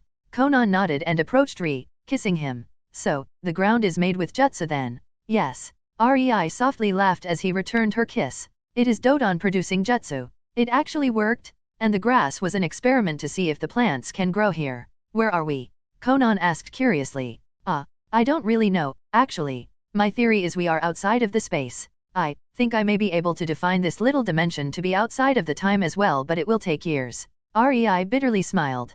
Conan just kissed the tip of his nose. We have all the time in the world, my genius. That we do, my love. REI nodded and kissed her cheek as both felt the nature energy of their dimension increase by the second the more they were inside. It started to affect the grass near them, which was getting greener and greener. REI got many ideas seeing it, but he shrugged them off. He had to fulfill his boyfriend's duties first. So, up for a picnic. He raised the basket he was holding, making Conan giggle and hug him. A month later, REI and Conan stood in the middle of their dimension. They joined their hands. Ready, Conan? Ready, REI? Both smiled as the chakra and nature energy surged from their bodies, affecting the surroundings. The ground soaked up every bit of it and the world stilled for a second. All was peaceful and quiet until the world trembled. The ground started sending pulses like a heartbeat, sending earthquakes that clashed with each other, making the entire dimension violently shudder. Only REI and Conan, standing in the center, and the ground under them was completely still, not moving even an inch. The ground was twisting, raising, lowering, mixing. It took 20 minutes until Conan and REI stopped supplying chakra for the jutsu that will change their dimension forevermore. The ground stilled, and then one last pulse could be felt like a shockwave under the Earth's surface slightly raised the ground before it promptly fell back and started to lower itself, creating a perfectly flat surface. No longer was it a grassy plain. Instead, the grass completely disappeared as a hard brown ground replaced it. But not for long. The ground started cracking all around as if a bud of a new plant was about to rise. The only difference was that these cracks were a few meters large, cracking the ground in the entire dimension except a circle with a few meters radius around REI and Conan. Both REI and Conan knelt down and slammed both of their palms to the ground, sending a pulse through it, pushing air away from themselves, creating shockwaves. Mokiton, ever-growing evergreen. Their voices reverberated through the entire dimension as vines as thick as buildings started to cover the ground, snaking their way, intertwining, smashing, and pushing each other. When the vines finally covered the entire dimension except for a circle of a few hundred meters around REI and Conan, they stopped. Instead of ground, the dimension was full of massive vines. Then the vines started creaking as if in pain when massive trees thrice as thick as the vines started forcefully pushing their way through them from the ground, reaching the sky, almost touching the ceiling of the artificial dimension. Leaves started to slowly but at a visible rate grow from the branches, painting the dimension green. These trees were all special, all having the power to gather the natural energy and saturate the ground and the air with it. REI and Conan could feel the nature energy being gathered from the space beyond their dimension. Space around, space below, or space above. It just all started to hurtle and oversaturate their dimension. The more nature energy the trees gathered, the faster their leaves grew until they started falling down, touching the ground, dissolving there, gifting the ground with energy. As the energy filled the ground, the earth surged according to the intent of REI and Conan, covering the vines, swirling like a whirlpool with the center around the space with REI and Conan, mixing the nature energy as if it was in a pot of boiling water being mixed by a spoon. But slowly, the energy started snapping, transforming. And then, everything changed. The trees stopped sucking nature energy from the surrounding space and instead started to produce their own nature energy. Completely different nature energy. Nature energy, tailored for Conan and REI and their chakra, their souls. Both REI and Conan powerlessly fell onto the ground, unable to move as they felt their chakra stores completely drained almost as much as they felt the immense drain in their mind. Their focus. Told ya it would work. REI dryly chuckled. You and your theories. Conan mumbled with a giggle. If there can be two different nature energies in two different worlds. REI started. Then we can create our own nature energy suited only for us. Conan finished. We did it, love. REI tenderly whispered, still in disbelief. We did it. We created a self-sustaining demon. That we did. Both fell asleep mid-sentence from the sheer exhaustion. Chapter 34, Conan training Ringo? Oh. In Naruto, Reborn with talent. REI sat on the lake in their training ground. The Mizukage made sure to permanently book it for Conan and REI. REI knew it was yet another of his moves to show them that Kiri was cherishing them, showing them they are deemed important to the village, and for that REI would help Kiri in need. But he won't do it until there will be a profit to be had for him. He was still a shinobi, and as a shinobi acting for the good of others was just not in the guidebook. REI's hands were on the surface of the water. He channeled Kadan chakra into the center of the lake, deep under the surface, and kept trying to keep it there despite it being inside of its polar opposite, water. It was not easy, but he found out it was the best control exercise for Kadan chakra. He neglected it for years as he was busy, but as Conan decided she would train Ringo, he finally found a peaceful time to practice it. He watched as Ringo swung her sword at Conan, only to be blocked by brown paper, signalizing it was hardened. REI sighed. Conan was even showing Ringo which papers were hardened, which had water, and which were sharpened by coloring them brown, blue, and green. Yet, Ringo somewhat managed to always evade futon papers only to hit Dodon ones, unable to bypass the second layer of Conan's protective paper barrier. He shook his head as he saw her charge again, her double swords coated in lightning. Ringo charged at Conan. She knew her speed was solid Jonin level after 2 years of training with REI. He taught her how to raise it with her Raiden chakra and put her through literal hell to raise her natural speed. With Raiden chakra, she was finally able to reach the threshold to Jonin speed. She parried a futon paper and jumped to the right to evade another. As she landed, she spun, making 2 futon papers bypass her by an inch while her swords deflected 2 other paper slices. Ringo was sure that if her swords didn't have concentrated Raiden chakra, Conan's papers would damage the expensive blade made out of chakra metal. As her spin ended, Ringo could see then more futon papers fly at her and she crouched down, jumping over them, twisting her body mid-air while channeling her Raiden chakra into a jutsu. Raiden, depth charge. Her body was enveloped in very concentrated Raiden chakra, sending bolts of energy from her body to avert the futon paper slices away from her. It worked and she landed on the ground, unharmed. Springing up, she again started running at Conan, who motionlessly stood in the same place for over 4 hours now, as Ringo tried to reach her. The game was simple. 3 areas. First futon, second Doton, third Sudan. So far, Ringo reached only Doton area before she was pushed back to the futon one and then had to disengage completely as she was getting winded. As she ran forward, Ringo was happy when she saw she crossed the edge of the futon area. From now on, she didn't have to worry about sharpened slices of paper. Only the Doton hardened ones were in this area. It really hammered down the difference between her and Conan when she realized she was happy to face only one type of Conan's attack and even then had a hard time to reach her. For Conan as a ranged fighter, that was a real show of strength. Ringo braced herself. She knew this area was designed to test her strength. Something she lacked. In the futon area, she could pass with speed alone. This one, however, lightning was supposed to be strong against earth, but Ringo's blade coated in Raiden chakra parried the first Doton paper, making Ringo's feet slid a foot on the grass until she managed to brace herself and put her weight behind her parry. She twisted her arm, sending the paper to the side. She took a stance, one arm outstretched forward, holding her sword across her body while the other was behind her, holding her second sword in a reverse grip.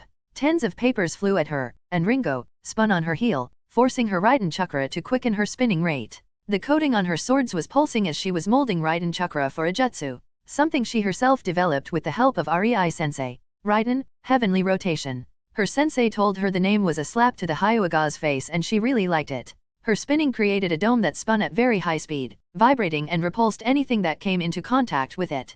The papers were being flung backward as they impacted the dome, but Ringo wanted to puke blood from the sheer force employed in them. She felt as if she was being crushed by just blocking them. She deflected the last and her focus slipped, only for her eyes to widen. Another paper impacted her dissipating dome, flinging her body to the right side. She landed on her feet into a crouch, coughing slightly. That hurt. She grumbled as she started running towards impassive Conan again. Ringo breathed hard when she was forced to deflect multiple Dodon papers at high speed while jumping from side to side as she tried to advance. Inch by inch. She was not about to give up. Her panting intensified, but she finally deflected everything close to her. She smirked right into Conan's face. Did it, Hugh. Ringo was gulping air greedily. It was not over yet? She would reach the thair. Her eyes only registered the minuscule upturn of the corner of Conan's lips when she felt as if Truck-kun, as Rei-sensei tried to say, impacted her back. That's game over if I see one. Rei chuckled as he saw Ringo's body sail through the Doton area, passing Sutton area, and flying way past Conan's figure only to impact the ground, which sent Ringo's body into a forceful roll for tens of meters until it finally stopped. It was only her Raiden chakra still in her system that made it possible to leave only with a few nasty bruises after such a display of kinetic roller coaster. Sigh. That Bakadeshi. She once again managed to piss Conan off with her cheek. Then again. Rei turned to the right where the real Conan was sitting not far from him, reading a book. Did you really have to put enough force to break 10 trees into that paper? Conan calmly raised her head and her amber eyes impassively stared at the sprawled form of twitching Ringo. Yes. Chapter 35, Conan and Rei. Finally won. In Naruto, Reborn with Talent. Rei was mulling over a missing part in his funjutsu when he heard the door to the room open. He raised his head and froze, his throat going dry, making him gulp. He just realized, today, both him and Conan are 15. Conan walked inside, swaying her hips as her privates were covered in underwear made of paper. Her steps were purposeful, slow, focused to give him show and emphasize her curves. Conan wore her typical makeup as she stopped 3 meters in front of Rei and leaned forward, giving him a look at her cleavage, her hands behind her back. Rei could see her eyes sparkling, expecting his reaction as both stared at each other. Rei stared at her with his mouth open. Conan stared at him, her lips curling up. Paper, seriously. Rei deadpanned, making her face fault. She sprang up to her feet. What? It appeared the most natural. Conan shouted while pouting sullenly. I am sure. Rei snorted, averting his gaze, trying to hide his snickers. Conan sat on the edge of the bed with a huff, crossing her arms. Rei chuckled and approached her. He put his knee between her legs and cupped her chin, dragging her face to meet his as he embraced her. Rei looked at the small woman in his arms. She was barely 5 feet 3 inches tall, and while he was not that tall either, her head was barely reaching his chin. He smiled and put his chin on the crown of her head, his hands on her hips. How are you feeling? He asked tenderly. I love you. She blurted out, somewhat helplessly, but then her body relaxed as she somehow found amusement in the situation and released a small giggle. And here we are. I wanted to seduce you, yet it is you who are doing the seducing. Well, at least you are cute. Rei told her, making her widen her eyes, and before she could give some cheeky reply, he claimed her crimson lips. Their lips separated as Rei pulled his head away from her. He gave her an eye smile, only to feel his long braid be grabbed by Conan and pull him towards her as she started trailing pecks on his lips while her hands snaked around his neck, pulling him closer to her. Conan jerked her body backward, making her back fall onto the bed while pulling Rei with her. Rei smiled at her as he stored his clothes into a storage seal on the bracelet around his wrist. Are you sure you want this now? He quietly asked Conan. He knew she was prone to be hasty when it came to these things. Be gentle, okay? She timidly nodded and spoke in a mouse-like voice. I wanted nothing else for years. Conan whispered with a longing, desire-filled voice. She started kissing the crook of Rei's neck, and her hands started slowly scratching his bare back. Rei was momentarily distracted until he felt her teeth nibble on his collarbone. He was now assured that Conan really wanted this and wasn't about to let her be in the lead. Rei pulled his body backward, into a sitting position while Conan's hands instantly tightened her hold around his neck, pulling her body upwards, trying to get into his lap. Rei held her around her waist with one hand, helping her body rise as his second hand made the girl yelp when it took a handful of her ass to help her up. Conan didn't hesitate and her legs ended locked behind his back. They made out until Conan decided she had enough as she felt Rei's stiff member pressing on her butt. She raised her body and lowered herself, stopping only when she felt the tip of his penis slightly spreading her slit. KO dash. Before Rei could continue, Conan pushed his entire length into herself, her embrace tightening as she felt the pain of losing her virginity. She took a deep breath and started moving up and down. She was kunoichi. Small sting like that won't stop her? Not when she waited years for this? Rei was bewildered. Conan just took his virginity so fast he didn't even manage to blink? He bit back a laugh and decided, if she wanted to play it this way, then sure, he will oblige. His left hand touched her lower back, pushing Raiden chakra into it, sending a jolt of pleasure through her spine, making Konan straighten up with a squeal. She glared at Rei for that and her hands grabbed Rei's hips, sending her Sutan chakra, making his body instantly relax. He didn't lose control, but with his body loosened like this, it was hard to move and Konan was in the charge. Konan pushed his upper body back, making it fall onto the bed as she straddled him, rocking her body back and forth while panting. Rei felt her wet and warm walls as her body begged for release. Releasing his own Sutan chakra into his system, he regained the control and quickened the pace, putting his hands on Konan's thighs, sending his lightning chakra to her nerve endings, up her thighs, making them all tingle with pleasure. He could see Konan's body stiffening, coiling, as instead of continuous panting she was now releasing sharp breaths. She was almost there. Rei continued. His chakra was climbing up her thigh through her nervous system, flaring every nerve ending it encountered, and when it finally reached her nether regions, the nerve endings in her pussy, Konan squealed in a high-pitched girlish tone as her slit started gushing out juices while Konan's body was continuously shuddering in delight. Rei felt himself being gripped in crushing fleshy walls, feeling Konan's warmth. He couldn't resist and released a hot moan as he climaxed inside of Konan. He felt Konan's body fall onto his, still shivering in ecstasy. They laid there for 5 minutes like that when Konan started moving again and Rei pulled her head up, kissing her. Their night only started. They had much more chakra and energy to spare for this much-awaited night. They were at it for 6 hours straight, until all lust was filtered out of their system by sheer tiredness and the wetness around them. The sheets were drenched in their mutual juices, mixing together. Konan looked at Rei's head that rested on her chest. She was proud. She made her man exhaust himself so much, he was unable to move. It made her giggle as her fingers coursed through his hair. She loved his long hair as her fingers could swim in them, feeling the silkiness. At times, it made her jealous, but Rei always made sure to compliment how he absolutely loved her neck-long hair. Konan was looking at Rei's drooping eyes and sighed in absolute satisfaction as she could still feel his seeds deep inside of herself. It made her so glad that Rei made that anti-pregnancy seal. She wouldn't want to lose this feeling due to caution. Rei felt proud.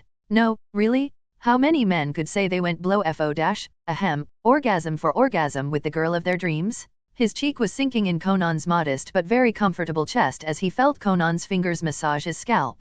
Konan hummed as she cared for him. He could feel how much of a warm goo her body became and was actually impressed she could move her hand through his hair. He could still feel on his belly how wet her crotch was and how her muscles were relaxed. He wondered if either of them would be able to move tomorrow as their muscles reached their limit in the 3rd hour of their lovemaking due to the excessive use of fine-controlled elemental chakra they pushed through themselves. But, as with explosives, if it ain't working, you ain't using enough.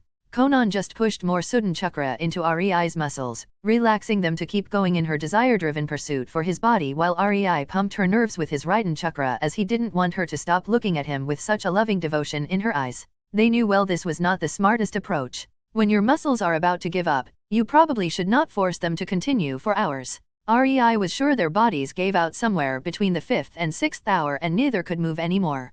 Konan's nervous system was screaming in pleasure at her to not put more Raiden chakra through it and Rei's muscles stopped working no matter how much he wanted them to continue. Their minds were far too gone long ago. Somehow, neither wanted to lose this connection. They could feel their souls embracing each other as they had sex and it brought them to new heights of mental high. Konan just used her paper to move while Rei used his fabled chakra strings. In the end, they stopped at the end of the 6th hour as even their chakra gave out. Their bodies completely numb as a slight pleasurable ache ran through their entire beings. Neither regretted taking this step as both knew they desired it greatly for years. Now, they were finally one. Chapter 36, Emergency Mission 1. In Naruto, Reborn with Talent. Rei and Konan came into Mizukage's office as they were called. The Mizukage noticed Konan's quite obvious limp and smirked widely. Era, I see you had quite a funny weekend, Rei-kun. I wonder, how did young Konan end up in that state? He wiggled his eyebrows at them, making 3 Umbu snicker, revealing their positions as the 4th female Umbu groaned and glared at the males. Too much lightning chakra through my nerve endings. Konan deadpanned, making the people in the room freeze. Suddenly the female Umbu fell from the ceiling to the ground, a trail of blood flowing from underneath her mask as she giggled perversely. The 3 Umbu were giving Rei an Elfman-patented stare of Otoko, with thumbs up while the Mizukage was gaping. His mouth continuously opened and closed in speechlessness as his mind was deciding if he should continue with his previous attitude and go all men at Rei or actually do what he wanted and promptly bang his head on the table as he groaned before he started facepalming. The elemental chakra was aggressive. To push it to the body of another person and not damage something was hard as hell. That's why medics needed superb control, yet using it during sex? Mizukage shuddered as his lower part was getting uncomfortable and he was glad there was a table in front of him. A luxury his umbu guards didn't have, he noted with his trained eye. If only they didn't shed all these manly tears. He mused as he tipped the cage hat down, ashamed of his umbu. Rei saw the conflict on Mizukage's face and was about to say something, completely ignoring the twitching female umbu between them, but then the Mizukage's face split into a lecherous smile. Oh ho, you are quite skilled, aren't you, Rei-kun? With your skills, the smile on Mizukage's smile widened as he smiled and continued. Can poor Konan-chan even keep up with you by her lonesome self? Of course, she is very skilled with Sutan Chakra. Rei cheerfully exclaimed, ignoring the 3 thuds all around the room as the 3 remaining umbu fell to the ground, only masks hiding their elated, dreamy expressions. And they say the security in Cage's office is the best one could find. Rei mentally deadpanned, but his face was still smiling as even the Mizukage planted his face on his hard table with a groan. I win. Rei's smile got positively Cheshire. The Mizukage finally raised his head again and his expression twisted into seriousness. I called you here for a mission. It is an emergency. The daimyo's son was kidnapped. Rei stared at Mizukage in exasperation. Konan dreamily stared at Rei while the Mizukage stared at his 4 umbu, quite irked at the groans they released. Since when do we employ perverts? He thought, a vein pulsing on his forehead. Poor him, he forgot the golden rule of Naruto-verse. All chakra users were perverts? Even Kaguya was slugged into her face due to reverse harem no jutsu? You are certainly taking your time, then. Rei uttered boredly. The Mizukage understood what Rei meant and just waved his hand from side to side in a dismissive motion. It's the son of the daimyo. If that boy died, the Mizukage shrugged. Who cares? Bring his bow him back, will you? We were already paid for at least attempting it. Oh, you may consider taking 1 day off before you depart? That little shit said my mustache looks ugly. 1 day with kidnappers regretfully won't kill him? I am positive. The Mizukage's face was beaming and Rei knew that day off was more of an order than a suggestion. He shrugged as a smile tugged on his face as they left the office. Kakuzu sat in the chair in the room where he and his little band of misfits momentarily hid after they kidnapped the scum of the daimyo of water. To be perfectly honest, even he was disgruntled by the things the boy did. Sure, he was shinobi and for money he would do anything. But he felt that the boy took the candle. His morals were so skewed that he would make a fine shinobi? If only he was not a pampered little shit. But alas, the survival of the little prince all came down to one thing only. Money. No money, no life. No sweet 5 billion ryo, no more privilege of keeping his head on his shoulders. That was Kakuzu's motto when dealing with things like kidnapping a target that could potentially start another shinobi war. The woes of Nukenin life. Kakuzu, despite everything, fancied himself a reasonable man. Unlike everybody surmised, money was not his hobby. Money was his priority. His lifeblood. His soul force. His bra for all purposes, but not his hobby. His hobby was simple. Knitting? Oh, how he creak, creak, creak. And oh, how he hated annoying little shits, especially when they woke up. Kakuzu stood up with a grunt, alerting the swordsman in the corner. He gestured to him to not worry and proceeded upstairs into the room they held their prisoner. He opened the door and entered only to see the reason for the creaking sound. The little shit was naked on the bed, moaning heatedly as a woman rode him with passion. Kakuzu blinked. Why would she? Did the boy perhaps offer her money? Sure he too wow dash. No, bad Kakuzu, don't be blinded by money. Then he blinked again and a light bulb went on in his head. He put his hands into a hand sign. Kai. The genjutsu dissolved and the boy became quickly clothed. Still writhing and moaning as he still saw himself enjoying the ethereal beauty on top of him. Kakuzu turned to the corner to his right. Why do you make him believe you're fucking him? He exasperatedly asked the woman sitting there while boredly cleaning her kunao set. She was not nearly as pretty as the one he saw on the boy but with a striking resemblance. Kurumi, the genjutsu mistress he picked up on his travels after she massacred the team from her village and unfortunately got caught, making her Nukenin, just raised her head disinterestedly. Well, if this fails, I can still become one of his courtesans. These have a nice life, I heard. She shrugged and looked at the boy in disgust. Not like I would have to do much. Money. Kakuzu nodded in understanding. Maro won't be happy. He liked doing you. Kakuzu grunted. Maro didn't ask for much money. As long as Kurumi pretended to like him. And since when do you care? Kurumi rolled her eyes. Money. Kakuzu grumbled. We can always find someone else. Kurumi shrugged with her left shoulder. But money. Kakuzu gave her a meaningful look. I already tasted Maro. He's bland. Average in the sack and in fights. All he has going for him is that special kenjutsu of his. Kurumi defended her cause. Money.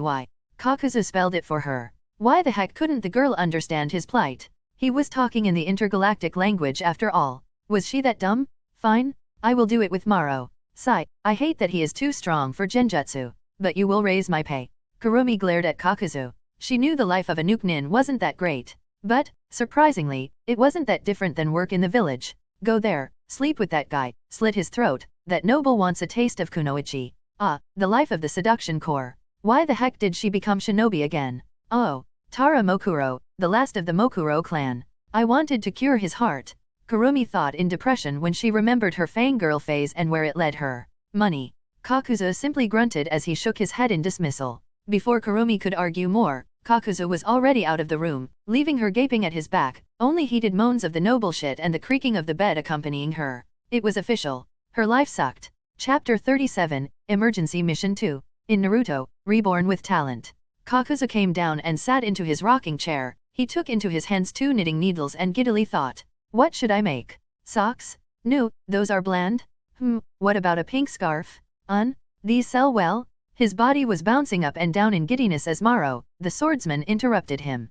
Kakuzu-dano, did your Sudden heart perhaps discover who they sent after us? Kakuzu grumbled under his nose about time-wasting idiots of teammates but answered. No, it is lurking around Kiri but nothing yet. A knocking sound resounded through the room, making both of them tense. I will go and check. Maro politely told Kakuzu. Kakuzu shrugged, slightly loosening his strands, in preparation for a fight. Sighing, he took 1 knitting needle into his hand as he sadly pondered about the futility of it all. Suddenly he heard a buzzing sound, but before he could warn Maro, he saw a sword enhanced with Raiden piercing through the wall, decapitating the useless idiot. Damn, he was not worth his money. Kakuzu grumbled mentally as he stood up. The door fell down, revealing a man in white kimono and a plain white umbu-style mask holding a chokito gleaming with Raiden chakra. As the door stopped obstructing the way, a dense white mist rushed past the man, shrouding him in itself as it started filling the house. Kakuzu didn't hesitate. Futon, Atsugai. The pressurized wind blew the entire front of the house away as it dispersed most of the mist in front of it for a whole kilometer. Kakuzu groaned as he saw it. As the air hit the masked man, he changed into water. It was a water clone? Kakuzu grumbled at the humiliation of having his hired sword killed off by a water clone. Maybe it was time to spend to invest? Yes, to invest some money into a proper fighter? Perish the thought. His money? Kakuzu didn't have much time to ponder as he clicked his tongue. The mist war returning. As he saw the density of the mist, he realized who he was fighting. Rei of Kiri, leave. You have no bounty. You are worthless. He impassively stated. Shit. Why must my luck be so bad? If I am to be attacked, at least make it someone who can shit gold? Kakuzu internally cried. As he got no reaction from the mist, he frowned and with a resigned sigh, boom. He jerked as he heard the explosion coming from the room with Kurumi and their hostage. He would pull his hair if it helped. His money was running away. He pulled out his fire and wind mask from his back in anger. So be it. The mask suddenly surged with an incredible amount of chakra as they did a combination jutsu of Futon, Atsugai and Katon, intelligent hard work. The world burned. A few moments after Kakuzu left the room with the son of Daimyo, Kurumi sighed as she watched her body moan from pleasure. Genjutsu it may be, but it made her incredibly annoyed to keep it up. But this was her chance. She would never get so close to the son of Daimyo. If she showed her good points to him and he got interested, she would be a winner. Her expression slacked as she imagined the dreamy lifestyle of a noble concubine, but then she froze for a second before instantly weaving hand signs. You are good. But I am not the partner of Kakuzu for my incredible looks alone. She smirked, seeing a female figure with neck-long bluish hair and plain white mask appear near the window, standing there without moving. Ha, genjutsu success. Kurumi snorted. She put the woman under a nasty genjutsu of losing all 5 senses. Kurumi boredly flung a kunao into the forehead area of the unmoving figure after she looked over the curves of the figure, giddily noting she was not losing. She saw the kunao get stabbed up to the handle through the mask into the forehead of the figure. Why would they send someone so wee? Kurumi was saying while shaking her head when her eyes got wide as the figure started bloating. Boom. Kurumi managed to cover her face with her arms to prevent damage, but her body was still flung into the wall behind her due to the explosion. It impacted the wall and slid down as Kurumi ended on her ass. She groaned and blinked a few times to get a clear view. It took her at most 4 seconds to get her mind back into the fighting condition, but all she could do was gape as the moaning and writhing noble's body was pulled via chakra strings from the bed, dragging it through the newly made hole in the wall the explosion caused. She just lost her hostage? Shit, shit, shit. Kakuzu will kill me? No, he will whore me for money and then kill me? Kurumi's mind was panicking. She lost 5 billion ticket? This was bad bad bad. Poor Kurumi was unaware that Kakuzu already knew as he let a few strands of his in the room, connected to his body. She suddenly felt an incredible surge of chakra. Shit. Was the only thing her terrified mind could produce before. Pain. Rei and Konan watched from a nearby hill as the madman produced a combination of Katon and Futon jutsu, creating a firestorm engulfing the entire area. Damn, that must have burned half of the forest. Rei exclaimed as he sat on the groaning noble prick they were hired to save. The prince ceiling was all dirty from mud and dust, not to say his sweat, as Rei's strings dragged him a few kilometers on the ground in a few seconds. Only his protective layer of Doton chakra made the civilian survive the ordeal. Yes, he certainly didn't pull punches. Konan nodded boredly. Well, let's go. No need to stick with him here. We have a delivery. Rei kicked the boy he was sitting on with his heel. To finish. Yes, I will leave a few clones to play with the guy. Konan smiled and 10 paper clones formed around them, rushing at Kakuzu as Rei and Konan turned around and walked away. Their mission half accomplished. Kakuzu growled. Sure, he killed Kurumi, but the bitch deserved it. He looked at the scorched newly made clearing as his Katon/Futon completely burned the cottage to ash. He was about to rejoin the masks when he was forced to lean back as Futon-enhanced paper almost hit his shoulder. His growl intensified. Chapter 38, Emergency Mission 3. In Naruto, Reborn with Talent. Kakuzu suddenly jumped up while lifting his legs to his chest, evading 3 Doton papers that crashed into the ground, spreading cracks through it. His left hand was sent flying towards the ground where it buried into it, flinging his entire body to the side to evade sharp Futon paper shurikens while his 2 masks started blasting Futon, Etsugai and Katon. Intelligent hard work all around. The whole field was full of flames, pressurized wind, and incredibly durable paper, creating a hailstorm of danger. Kakuzu sped up towards a silhouette of a person and engaged it in a bout of taijutsu. He was winning, kicking that person around like a rag doll. It was a woman, he noted. She was good at technique and speed, but her body lacked power compared to his. It was as if she were made of. His eyes widened when he was about to deliver a punch to her face, only for his arm to bury into her head up to his elbow. He didn't even have a chance to hear any sizzling sound before. Boom. The paper clone made solely of exploding tags blasted a crater of the size of a small lake into the ground.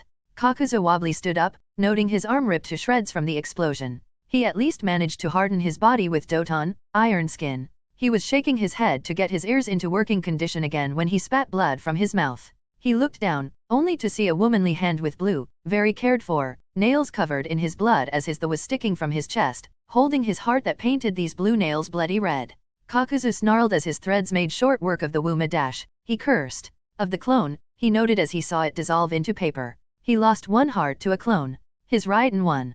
He felt ashamed. He who survived Hashirama. Fuck this shit. He still had his Doton heart in his body. He decided to get serious. His body parts fall apart, the black threads coming out of it. He noted his Futon and Katon masks killed 4 paper clones so far. 4 assailants remained. You are a lucky girl? 6 out of 10, all clones. But now I have a 25% chance to hit the original. Kakuzu stated as the threads expanded all around him, trying to appear threatening while the threads from his feet entered underground, approaching his opponents. It has a brain. It can talk. It can count. It can do the math. The clones dryly uttered one after another and jumped to the side, evading the threads shooting from the ground, pissing Kakuzu off even more, making him focus on them. They were supposed to stall. So, stall they would.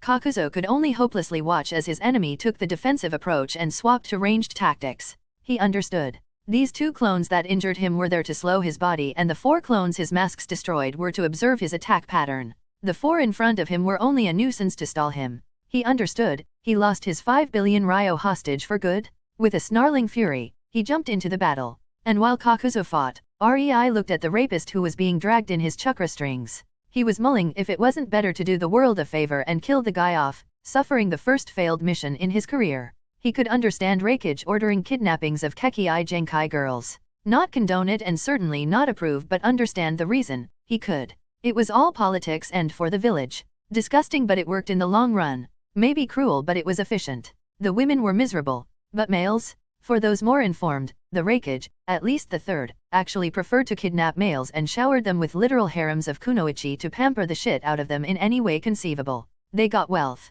They got any woman they pointed at, if she didn't belong to someone else, and was agreeable to the disgustingly high pay procuring a kid with Kekii Genkai would give her. They lived in heaven on earth, and after their usability was finished, they were allowed to keep 3 of their favorite kunoichi. They just could not complain. Rei could also understand Mizukage trying to manipulate him to have sex with the women of Kiri to produce babies. Konan had to chase these away on a weekly basis. It would first, tie him down to Kiri, and second, create a future shinobi with good potential. Not to say, shinobi who would be raised in Kiri, and shinobi Rei would actually teach everything he knew as they would be his kids. If they revealed to Mizukage that Konan had Kekii Toda, Rei was sure even Mizukage would pull Reikage on Rei, drowning him in money and women. He would at least not think of putting hands on Konan, as he was aware she could blow Kiri to high heavens if she was so inclined. He was manipulative. Not stupid. He knew even restrained and bound, Konan could still use her paper. Rei also understood the idiotic way Hiruzen tried or will try to manipulate Naruto. It was stupid, to say the least, as it could have backfired in any conceivable way possible. But it was a solid attempt at manipulation for the good of the village. Heck, Rei could even understand Danzo. He hated how he treated and mind-fucked the orphans, all to make them a tool for himself. He was very put off when he read about it in his old world. After he actually became a shinobi and saw a bit of the Naruto-verse, he didn't quite admire the man, more like felt disgust but grudging respect. Not everybody would be a monster enough to do what Danzo did, and wholeheartedly believed it was for the greater good of his village. It really put things into a perspective. Rei had no delusions. If Hiruzen stayed Hokage for 10 more years, little Naruto would spend days in the eager care of many Konoha kunoichi to recreate the Uzumaki clan in Konoha and make sure Yondaime had some grandkids that could inherit Hiraishin. Oh, Naruto was never meant to inherit that jutsu. Scorned Jinhyuriki with Hiraishin? That was a disaster just waiting to happen. What? Some clueless fools believed that Hokage didn't have access to it? Ha! Blood seal? Naruto was on his beck and call, as was his blood. The problem was more in the setup of Hiraishin Cao, Rei surmised from his knowledge of seals. It must be a bloodline-linking seal that was usable in its full ability only for Minato's descendants. Minato after all had or will have access to Uzumaki seals via Kushina, and this one was widely used by that clan. That was the reason why most scrolls looted from Uzushiagakur were deemed worthless and the entire raid was marked as a glaring failure. That was the only thing that would prevent it from being learned willy-nilly. And since no one knew Hiraishin jutsu in the future he knew of, Rei was almost 100% sure that was what Minato would do. Key it to his descendants only. Of course, he as the seal master could give someone a tweaked seal that could be used, say, by his bodyguards. But it would be a very watered-down version. It was very important for the villages that bloodlines survived. The cages really pulled no moral stops to ensure that. Naruto dodged that bullet due to Tsunade thinking of him as her grandson. She didn't want him to live a life of debauchery, to lose his innocent nature, or whatever went through her head. As for Sasuke, for him, it was an obvious conclusion. The girls were fangirls, but most of them, their parents tried to push them onto him. Yes, he would be given kunoichi to reproduce the clan, but if he liked a civilian girl, he could take her. Nobody would complain if the almost extinct Uchiha clan got more kids. Rei marveled at the amount of information about these matters he could find in the Kiri library. They were not even restricted. The second Mizukage had 5 women, not of his clan, to keep the Hojiki clan up and running and inject new blood, for example. Most clans practice polygamy. And worse yet, inbreeding. It is only thanks to the chakra that the kids are not born retarded, yet. But the problems were glaringly obvious. Just look at Kagaya males. Another example, where during the Warring States clans had hundreds, approaching 1,000 members. Now, they were barely around 100 strong. That's why whenever there was the last male of a clan, Q Sasuke's situation, the cage desperately tried to make him pair up with as many women to inject new blood into these family lines. They knew about these problems, but even they had to tiptoe around clans matters. Of course, this allowed the loyal kunoichi that could influence the last male of the said clan to be put into these positions. Anyway, these decisions had to be done and were expected from leaders. They didn't have to like it, but it was their job to make sure the bloodlines survive. Each cage had their own way of dealing with things, but none was completely clean. Even Tobirama is rumored to use a mild genjutsu and manipulations to make a few happy couples. Kiri spies certainly found multiple very suspicious starts for a relationship. These documents were so old they were long deemed not important to restrict, and even Kirichinen could read up about it. It was Konan's pastime activity actually. She loved to read about it and always pointed something funny or interesting to Rei, especially when it came to the misdeeds of other cages of old. It almost made him shake his head. But the scum Rei and Konan were hired to save? He raped powerless women only for his own petty ego. He tore families because he could. Because his father was daimyo. Because he will be one day daimyo. The documents about him made it abundantly clear why the Mizu cage wouldn't care if the guy died. The pig was disgusting. Wanna kill him? Konan asked disinterestedly. Is it that obvious? Rei sighed. Yup, you are all pondering, you know. Konan chuckled before she continued without care. Let's deliver him and get money. It's not like he matters to us. Right. Konan came closer and put her hand on the princeling's arm. There, done. I used my Sudden chakra to relax his heart. He will die of heart stroke a few months later. Rei smiled at her and chuckled. Sigh. It was all so easy, after all. It was only hours later when panting Kakuzu held both remaining Konans enwrapped in his threads. So, which, one of Yu, hey, is the, original? He heaved after the fight the girl just put him through. The surroundings were completely destroyed. Earth gouged, ground incinerated. The previous forest all but disappeared. None. The calm women pierced by his threads through various painful organs impassively stated with small smirks, not showing an ounce of pain. Kakuzu got a very bad premonition when they suddenly started glowing. A rattling explosion resounded through the area, creating a kilometer-wide crater. These two paper clones were carrying Konan's most potent explosive seals up to date. Far away, Konan only cheerfully nodded her head in satisfaction as she did Guts pose, startling Rei who dropped the prince head first because of it. Her experimental seals passed their trial. In the center of the crater, Kakuzu's body fell down, dead, all his hearts pulverized. 3 hours later his sudden heart finally arrived from scouting Kiri and merged into the pitiful shredded remains of his body. He took a sudden deep breath as he came back alive and groaned, mentally scanning his body. He was half dead, missing more organs than comfortable. Most of his threads snapped, pulverized, atomized, burnt. 4 hearts destroyed. No one has done a number like this on him since Hashirama. You gotta be fucking shitting me. He croaked. His head fell onto the ground with a thud, unconscious. Chapter 39, The Capital of Mizu, again. In Naruto,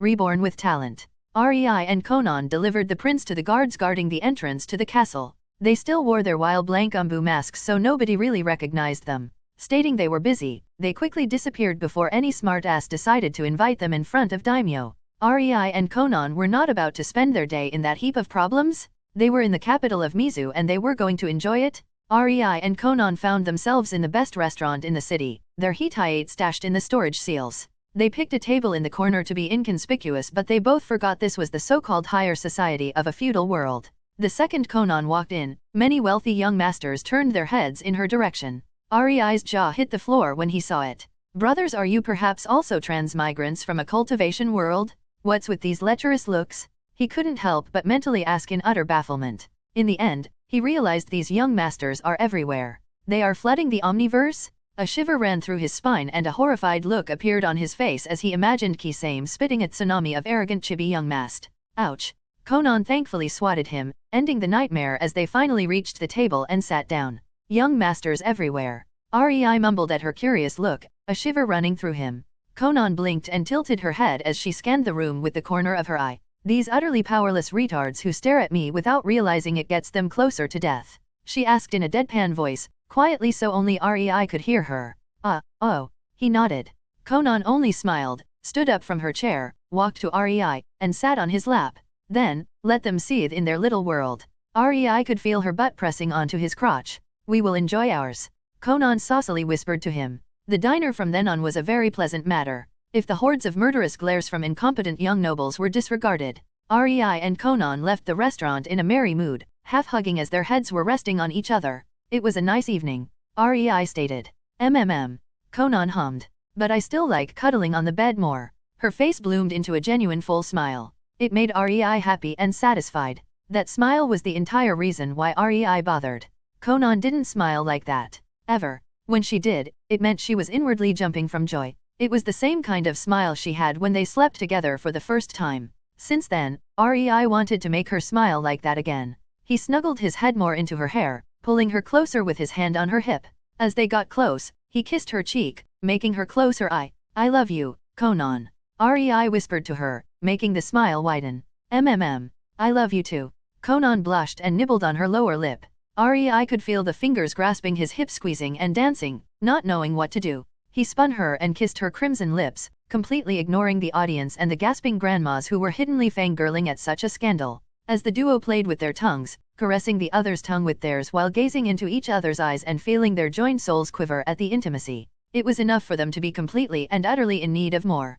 Conan's hand snaked under REI's kimono, feeling up his muscles while her eyes were not so subtly hinting she wanted him to feel up her chest. REI ended their kiss, separating, making Conan sad and confused. She looked at him with an apparent question on her dejected face. REI leaned closer to Conan, making her smile and close her eyes as she awaited his kiss, but he moved his head to the side in order to reach her ear. "We are being followed," he gently whispered while still tightly clutching her body to his. They outwardly looked like a couple intimately hugging.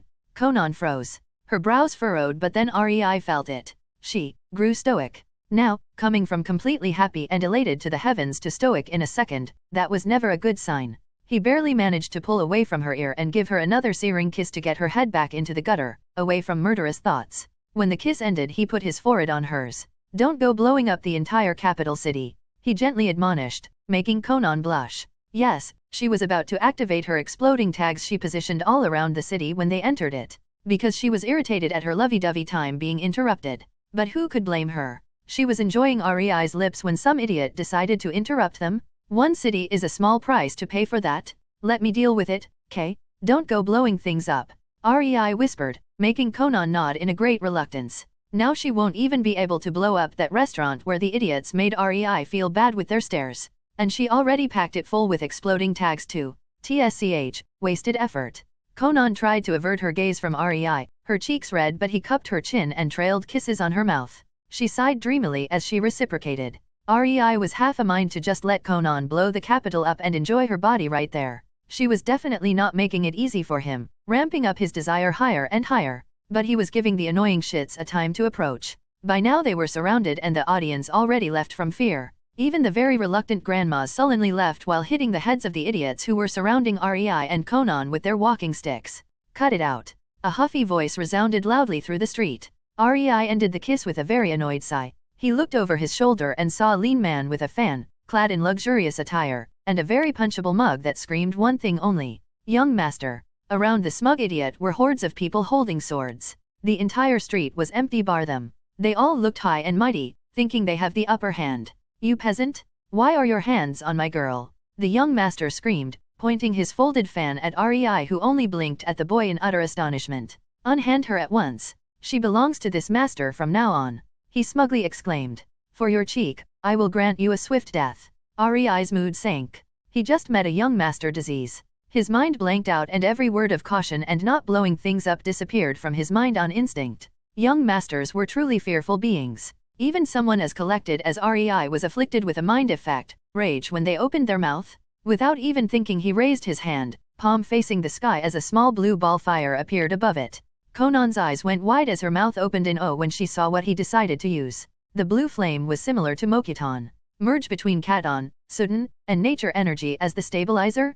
Conan suddenly felt as she was enveloped with a coating of REI's Sudden, Katon, and nature energy, not different from how they coated themselves to prevent being soaked in heavy rain. In a blink of an eye, a wave of light blue flames spread away from REI, growing and swirling until a massive tornado of bluish flames burst out from the city, reaching the clouds. The flames visibly chilled even the air while violently spinning. Fortunately, REI didn't concentrate the jutsu towards the ground but fired it to the sky. Otherwise, the capital city would be akin to Cocytus. The entire street was covered in these bluish flames dancing on a sheen of ice, chilling anything that touched them to the bone. The young master and his guards were already dispersed into the air as sparkling ice dust, as their bodies without chakra couldn't guard against the chilling flames and froze way beyond the shattering point. It was not the end though. The flames in the sky froze the molecules of water in the air, making them heavy, falling to the ground as vicious winds whipped the ground. For the first time in history, the city experienced a ferocious hailstorm.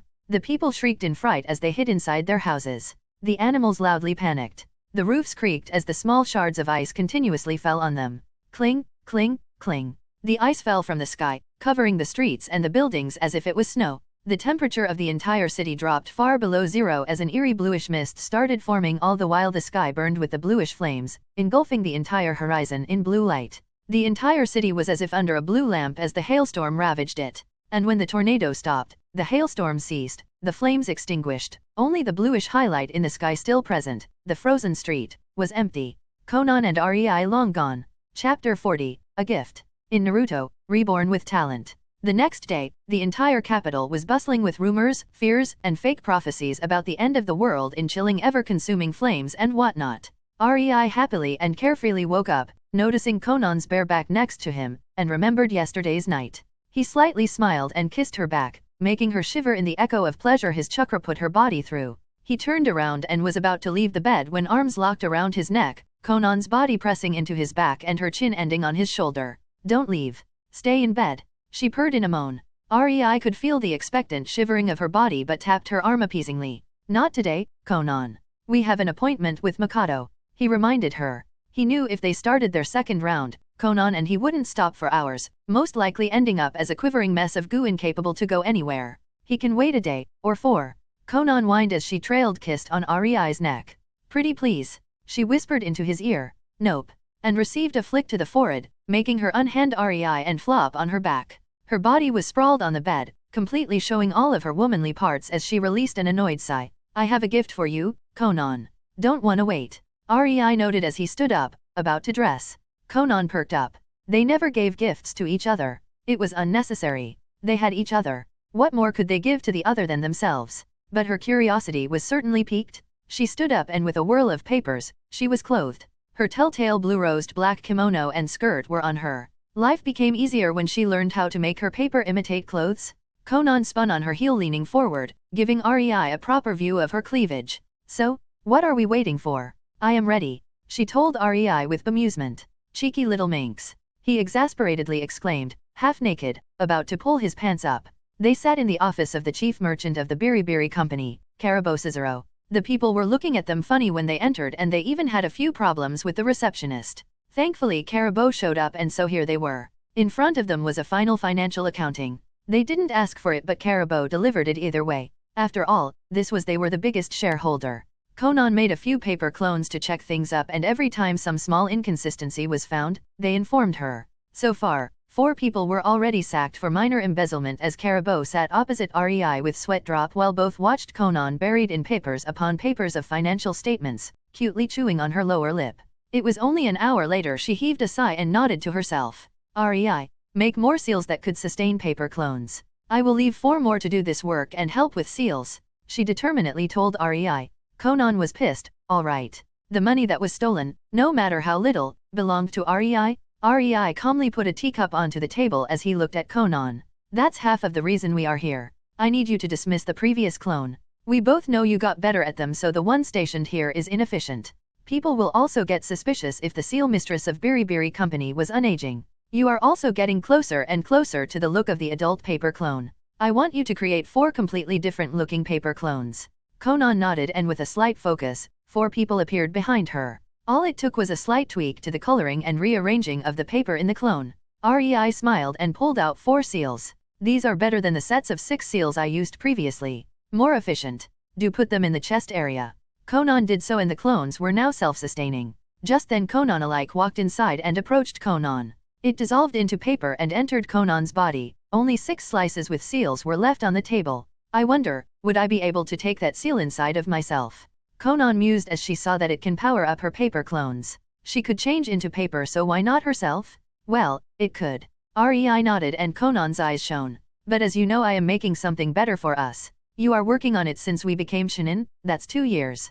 Conan rolled her eyes. "I just don't want any accident to happen again." Rei chuckled dryly, making Conan come closer and sit in his lap. "Fine, I will wait." She kissed him. "Good girl." Rei patted her head, making her shudder in pleasure as she heard him call her that. They stared at each other with a tender gaze as they held the other in their embrace. While Rei and Conan acted all lovey-dovey, Karabo could only awkwardly listen with his eyes averted. "Why is it always me?" He shed manly tears of bitterness but kept his mouth shut. He knew interrupting them would bring Conan's patented death glare upon his feeble frame. His death was imminent. Only a sound away. Thankfully, he was saved when a knock resounded on the door, getting Rei and Conan out of their sickly sweet world. "Ah, it's here!" Conan exclaimed and made a water clone to open the door. "Sigh, I will never get used to this."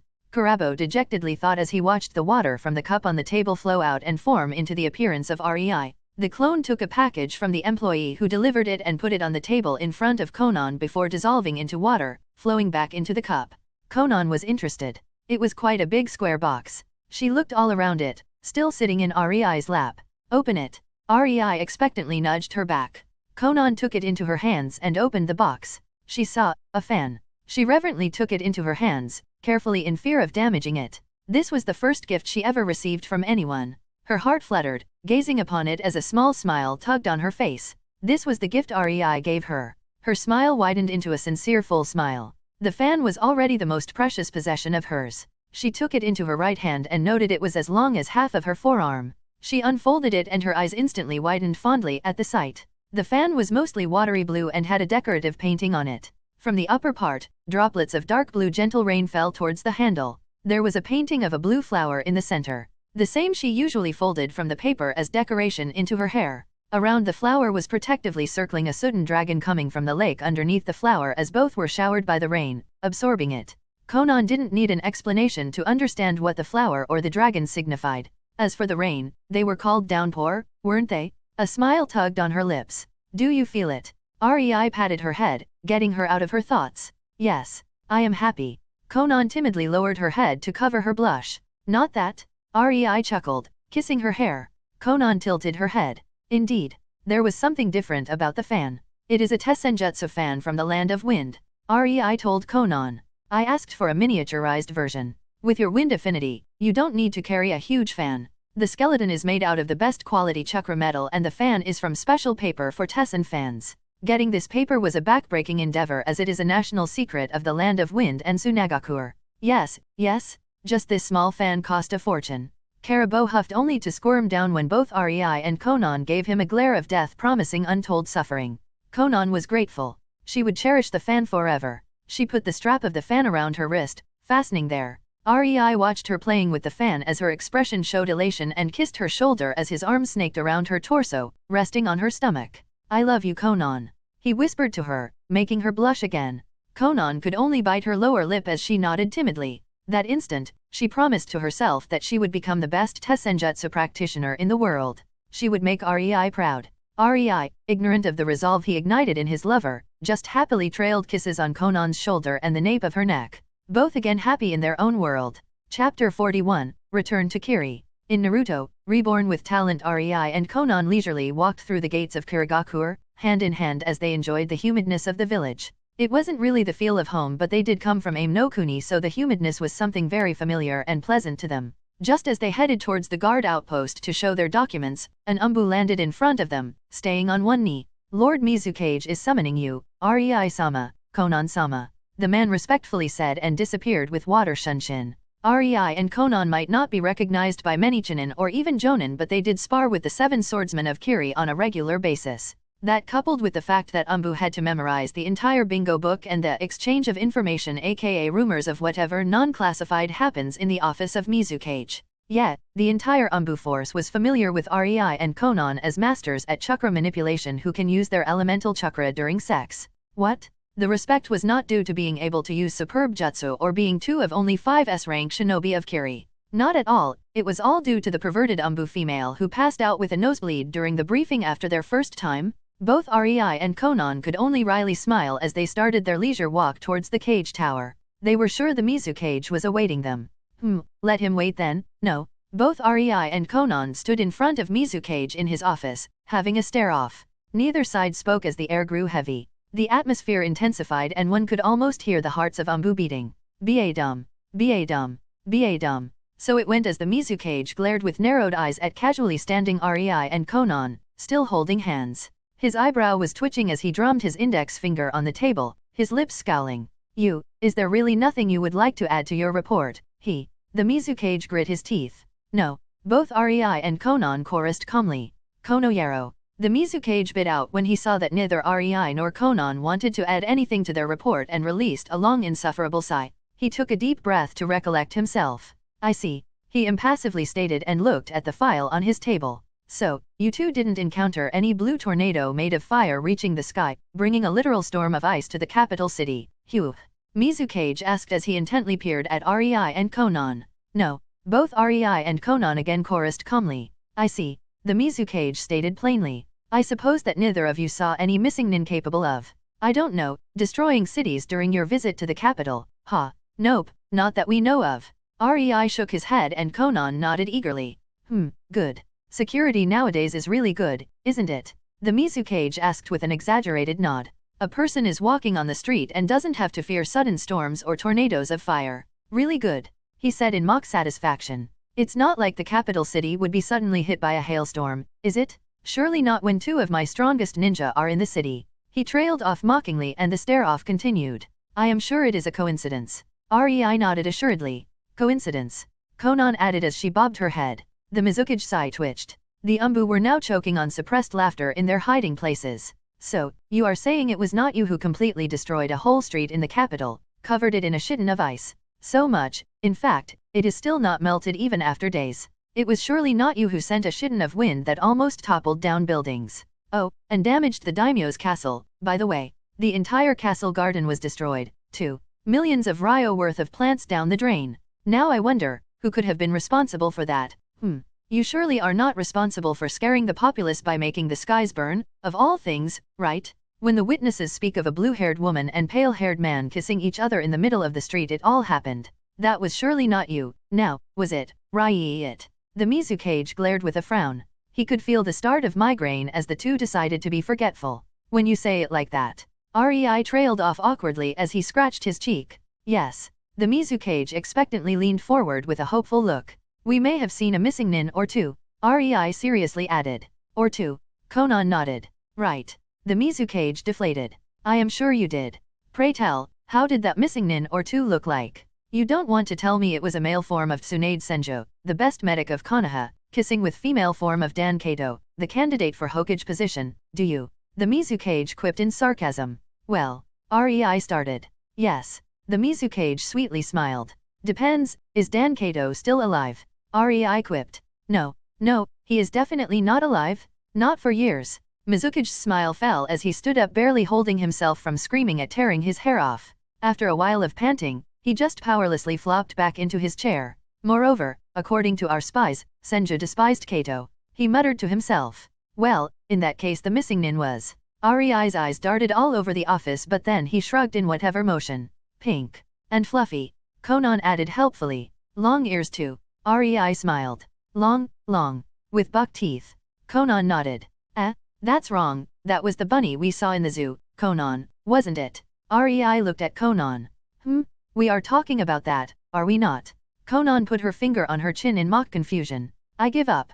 Seriously. I fucking give up. The Mizukage helplessly leaned into his chair and took his smoking pipe out. Now, what do you two geniuses recommend I should report to the very concerned and utterly pissed off daimyo? Only silence greeted him. Nothing. What about you? The four already blew from choking Umbu on the ceiling. He looked up, just in time to see three of his Umbu fall onto the ground and start rolling in laughter. The fourth was still desperately sticking to the ceiling with his chakra, also rolling in laughter. The Mizukage looked at casually smiling Rei and Konan with a fed-up deadpan look. Well, I would personally say that the assailant had a mask. Rei's face turned to seriousness and Mizukage face vaulted onto his desk. I see. Continue. The Mizukage waved his arm around uncaringly. Fuck this shit, I should start looking for a successor. I am not paid enough for this. The Mizukage frowned as he straightened up and started chewing on his pipe. Maybe he could use his bullshit affinity? He was a ninja, after all. Making up stories was common in his line of work? And the current daimyo wasn't the smartest fish in the pond too. That could work. Just give me something good. I am really not interested in being blamed and getting our funding cut, alright? He pleaded. Rei nodded and gave a sweet wide Cheshire grin. Oh, this will be utter bullshit the size of Konoha's Hokage monument, alright. Mizukage internally thought as he saw Rei's wide smile.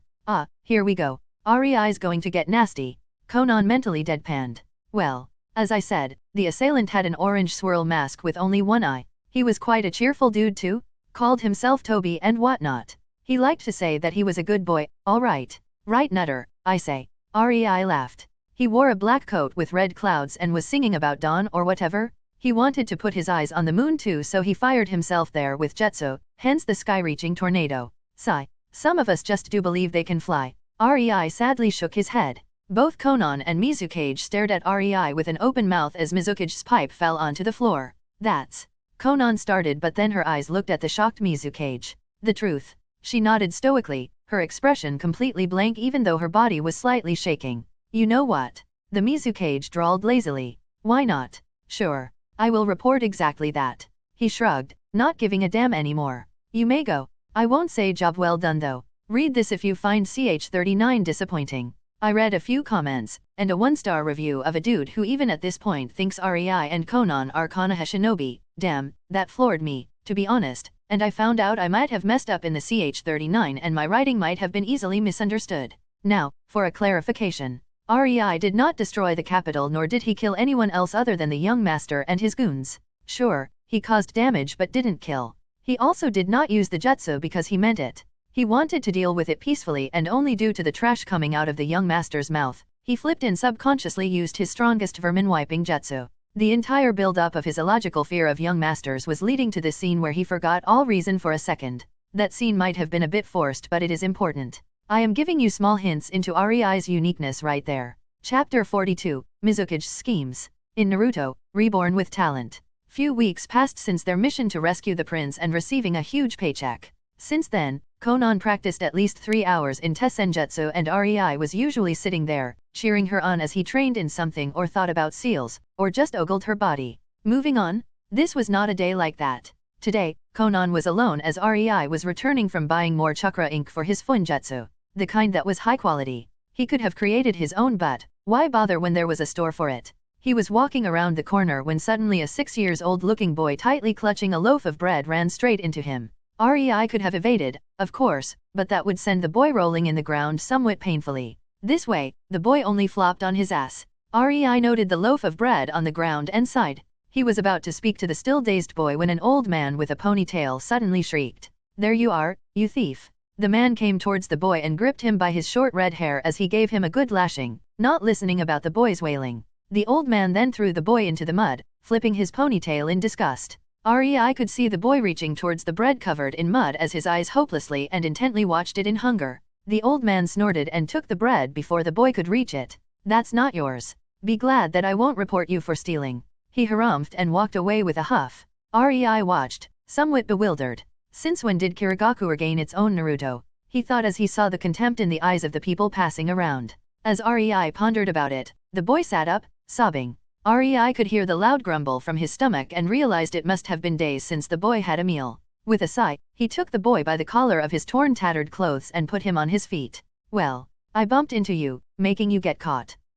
REI waved his hand from side to side, trying to dissuade the fearful look the boy gave him when he saw the heat I ate. I can at least buy you lunch for that. REI smiled. Come on. He left, dragging the bewildered kid by his arm. REI watched as the kid gorged himself on the food. He awkwardly scratched his cheek. Don't they feed him or something? He wondered. Hey, kid, you orphan, right? REI asked as he watched him lick the plate. The boy ashamedly looked down and nodded. Don't they feed you there? The boy looked like a deer in the headlights and closed his eyes in fear, quivering in his seat but didn't answer. Whatever. Eat your fill. REI just shrugged. Konan was training so he had nothing better to do. A little charity wouldn't hurt, now, would it? REI just sat there, watching the boy until he finally stopped eating. Thank you? A very soft voice entered REI's ears. He smirked and ruffled the hair of the boy. Haha, so you can speak, after all. He nodded and then looked seriously all over the boy. Bruised, malnourished, sunken cheeks, dull auburn hair, pale as a ghost, tattered dirty clothes. Here. He gave the boy a paper with his address. If you find yourself hungry again, come by. REI decided he would help the kid. It was not like anyone would be able to steal from his apartment since his security contained many of his seals and he was loaded. Paying for food for the kid wasn't really all that difficult for him. Biribiri Company earned him millions of ryo per month since it had its branches all over the elemental nations by now. Every capital city had a branch. And who knows, maybe I would get a follower out of it.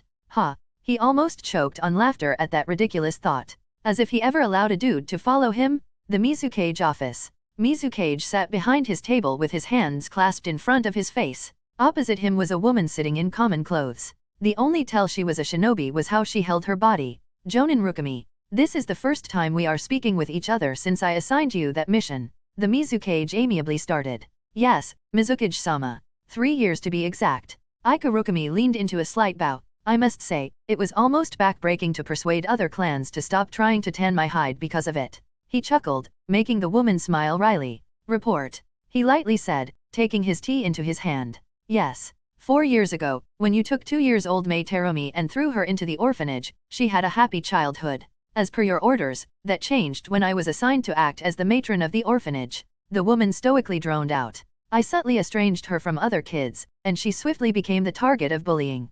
The Mizukage hummed. Her mental state. She is doing well. There are no signs of a mental breakdown yet. The woman unsurely answered. She knew she was picked because of her past in the seduction corps. She was ruthless enough to slit the throat of a child and good psychiatrist so she could keep any and all mental trauma non-issue for later. Well, as much as it could be made into a non-issue. She was sure the treatment the girl is going through will mold her and stay with her for the rest of her life. She just won't be mentally impaired due to Aika's care. But she is, no, will break if we continue this route. The Mizukage heard his jonin conclude. I see.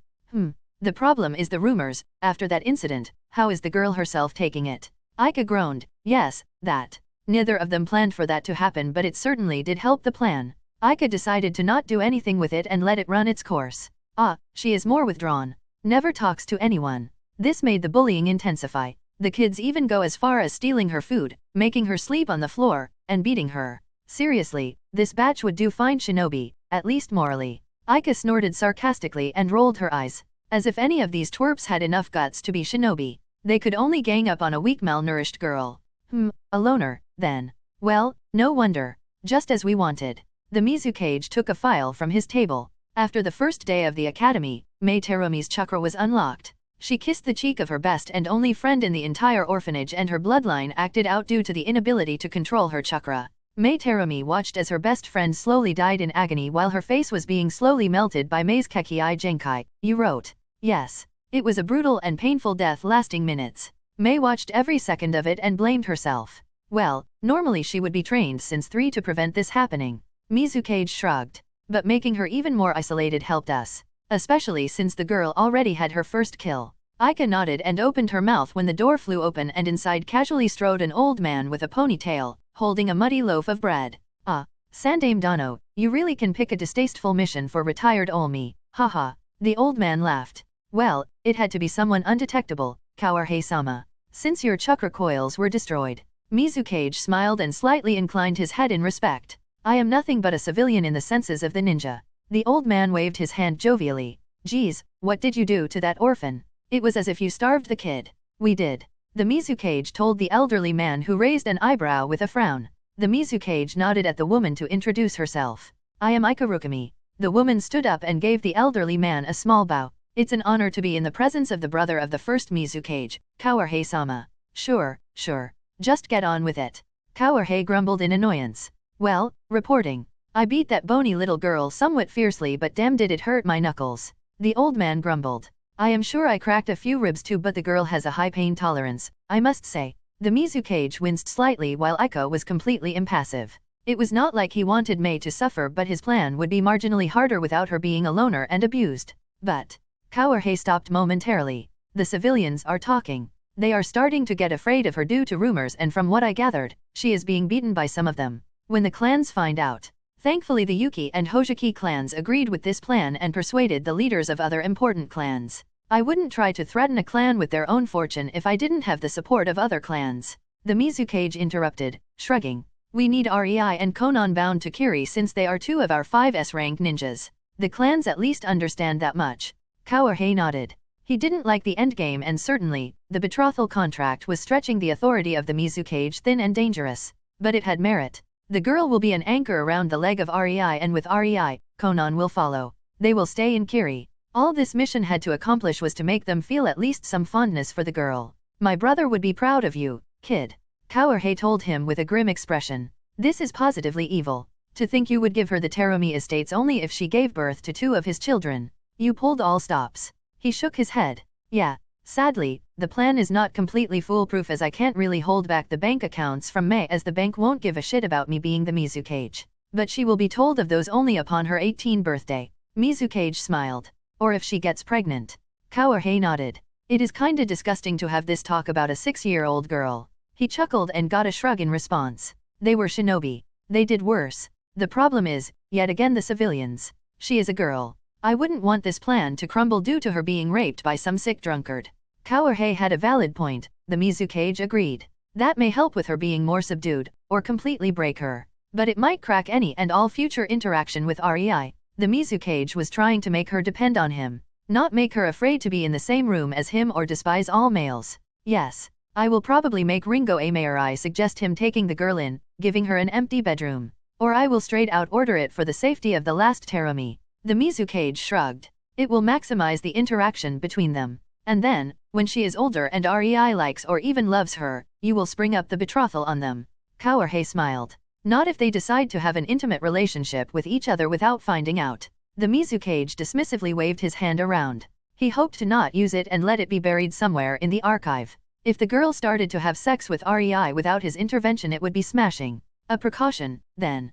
Kawahe nodded. Both knew what they did was for the good of their village. Someone capable of having and wielding 3 chakra natures at the age of 11, being S-rank at 13 due to destructibility of his jutsu of all things. There were various categories of S-rank ninja, but getting that rank for wide-scale destructive jutsu was a serious feat. Only Oniki with his Kekii Toda and the 3rd Kazekage with his Kekii Genkai were the most famous examples currently, and both had the power to destroy vast areas easily. Both Mizukage and Kawahe wanted to see what kind of monster Mei Terumi would bring on this world if her 2 Kekii Genkai mixed with Rei's 3 natures and natural genius. While the 2 influential men talked, Aika quietly listened. It was her job to make this work, and she was ordered to make sure that Mei Terumi will love the village despite the hatred. It was a tiring job, but she did well, making the girl miserable in the shadows while in the light she was her sole supporting pillar, always repeating, if you become a respectable Kirinin, you will be loved. She had to make sure the girl would want to serve Kiri with half of her soul and that she would latch on Rei with the other half, keeping him in place. It was a delicate job. Sometimes, even she wondered why she accepted it.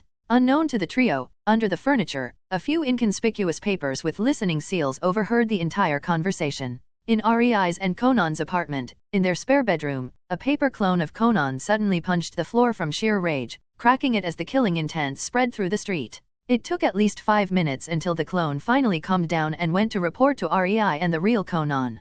Chapter 43, Counterattacking the Schemes 1. In Naruto, Reborn with Talent. The very next day Rei and Konan found themselves in the orphanage where Mei was residing. Rei was gripping Konan's hand, making sure she won't go ballistic upon meeting the bitch, as she put it yesterday, who was helping in the scheme against her Rei. Konan glared at everything in the room with her impassive stare. It made Rei proud and weirded out at the same time at this ability of hers, to appear utterly bored and impassive but actually show that she is completely enraged. For the first time, Rei saw how cold fury looks like. They had a long debate yesterday after the clone reported its findings. They both were baffled. Sure, the Mizukage did it very cleverly. They knew he was smart and really didn't think he would try the exact same thing as he did with Ringo, just in other colors and under a pseudonym. His influence would appear to be minimal on the entire thing, as at most 5 people were a part of the scheme, and other than them, only clan heads knew about it. In their talks, Rei told Konan he was interested in Mei. Not romantically, of course. That would make for a good mental case to be interested in a kid you met only once. He was interested in her potential. To be honest, most crushes he could have had, he remembered he loved Hineda's character, disappeared after all these years. He would still very much like to meet these people. He would also like to swat Naruto on his head for being a naive idiot. Yup, he was a true fan. The kind that would beat that insufferable idiotic shit to death for not becoming smarter during the entire series. Sigh, but he digresses. These feelings were somewhat dulled. He was interested in Mei because of her 2 Kekii Genkai, 2 in one body. That was almost impossible since genes usually merged or one dominated the other. Her 2 sides of the family were in such a synergy they created 2 Kekii Genkai. It was a curious thing. It all led them to this moment. They decided to make it easier on the Mizukage and adopt the girl, right? Well, if she will be pushed onto them anyway, why not make their influence prevalent? They might be forced to take her in, but neither Rei nor Konan would suffer the fate of getting to like her and then having to leave her behind because of her overt love for the village. They knew it would happen with Ringo, and it wasn't a very nice feeling. Both Rei and Konan somewhat got to like her, but knew well she would pick Kirigakure over them if she had to choose. That's why Rei was not teaching the girl his best Raiden Jutsu for Kenjutsu.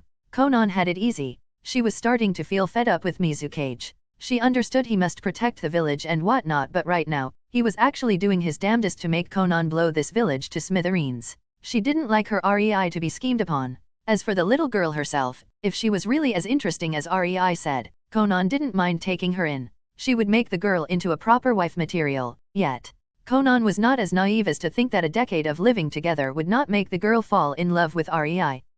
Impossible. And since Rei had a good impression of the girl and the girl had real potential, if she grew into a beauty, Konan wouldn't mind giving her a hand. But the girl will become vicious and loyal only to Rei if she wants to stay anywhere near them, that Konan promised to herself. Rei only cluelessly waited for the matron to finish the paperwork. He had not yet any clue of Konan's already forming training plan for little Mei. Alas, history was set to repeat himself. As he saved Konan in her darkest hour and unknowingly created a fierce phew, better not say the word. The same way he was now saving Mei. Or, at least, that's how it would look like to the girl. Konan would make sure of that? Ikarukami was flabbergasted when Rei and Konan came in the morning, willing to adopt Mei Terumi. She never expected such luck. The Mizukage wouldn't even need to persuade them to raise the girl, while it made a few problems since the girl was not yet completely indoctrinated into being loyal to the village. She would let these worries to the Mizukage. The girl will probably make a few friends that will make her see the light shortly. It was not Aika's problem anymore. She was only giddy at the fat paycheck she would receive for job well done. With a joyful hum, she filled the paperwork and Mei Terumi was now adopted by Rei and Konan Yotsuba. Aika dragged Mei into the room where Rei and Konan waited. Both Rei and Konan noted the tattered torn clothes on the bodash. Girl. Her auburn hair was so short it was hard to recognize the little creature as a girl. Her green eyes were completely dull, almost lifeless with big black circles under them, and the girl was unhealthily thin and small. Her skin was pale, well except the visible purplish, almost black bruises marring her skin. When Mei's eyes landed on Rei they regained a bit of light. She remembered the kind man who fed her yesterday and with a blush, she timidly looked towards the ground, wondering what he was doing here. She was dragged from her bed by the matron. Yesterday she was beaten by the older kids for being bad so she couldn't sleep from the pain. She was dead tired and barely swayed on her feet. Mei-chan. The matron started and Rei was instantly in a state of mind as he recognized the fake sweet and kind voice. These two, Rei and Konan Yotsuba, decided to adopt you. Mei's eyes widened and teared up. She meekly nodded. She was still afraid. The people didn't like her and she feared being adopted. She thought she would be beaten by the people adopting her? But, the man was kind to her, right? He wouldn't hurt her, right? Thank you, she quietly whispered as was expected of her after the matron squeezed slightly her shoulder, coincidentally pressing on one of her worst bruises, making her wince. Konan was coldly glaring at the matron. She saw that it was no coincidence. Rei sighed and walked closer to Mei. Yo, so we meet again, kid. He grinned and hugged her. Mei stiffened. She was never hugged. Tackled to the ground, maybe, but hugged. She couldn't help but be frozen at the warmth it made her feel. Silent tears streamed down her cheeks as she leaned into the hug, pushing her small head into Rei's shoulder. Konan looked at the matron. That will be all, she dismissively stated, making the matron open her mouth but she swiftly shut it. Well, being dismissed might have hurt her ego but why bother complaining? Her job was done. Aika just left with a huff, heading straight to the Mizukage's office to report. Rei heaved Mei up into his arms and left towards their apartment. Chapter 44, Counterattacking the Schemes 2. In Naruto, Reborn with Talent. The trio arrived at the apartment and Mei was told to sit behind the table in the living room with Konan while Rei was making ramen for them in the kitchen. Mei wasn't very comfortable around the blue-haired girl. She was looking at her weirdly, like matron. Konan smiled at the awkwardness of the girl. She reached her hand towards the girl, making her stiffen and close her eyes. Konan didn't care and ruffled Mei's hair. Mei snapped her eyes wide at the gentle touch and found herself enjoying it. Be a good girl and we will have no problem, she heard the blue-haired girl tell her in a gentle but firm voice. Good girl. Mei thought that she could at least try. She timidly nodded with a blush. Don't worry. The blue ha-dash, Konan, yes that was her name, Mei remembered. I will teach you how to be a good girl. Konan continued cooingly as she leaned closer to her and patted her head. Rei entered with a tray of 3 bowls of hot, steaming ramen and saw a weird sight. Konan smiling devilishly at the determined Mei while Konan patted her head in my precious kind of Kakashi-like way. His eyes couldn't help but instinctively trace a few escape routes as he felt a shiver run down his spine. In the end, he steeled himself and approached the girls with a smile, putting the food on the table. He saw that Mei instantly looked at the big bowl of noodles while gulping hungrily. He put the first bowl in front of the girl who raised her head, her eyes meeting his and he could see a spark of adoration. He could only sigh to himself. It was so easy with children. No wonder the villages started to train their ninja during childhood and made them listen to hours per day of patriotic drivel. Because that was exactly what the first 2 years of the academy were about. Indoctrination of children to loyalty. He saw Mei watch the ramen with want in her eye, but the girl didn't dare to touch it. Rei tilted his head. Ah, he understood. You may start eating, Mei-chan. He smiled at her. Before he even finished, the girl was inhaling the noodles. Rei quickly stopped her hand, making the girl stiffen. Slow down. You will choke on it. Nobody will take it from you. He quipped in bemusement, letting Mei's hand only when she nodded embarrassedly. Rei smiled and continued. Don't be afraid to ask for more. He knew the girl would want more. He was a master at Suten and very good with cat-on and temperature manipulation. What? Jutsu were not only good for fighting? Cooking was a viable way to use them too, especially since he could make the food full of chakra this way. Elemental chakra. With his proficiency, he could add his cat-on and Suten chakra into it, making it actually beneficial instead of harmful to Mei. It will certainly help her own cat-on and Suten chakra nature, if only ever so slightly. He also added a bit of nature energy into the ramen so Mei will stop being so tired and malnourished. Rei would never do something like this for Ringo. He liked Ringo. She was his Bakadeshi. But she was not loyal. Not as much as he would like her to be. But with Mei, he didn't need to worry. He was not as naive as to not know Conan's plan for the girl. But he was not about to do anything about it. He knew that under Conan's care, Mei would shortly be he hoped not zealot or fanatic. He would need to have some positive input on the girl to prevent that. But he knew Conan's education would make the girl loyal only to them. And he knew she would be subtle enough to make Mei appear like a good little ninja of Kiri. Sometimes, Conan could be scary. They finished eating as Mei ate her third bowl of ramen with an embarrassed blush. Well, some ground rules. Rei told the girl, making her straighten up. We are often on missions, so you will stay alone here. Rei told her, and Mei nodded. She was alone her entire life. Nothing new. Seeing it, Rei continued. Therefore you will have to learn how to cook and clean up after yourself.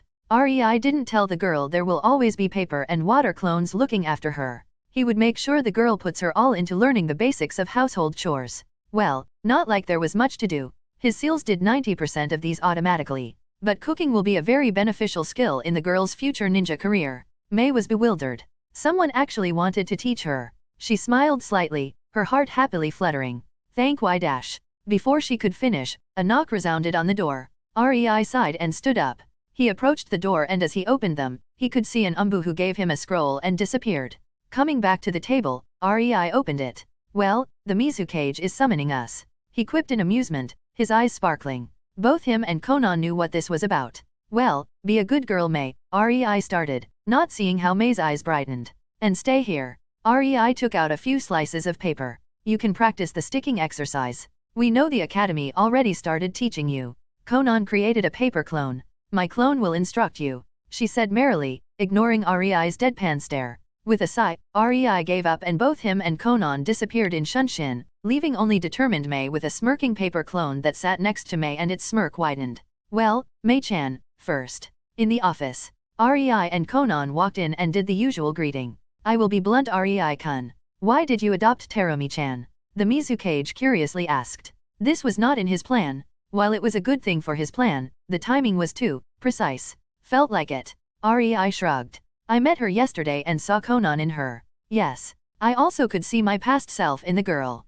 Conan nodded with a slight smile. I was a homeless orphan in AIM before Rei took me in. The Mizukage didn't know that. He smiled to himself. Maybe his suspicions were unfounded, after all, and it was all caused by a sentiment. Well, as you know, Terumi-chan is the last of her clan. Are you going to bar us from adopting her? Rei amusedly asked, knowing well that was far from the truth. No, no. I am happy to have two capable ninjas raising her. He put his clasped hands in front of his face and got serious. I just want you to teach her how to use her elemental chakra and Keki-I Genkai.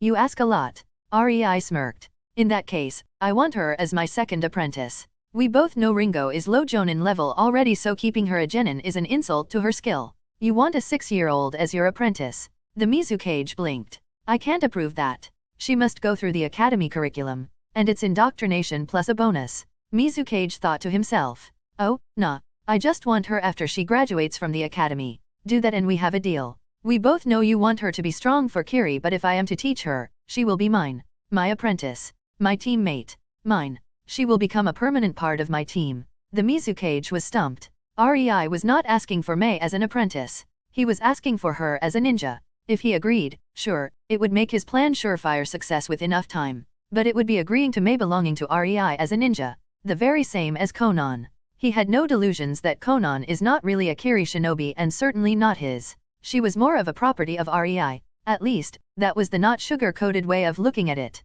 REI asked for a lot. But then again, with their guidance, Mei would become an S-rank in the future. Heck, Ringo Amari was going to become S-rank with enough time. Sigh, I will have to put extreme focus on making Mei loyal, but the Mizukage mulled over it. Sure. Mei Terumi will belong to you, REI. You may do whatever with her. The Mizukage nodded. But I want you to make an S-rank ninja for Kiri from her. Don't forget she owns the whole famous hot springs of Kiri. She is an important girl. If you want her, treat her well. REI shrugged in acceptance and almost gagged as he heard important and treat her well. He knew that he basically asked for Kunoichi Mei, rather than adopted a kid. The Mizukage just gave her to him. He could make the little girl into child labor and nobody would care as long as he justified it by the Mizukage gave her to me. Not to count numerous worse things he could do to her. But this was reality. The shinobi belonged to the village. They were its property in a way. Only the really strong shinobi could look at the Mizukage and openly sneer at him or rebuke him. Because they were strong. Because they were an asset the village couldn't afford to lose. Because they were a threat. Because they could. A small 6-year-old orphan from an extinct clan? Her only protection was the other clans and their interests. If REI didn't come to Kiri, Mei would live a pampered life. Her head would be filled with ideas of marrying into some other clan that would acquire her wealth and bloodlines this way and the grandeur of serving her country. Don't worry. We will raise her very well. Konan gave a wide sweet full smile with delightfully narrowed eyes as she put a great emphasis at the word very. Suddenly, the Mizukage didn't feel all that good about this little plan of his. Chapter 45, Teaching Mei. In Naruto, Reborn with Talent. Few weeks have passed since Mei started living with REI and Konan. Konan and Ringo were in a clearing, doing the usual 3 areas exercise. Ringo was getting stronger faster and faster as her senses and speed were trained and her strength increased bit by bit every time Konan's dote on hardened paper slices hit her. Konan wasn't just swinging them at her. She was precisely targeting the sets of muscles that needed to be put under pressure. Ringo was very grateful when she found out how effective this training was for her. Still, she didn't manage to reach Konan yet. She once reached the 3rd area and was jumping in joy, but then out of nowhere a flood of the river was released from the papers, washing Ringo all the way back to the start. She would grumble for days after that. While Konan spent time training Ringo, REI was with Mei. Ringo was quite uncomfortable around the younger girl. She was used to being the one taught by REI but eventually accepted it. She knew her time in REI's team was coming to its end as she was already informed about her upcoming promotion. Getting Shinin rank meant her being put under the tutelage of the Kiba wielder to be his successor. It was disheartening but it was her dream.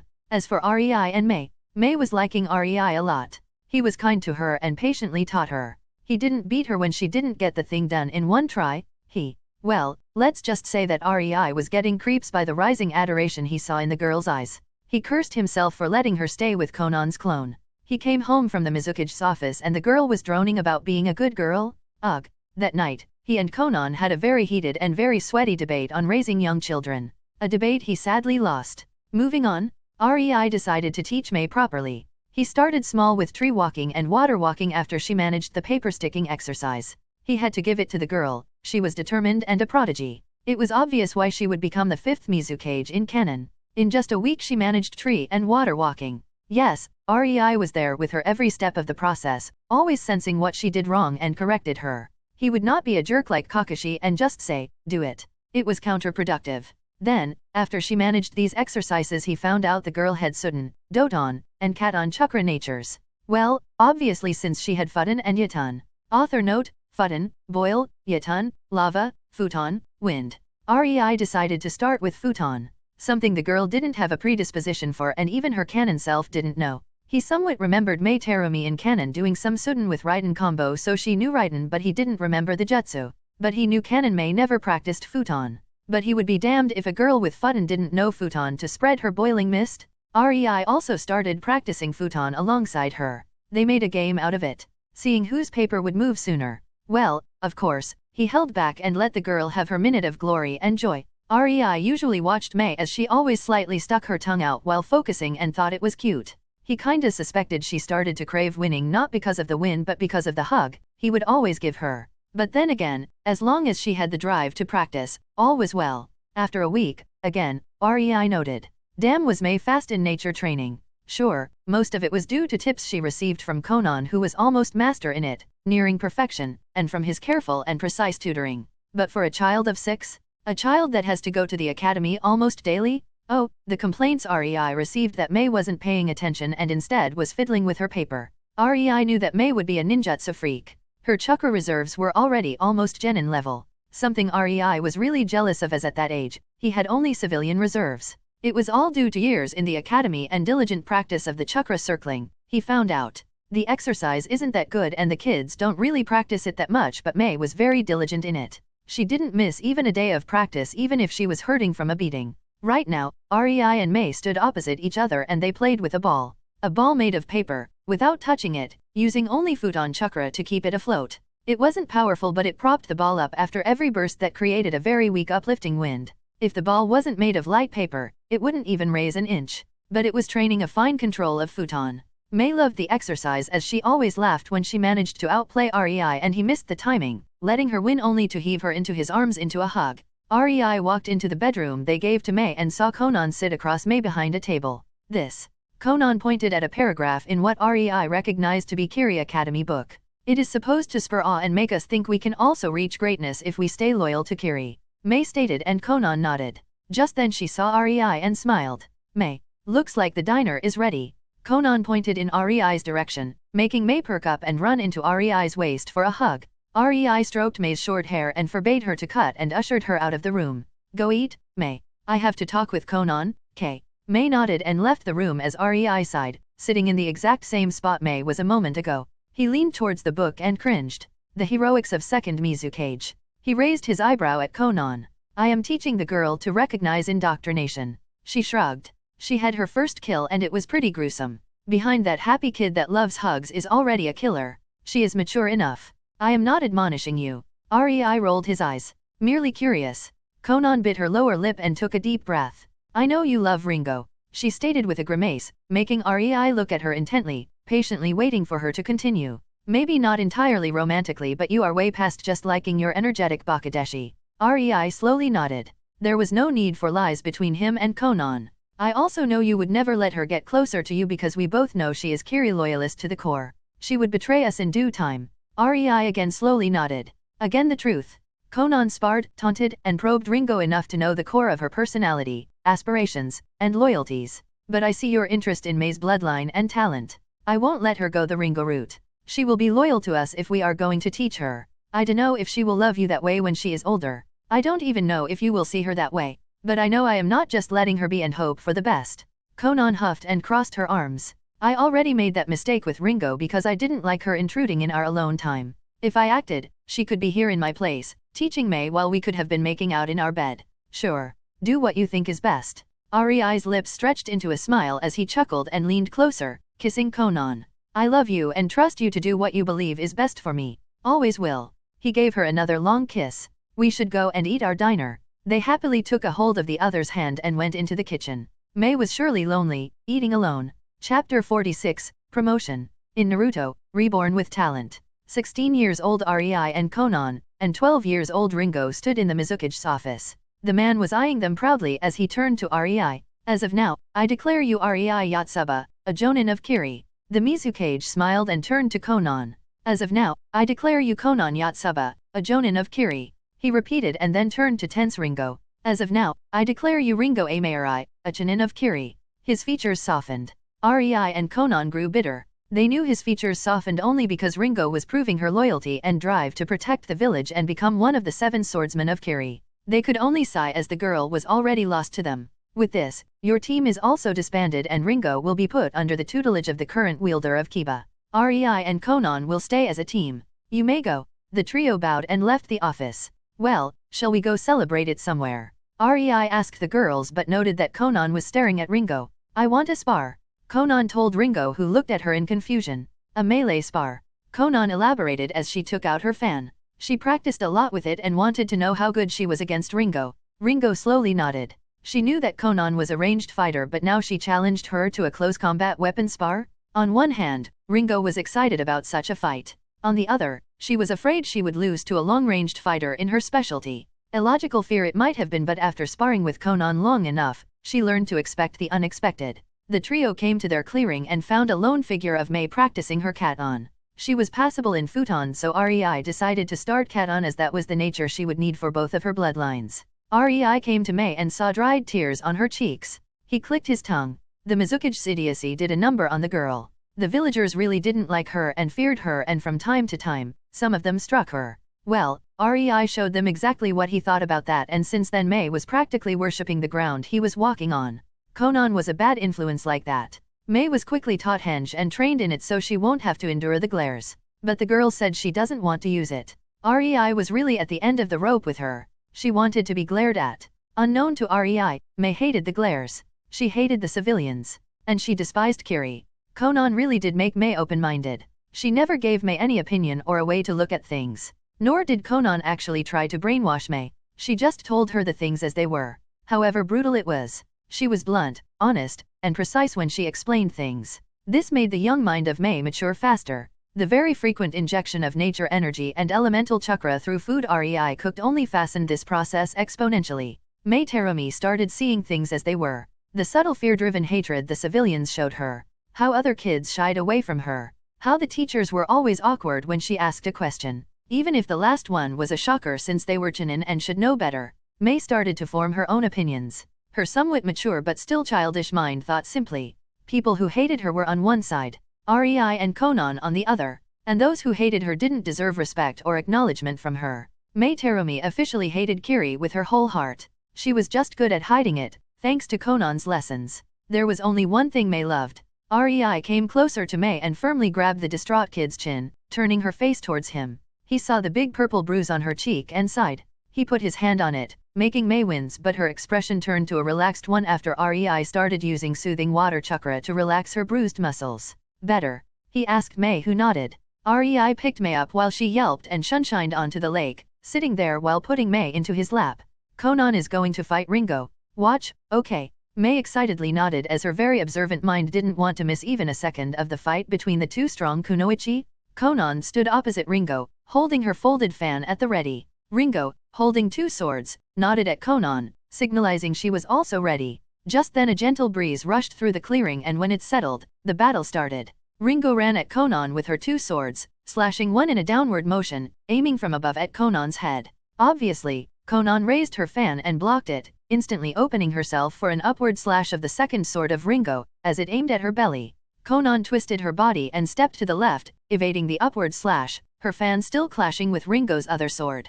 Conan slightly relaxed the hand holding her fan, unbalancing Ringo's hand, and then Conan tensed her muscles, jerking the fan alongside the sword to the side while her body stepped into Ringo's guard. Ringo was sent flying as Conan punched her in the gut. Don't underestimate me, kid. Conan snorted as Ringo sprang up on her feet, a sullen pout on her face. Ringo did indeed underestimate Conan. She didn't find the fan threatening. In her mind, it was less than Kunao, but it stopped her sword. Okay. Ringo accepted the rebuke and her sword sparkled with Raiden chakra. Conan smiled and her fan glowed in futon chakra. On the side, Mei tugged on Rei's sleeve, making him hum and look at her. What's going on? She asked, pointing at Conan and Ringo. Rei smiled. Conan was parrying slash after slash in a high-speed clash with Ringo. Ringo was good, strong, fast, extremely fast. But Conan's body was nurtured with nature energy. She might not be a close combat fighter, but she was fast enough and her mind was used to controlling thousands of papers. Split-second decisions were not a problem for her. The fight is a struggle between Ringo's strength as a swordsman and Raiden user. She is natural and very strong. But Conan is more experienced and her mind is used to do fast decision-making. She is holding Ringo off by offsetting any momentum or deflecting any power she uses into the slash to the side, making Ringo unable to start her fast slashing combo. Yes? But how? They both coat their weapons in elemental chakra. Mei exclaimed as Ringo's sword again bounced off of Conan's fan, forcing her to regain her balance. Rei saw that Ringo was frowning hard. She was faster, better, and stronger than Conan, but she was always interrupted mid-combo or always somewhat missed. Rei patted Mei's head. The girl was very inquisitive and perceptive about matters she shouldn't know for at least a decade yet. The foundation of Raiden is high-speed vibration. So fast it is actually cutting power. Futon, on the other hand, is sharpness itself. Raiden is weak towards futon. You can see it here. REI pointed as sparks flew from yet another clash between Ringo's and Conan's weapons. Conan's futon is so sharp it makes Ringo's Raiden vibrations literally bounce away instead of letting them cut it. That sets them into opposite motion, sending Ringo's sword back, unbalancing her, therefore stopping any momentum she may have gained and making them reposition herself. Which must be a hell of a pain in the ass for somebody whose fighting style is based on speed. She is getting a stopper to her acceleration every time they clash. REI chuckled. Oh. May nodded and continued to watch the fight. Ringo was frustrated. She would be seething mad if it was not so damn depressing. She couldn't build her momentum. She couldn't build her chakra. She was attacking and attacking, always moving around, looking for openings, and Conan was still in that damn defensive stance, almost standing near the place when the battle began, at times sidestepping Ringo's slashes, at others parrying them. Yes, parrying her swords with a fan? It was ridiculous. Ringo was faster and stronger. It was obvious. But Conan was patiently chipping away her strength by steadily guarding herself. She wasn't even attacking, just waiting for a major opening. Ringo decided that enough was enough. She charged at Conan again, gripping her two swords, and her left one quickly slashed from the left side in a side swipe at Conan's midsection. It was her fastest possible speed and Conan would be forced to block it. She wasn't fast enough to dodge. Conan did just that. She blocked. And Ringo was expecting it. Before their weapons met, she did what she was taught to never do. She let go of her left sword and inwardly noted that it bounced from the fan and flew away. Ringo didn't care and her right sword slashed at Conan. Conan wouldn't be able to block? Her fan was on the left side and the sword was coming from the right. In her excitement, Ringo made a fatal mistake. Her swipe was too fast and too high. Only at the last moment, she realized. Her sword entered Conan's throat and her head was sent flying. Ringo's elation at hitting her opponent quickly fell as horror filled her. She could hear a childish horrified scream from the side, but her mind was mostly blank as she stared forward. Her world stopped to crawl as she watched the headless body in front of her, as her sword was moving in a crawl, away from the neck it just exited. Conan's head flying up, inch by inch, her serious expression still on her face, no signs of realization on it. Ringo was mortified at what just happened that she missed one important detail. Suddenly the arm of the headless body sprang up, unfolding the fan and sending a quick, concentrated, and strong but small tornado into Ringo's unguarded stomach, sending her forcefully flying and painfully rolling on the ground. The detail was, there was no blood. Conan's head reconnected with her body as papers recreated the neck that she previously changed into paper and vanished before Ringo's sword could slash it. Conan sighed and looked at her unfolded fan and then at the unconscious Ringo on the ground. Well, this is my loss as I used ninjutsu. She shrugged and went to wake Ringo up. Chapter 47, Joining 1. In Naruto, Reborn with Talent. REI and Conan were coming back from a mission. They were in the countryside, in the northern part of the Mizunokuni as they ate lunch in a tavern in a small town. I am never doing an escort mission again. Conan huffed and crossed her arms. That pig ogled my ass the entire time. I concur. I wanted to wring his neck at least 50 times. REI agreed with a twitching eyebrow. At least he didn't have guts to try anything. If he did, Conan snorted derisively. Noble or not, a friend of the daimyo or not, his head would fly. As they conversed about the pig of a client they had to escort, a hooded figure in a small black cloak sat opposite them. They could see it was a woman and REI took a peek at her chin, mouth, and nose that could be seen from under the hood. He quickly understood the woman is beautiful from these features alone. We need to talk, the hooded woman said. It was not an order. Both REI and Conan recognized it for what it was. The woman was pleading, almost begging them to hear her out. REI looked at Conan and smiled when he saw her nod. They both felt a slight familiarity with the woman and didn't know why. He turned to the fidgeting woman and spoke. Follow us. REI rented a room for a day and they entered it. Conan quickly made papers with REI's silencing and anti-spy seals stuck to each wall. They sat on the bed and watched as the woman stood in front of them somewhat insecurely, quivering. Her shaky hands reached upwards, taking hold of the edge of her hood, and she ever so slowly started pulling it down. Conan just looked in confusion as REI's jaw dropped the second the forehead of the woman was revealed. I am. The fidgety woman quietly mumbled while her eyes tried to look anywhere but REI and Conan. Tsunade Senju. REI finished for her, half in disbelief. Tsunade nodded silently, biting her lower lip. REI never thought he would see Tsunade Senju act all insecure. Conan tensed but REI put a hand on her shoulder. So why did you need to talk with us? REI asked calmly. Tsunade opened her mouth and her eyes for the first time landed on REI, making her freeze. She stayed like that with her mouth open and wide eyes, gazing at him intently while her body trembled. REI had some really bad premonition and activated his nature sensing and recoiled at what he felt. He and Konan were the picture of calmness, but Tsunade? The nature energy was pushing, tugging, and forcefully pulling her towards them. Her chakra was invisibly leaking from her body, its tendrils trying to reach REI and Konan. REI saw why she would be trembling, fighting to even keep standing. He cursed. Konan, follow. He instantly ordered Konan and in a burst of Raiden chakra, appeared near the still bewildered Tsunade.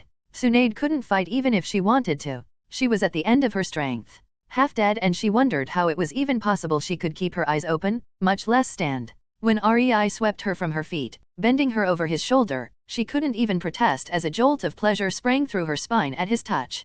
Konan tilted her head but listened, and in less than a minute, REI and Konan sped up away from the town, REI carrying Tsunade on his shoulder. They arrived near the cliff, in front of them only a high jagged wall of rock, Tsunade already unconscious. Let's create a cave, REI said, and Konan nodded. Both REI and Konan put their hands on the wall of rock and said, Doton, hidden cave. The wall of rocks gave way and a big half-circular entrance appeared in front of them. They entered and the jutsu completed its second function, sealing the entrance off as REI created small balls of fire all around to produce light. That jutsu was a very useful thing to have in a repertoire. Earth was everywhere, and making an underground cave or one inside a mountain as a headquarters was always a useful skill to have. REI removed any and all jutsu affecting Tsunade and saw her revert to a very old woman. She was shriveled and wrinkled. Her body was just skin and bones, making him wince. It's even worse than I thought. We need to enter our dimension, he gravely told Konan.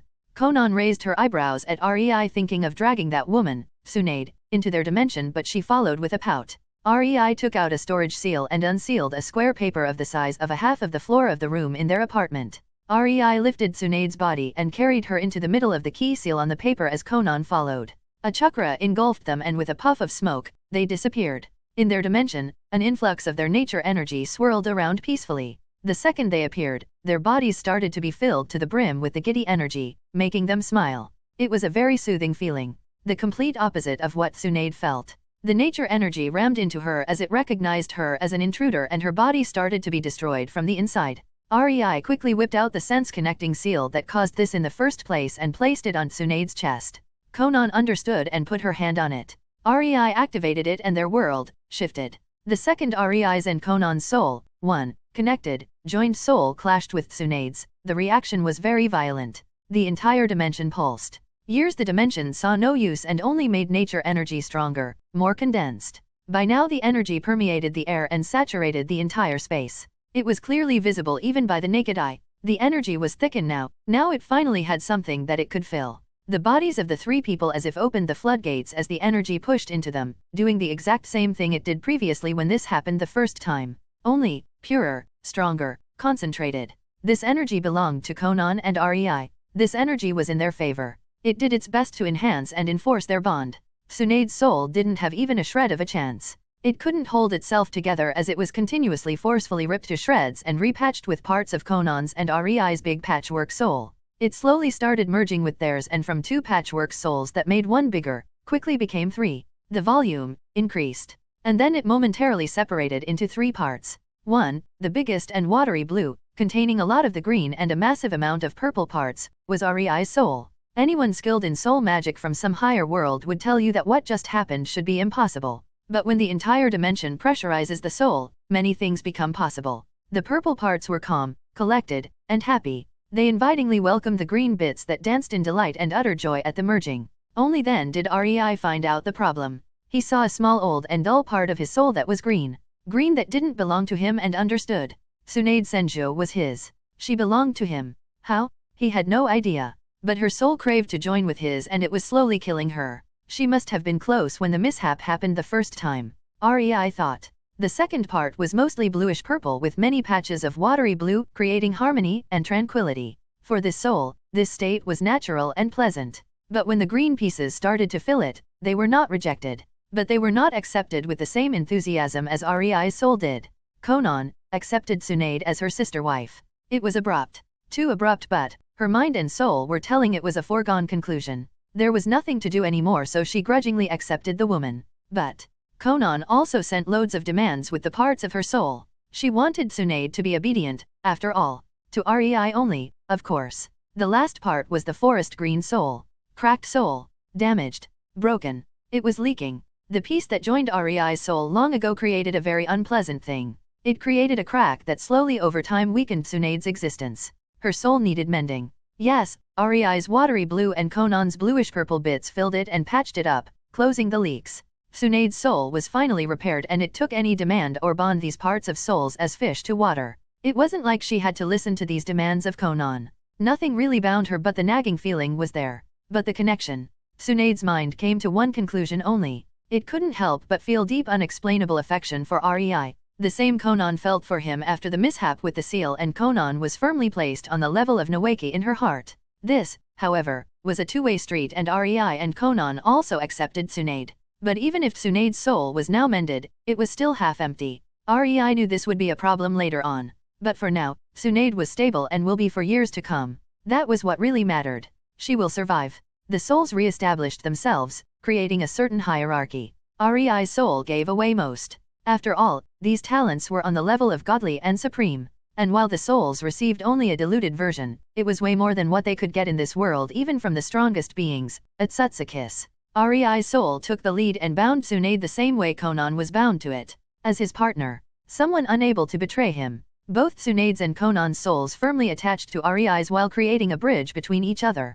And then, the tree souls banged together, creating the one big lump of green, purple, and blue. One big soul. And with the souls changed, the outwards changes started. Chapter 48, Joining 2. In Naruto, Reborn with Talent. In the dimension, Rei, Conan, and Tsunade were bathed in the swirling nature energy. Their chakra visible, whirling all around. Even Tsunade, who was on the verge of dying from chakra exhaustion, had her chakra stores refilled by the energy of the dimension. The three chakras leaned on each other and started merging, interweaving. Rei's and Conan's chakra no longer contained only 2 ingredients, but now it was made of 3, getting even denser than before, heavier. Their chakra reserves again rose by the factor of 5, far surpassing cage-level reserves. This time, both Rei and Conan were completely aware of the changes and marveled at them. The previous time, their minds couldn't stay coherent from all the energy, but now, they saw what happened, and Rei was already devising a seal to finalize the change. For years he was drowning in darkness, but now, finally a ray of light enlightened him.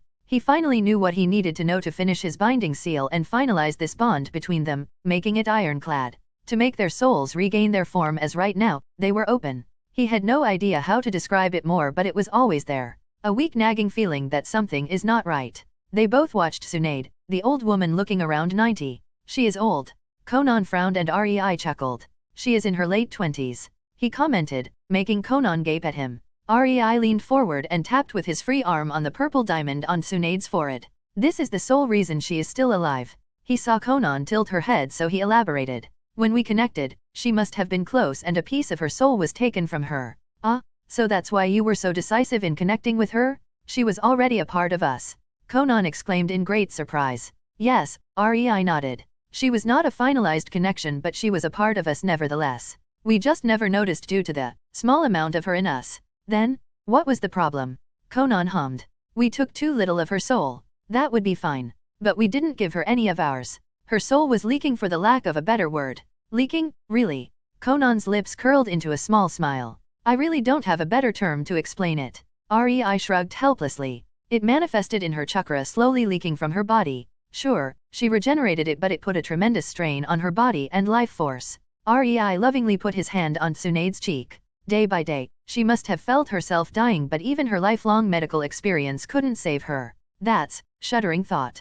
Conan bitterly grimaced and decided to be good to Tsunade. Her body couldn't keep it up and she was slowly starting to be unable to regenerate her chakra. She herself must have recognized she was dying. It must have taken years. Rei caressed Tsunade's cheek. She would be dead years ago if not for her stored reserves in the yin seal. I see. She was lucky. More like dead tired most of the time. Rei snorted as he put his thumb under Tsunade's eye and gently rubbed it, removing a thick layer of makeup. Under Tsunade's eye was a deep black circle. One, a certain future Ichibai Jinhyuriki would be proud of. Well, it also took a considerable amount of life force from her, since there was nothing else holding her body together. She is a senju. Senju would have her current look if he was around 150 to 180 years old. You can understand why I freaked out in the tavern. Conan nodded. To think the woman who was barely 30 lost around 150 years worth of life force. Conan really couldn't help but pity her. She didn't know how much of that is the new bond and how much is her own sincerity, but it didn't matter. The bond was a part of her and she decided to accept it wholeheartedly. Oh, finally. Rei smiled as he saw Tsunade's body reverting. He saw the curious look on Konan, so he explained with a chuckle. Her body is regaining her youth. It is oversaturated with nature energy that is making her younger, giving her back her lost life force. And then, making this life force stronger. The summoning animals gained intelligence and speech due to nature energy. They live usually in highly saturated places with this energy and can live hundreds, if not thousands of years. He trailed off as he noticed the look of understanding in Konan's eyes. We are similar to them, then. Konan concluded and Rei nodded. Yes, that's my conclusion. Tsunade is going through every change our bodies did when we connected. It is enhancing her all over. Her mind, body, and chakra. Rei finally took his hand away from the connecting seal as he saw the nature energy around them to calm and settle down. The connection was finished. We would have lived for hundreds of years on nature energy alone. But now, he said as he spread his hand to the sides, gesturing to the dimension of green, tall trees and a thin mist of healthy bright greenish glint, made of nature energy. Now that we have our own source of an unending energy customized for us. He turned to Konan with a smugly raised eyebrow and the left side of his lips curled in a smirk. Konan understood he wanted her to finish the statement. We are unaging. She half answered, half asked. Oh, we do age. Our souls do. But our bodies will stop at our prime. That's why. He pointed at Tsunade and Konan's eyes widened. She was now looking like a 20-year-old woman, her body strong and toned. Konan noted the woman was extremely beautiful and smiled happily. Yes, this woman would do. She started unconsciously caressing Tsunade's head. As long as we have our dimension, we won't age. Konan nodded in understanding. Yes, that's why I gotta make more seals in order to improve it in us. Rei chuckled. Konan tilted her head. Well, I can finally close our bond on a soul level. That will allow me to root our existences deeply in this dimension and connect it to our souls. Right now it would be dangerous. The Uzumaki seals gave you a lot of knowledge and basis for new theories. Konan grumbled. She didn't understand and didn't like it when Rei talked about something she didn't understand. But she could only sigh in annoyance. That they did. Rei snorted. Uzumaki forbade soul level sealing a long time ago, but they kept the knowledge. Most of their sealers couldn't pull it off safely anyway. It almost always ended with some deformities, accidents, or most likely death of the target, so they forbid using it. But with my talent?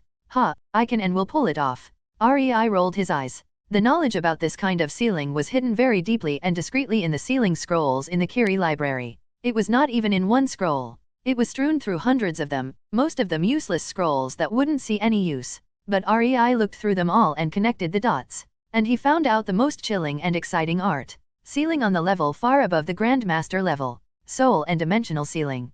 Creating dimensions that always made Uzumaki stumped. They wanted to make their own small world and relocate there. Nobody would threaten them there. But their experimental dimension would always collapse, so they gave up.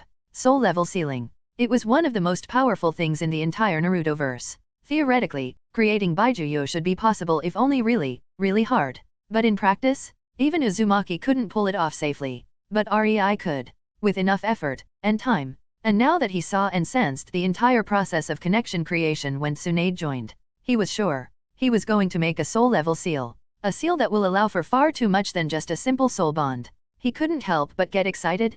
Chapter 49, Tsunade Senja 3. In Naruto, Reborn with Talent. After the end of the Second Shinobi War, Tsunade left Konoha with her apprentice Shizune. God, were there so many old senile people grumbling about that particular thing. They all wanted her to be their personal healing tool. But, she was fed up and left. In the middle of the council meeting, as they were all raving and raking at her, she just up and went away. Consequences be damned. The council couldn't help but gape at her. Tsunade traveled to the Aim no Kuni, and she saw the results of the war. It was disheartening, really. She tried to heal anyone she could as she trained Shizune on the innumerable amounts of injuries there. The girl was shaping up quickly into a good medic. But Tsunade couldn't find any clue about the phenomenon she felt during the war. It was only when she was on her wit's end, she met in the market of one town a girl who told her a peculiar story about two kids who grew a tree. It ignited her hope and she instantly checked it out only to find Mokiton. It brought new hope to her life. Then, the problems started. She was dying. It took her years to find out what the discomfort was, but when the first symptoms started, she quickly understood. Her body was slowly starting to lose its ability to replenish her chakra. She didn't know why. She tried everything she knew, but nothing worked. Eventually, She accepted that her life in this world was coming to an abrupt end, but she refused to die before she met the two Mokiton users. Somehow even the thought of that made her seethe in rage and stubbornly continue her search no matter her condition. And so, Tsunade traveled all around AIM once again, trying to find more clues only to find nothing. At least her apprentice, Shizune, was shaping up good. She was 10 but already on the level of elite medic nins of Konoha when it came to Iryo ninjutsu. Tsunade could be proud of that. She left her medical legacy in the form of Shizune. In the end, Tsunade decided to briefly return to Konoha. She wanted to deposit Shizune back into the village and go on her last wild hunt across the AIM until the Reaper claimed her. But in a stroke of good luck, she could feel a slight tug on her chakra. When she focused, she found out it was pulling her somewhere. After she left Shizune in Konoha, she went to follow that tug as her instincts screamed at her to do so. It surprisingly led her to Mizu no Kuni of all places. Tsunade traveled all over the country following leads. She avoided only Kirigakure. It was frustrating, really. But finally, after years of traveling around Mizu in various disguises, dragging her utterly exhausted, chakra-depleted self through the towns of the humid country as she visibly aged by the day and her body ached, bones creaked, and muscles weakened, when she thought she would just drop dead on her feet,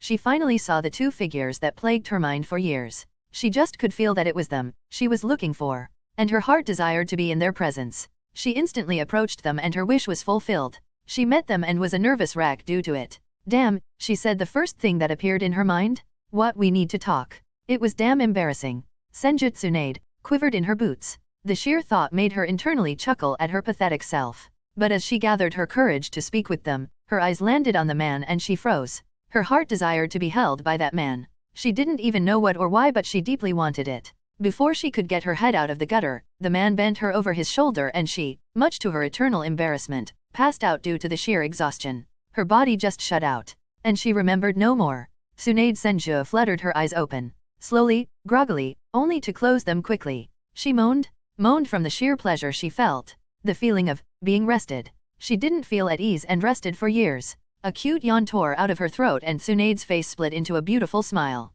She moaned again and giggled at the pleasant feeling of joy that filled her. This was heaven. Tsunade rolled her body, lying on her side, her cheek burying into the lap of weight. She snapped her eyes open, and if not for the firm hands that held her body down, she would have jumped to her feet. Her wide, shocked eyes looked in front of her as she regained her clarity. She saw Rei. That name sprang up in her mind almost instantly, even though she was sure they never introduced themselves to each other. Rei chuckled at the deer in the headlights expression Tsunade showed.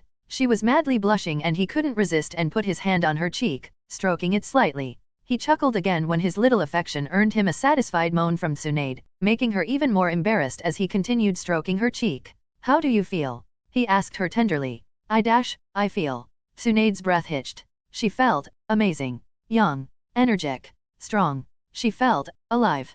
Tears welled in her eyes and started to stream down her cheeks. The only thing she could hear was the cooing voice of Rei as she bawled her eyes out into his shirt. Don't worry, you are alive. Safe. Rei whispered to the distraught woman as he stroked her hair. Tsunade curled into him, her loud wails resounding through the dimension. When her tears were finally exhausted, Tsunade looked again at Rei. What happened? She asked him quietly, sniffing. How come I am alive? Well, you see. Rei started explaining the bond and their current situation with an awkward expression. Hearing everything, Tsunade mulled over it. She was now bound to a ninja from Kiri. It was baffling, but she spent years trying to find him. She would not be deterred by a little setback like this. She was a Senju. Senju didn't back down? I understand. Her expression turned to steeled and determined one. I will defect for you, then. For her it was a foregone conclusion. If she couldn't keep Konoha and Rei at the same time, she had to choose what was more important to her. Tsunade saw Rei's jaw drop at her statement and the casual way she said it. Both knew she meant every word thought. No, you will not. Rei recollected himself and admonished, putting his index finger to her lips, stopping any and all protests. Just then a blue-haired woman with a slight smile came closer to them. Konan. Tsunade's mind supplied. Tsunade returned the smile as she couldn't help but feel happy at seeing the unknown woman. Konan was the same. She decided to be good to Tsunade, but it was astonishing that Tsunade's mere presence brought her joy. To a lesser degree than Rei's, but it was still noticeable. This is. Rei started introductions. Konan. Tsunade interrupted as her lips curled into a calm smile. Nice to meet you. Konan stated and Tsunade nodded. Both women looked at Rei intently. If I won't defect from Konoha, how could I stay with you? Tsunade asked but then blinked as her eyes grew horrified. I can't be separated from you, she shouted desperately. Rei showed a mysterious smile. We will do it like this. Chapter 50, How to Get Your Girl Accepted into the Hidden Village Full of Paranoid Killers. In Naruto, Reborn with Talent. The Mizukage stared at Rei while Rei stared at the Mizukage. It was an epic stare-down of two wills clashing, neither backing down. She is my slave, Rei exclaimed shamelessly. The Mizukage blinked and gave a fed-up look at the blonde-haired around 60-years-old woman with a wrinkled face who promptly snorted at Rei's proclamation. Konan was as always, completely stoic and uncaring about his suffering too. He slowly put his elbows on the desk and started to rub his forehead, trying to prevent his growing headache. Ah, it's that time of the month again, I see. The Mizukage mentally sighed. The Mizukage let out and then took a deep breath. He leisurely leaned back into his comfortable fluffy chair, sighing in relief. After a few moments of enjoying the pleasant softness on his back, he again looked at Rei, Konan, and the mysterious old woman with them. Nodding to himself, he leaned down and opened a drawer. Slowly, he took out his precious smoking pipe, putting it in the middle of his table, right in front of him. He looked at Rei's group for 5 seconds straight and again nodded to himself as if reassuring his own mind that he is not hallucinating. He reached to the drawer again and took out his special weed from the land of grass. It was a luxury good for very special occasions. At least, until Rei started going to missions. From then on it became a stress relief, and helped to forget. Sigh, being Mizukage is a hard job, Mon. The Mizukage wistfully thought. He again looked at Rei's group as he blinked a few times and slowly put his hands into a hand seal. Rei could swear he heard a quiet kai before seeing the Mizukage nod to himself again. The Mizukage, now doubly sure this was really happening, took out a sake bottle from his drawer and put it next to his pipe. He leaned back into his seat and took the pipe into his mouth, chewing on its tip. Umbu, get out. He lazily drawled in a I don't care anymore tone. The Umbu hesitated. Not because they were afraid for the safety of Mizukage. Not because of their duty. Nothing so grand. They hesitated because they would miss the entire show, damn it. Now, the Mizukage ordered, and the reluctant, scowling Umbu vacated the room. The Mizukage chilled in his chair, looking between his special weed and his very expensive sake as if he couldn't decide if he should get drunk or high. His senses still worked though, and with the corner of his eye, he noticed that only the old blonde-haired woman gave him a knowing sympathetic look. Sigh, she clearly knew his woes. Drunk or high, that's the question. Suddenly, he felt it wouldn't be that bad giving her citizenship.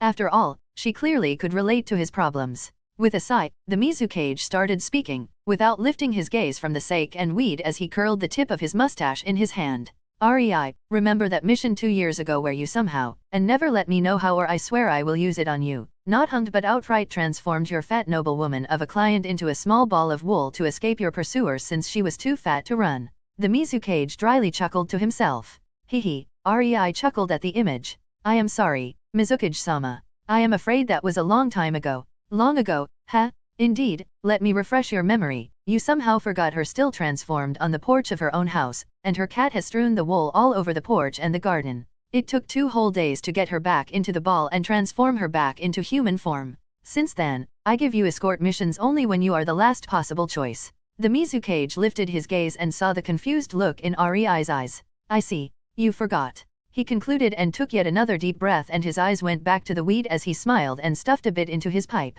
Or that mission 1.5 years ago where you were tasked to deliver a package to a certain building and you delivered it too fast. The one where it was a bomb that due to your speed blew up with our informant still inside? Poor bastard won't ever have children. The Mizukage puffed on his pipe and chuckled. That was not my fault. Rei indignantly exclaimed. True. Nobody thought you would deliver it that fast. Since then I never gave you another delivery mission. Rings of smoke came from the carefree-looking Mizukage with a big lazy smile plastered on his face. Oh, or that one, where you were sent to interrogate a guy in TNI a year prior. Damn, you somehow made him catch dementia? Heh. To be fair, I was there to interrogate him, not coddle him. Rei quipped. The Mizukage nodded in affirmative. Since then I gave you no interrogation or torture missions. The Mizukage smiled in reminiscence. Now, we have a similar discussion almost every 2 months. God forbid, I think it gets more and more frequent. So, Rei, tell me, how long did you study the law book to come with the excuse of her being your slave? The Mizukage's smile changed into a curious one as he puffed on his pipe, but his eyes were not on Rei and the women. He was too busy pouring himself a drink from his expensive sake. Around 30 minutes, or so. Rei scratched his cheek. But slavery is totally legal here. I see, yes, it is legal. If you are noble, the Mizukage calmly stated, taking a sip from his cup. Oh, Rei blinked. Then his demeanor completely changed and he gave a pleasant smile to Mizukage. Mizukage-sama, you misunderstood. I meant to say, she is the new babysitter for Mei. Tsunade couldn't and burst into giggles as even Konan averted her head and covered her snickers with her palm. Tsunade came forward and bowed slightly. Mizukage-sama, I am nothing much but I know some medical jutsu. I may help in the hospital. The Mizukage squinted his eyes at her. What's your name again? Tsunade gave him a sickly sweet smile with mischievously closed eyes. I am Tsunayatsuba. The Mizukage instantly did a spit take, covering the documents on his table in it. Nuu, my paperwork, was his first thought. It. I wasted my expensive sake, was his second thought. Wait, did she just say Yatsuba? Was his third thought that froze his mind. He looked at the old wrinkled woman and gave a sheepish rei an unamused stare. Here I am showering the guy in young, firm, juicy, healthy, strong, gorgeous kunoichi and he takes an old woman as his wife. The Mizukage wanted to bang his head on the table as he heard Rei's bashful tee-hee. He laid lifelessly on his table and could almost see his soul leaving him. You know what? Do what ya want, punk. Just don't cause any more trouble, I beg you. Anime tears streamed from his eyes. Wow, he is really Mizukage. Tsunade thought as she watched the eye waterfalls completely soak the full stack of finished paperwork with mirth in her gaze as the man didn't yet notice the catastrophe his tears were causing. Rei and the company left the office as Himeno entered. Remind me why don't I just save myself the trouble and offer them defection without being pursued? The Mizukage grumbled childishly. Because they are our S-rank ninja, silly. Himeno giggled. Right.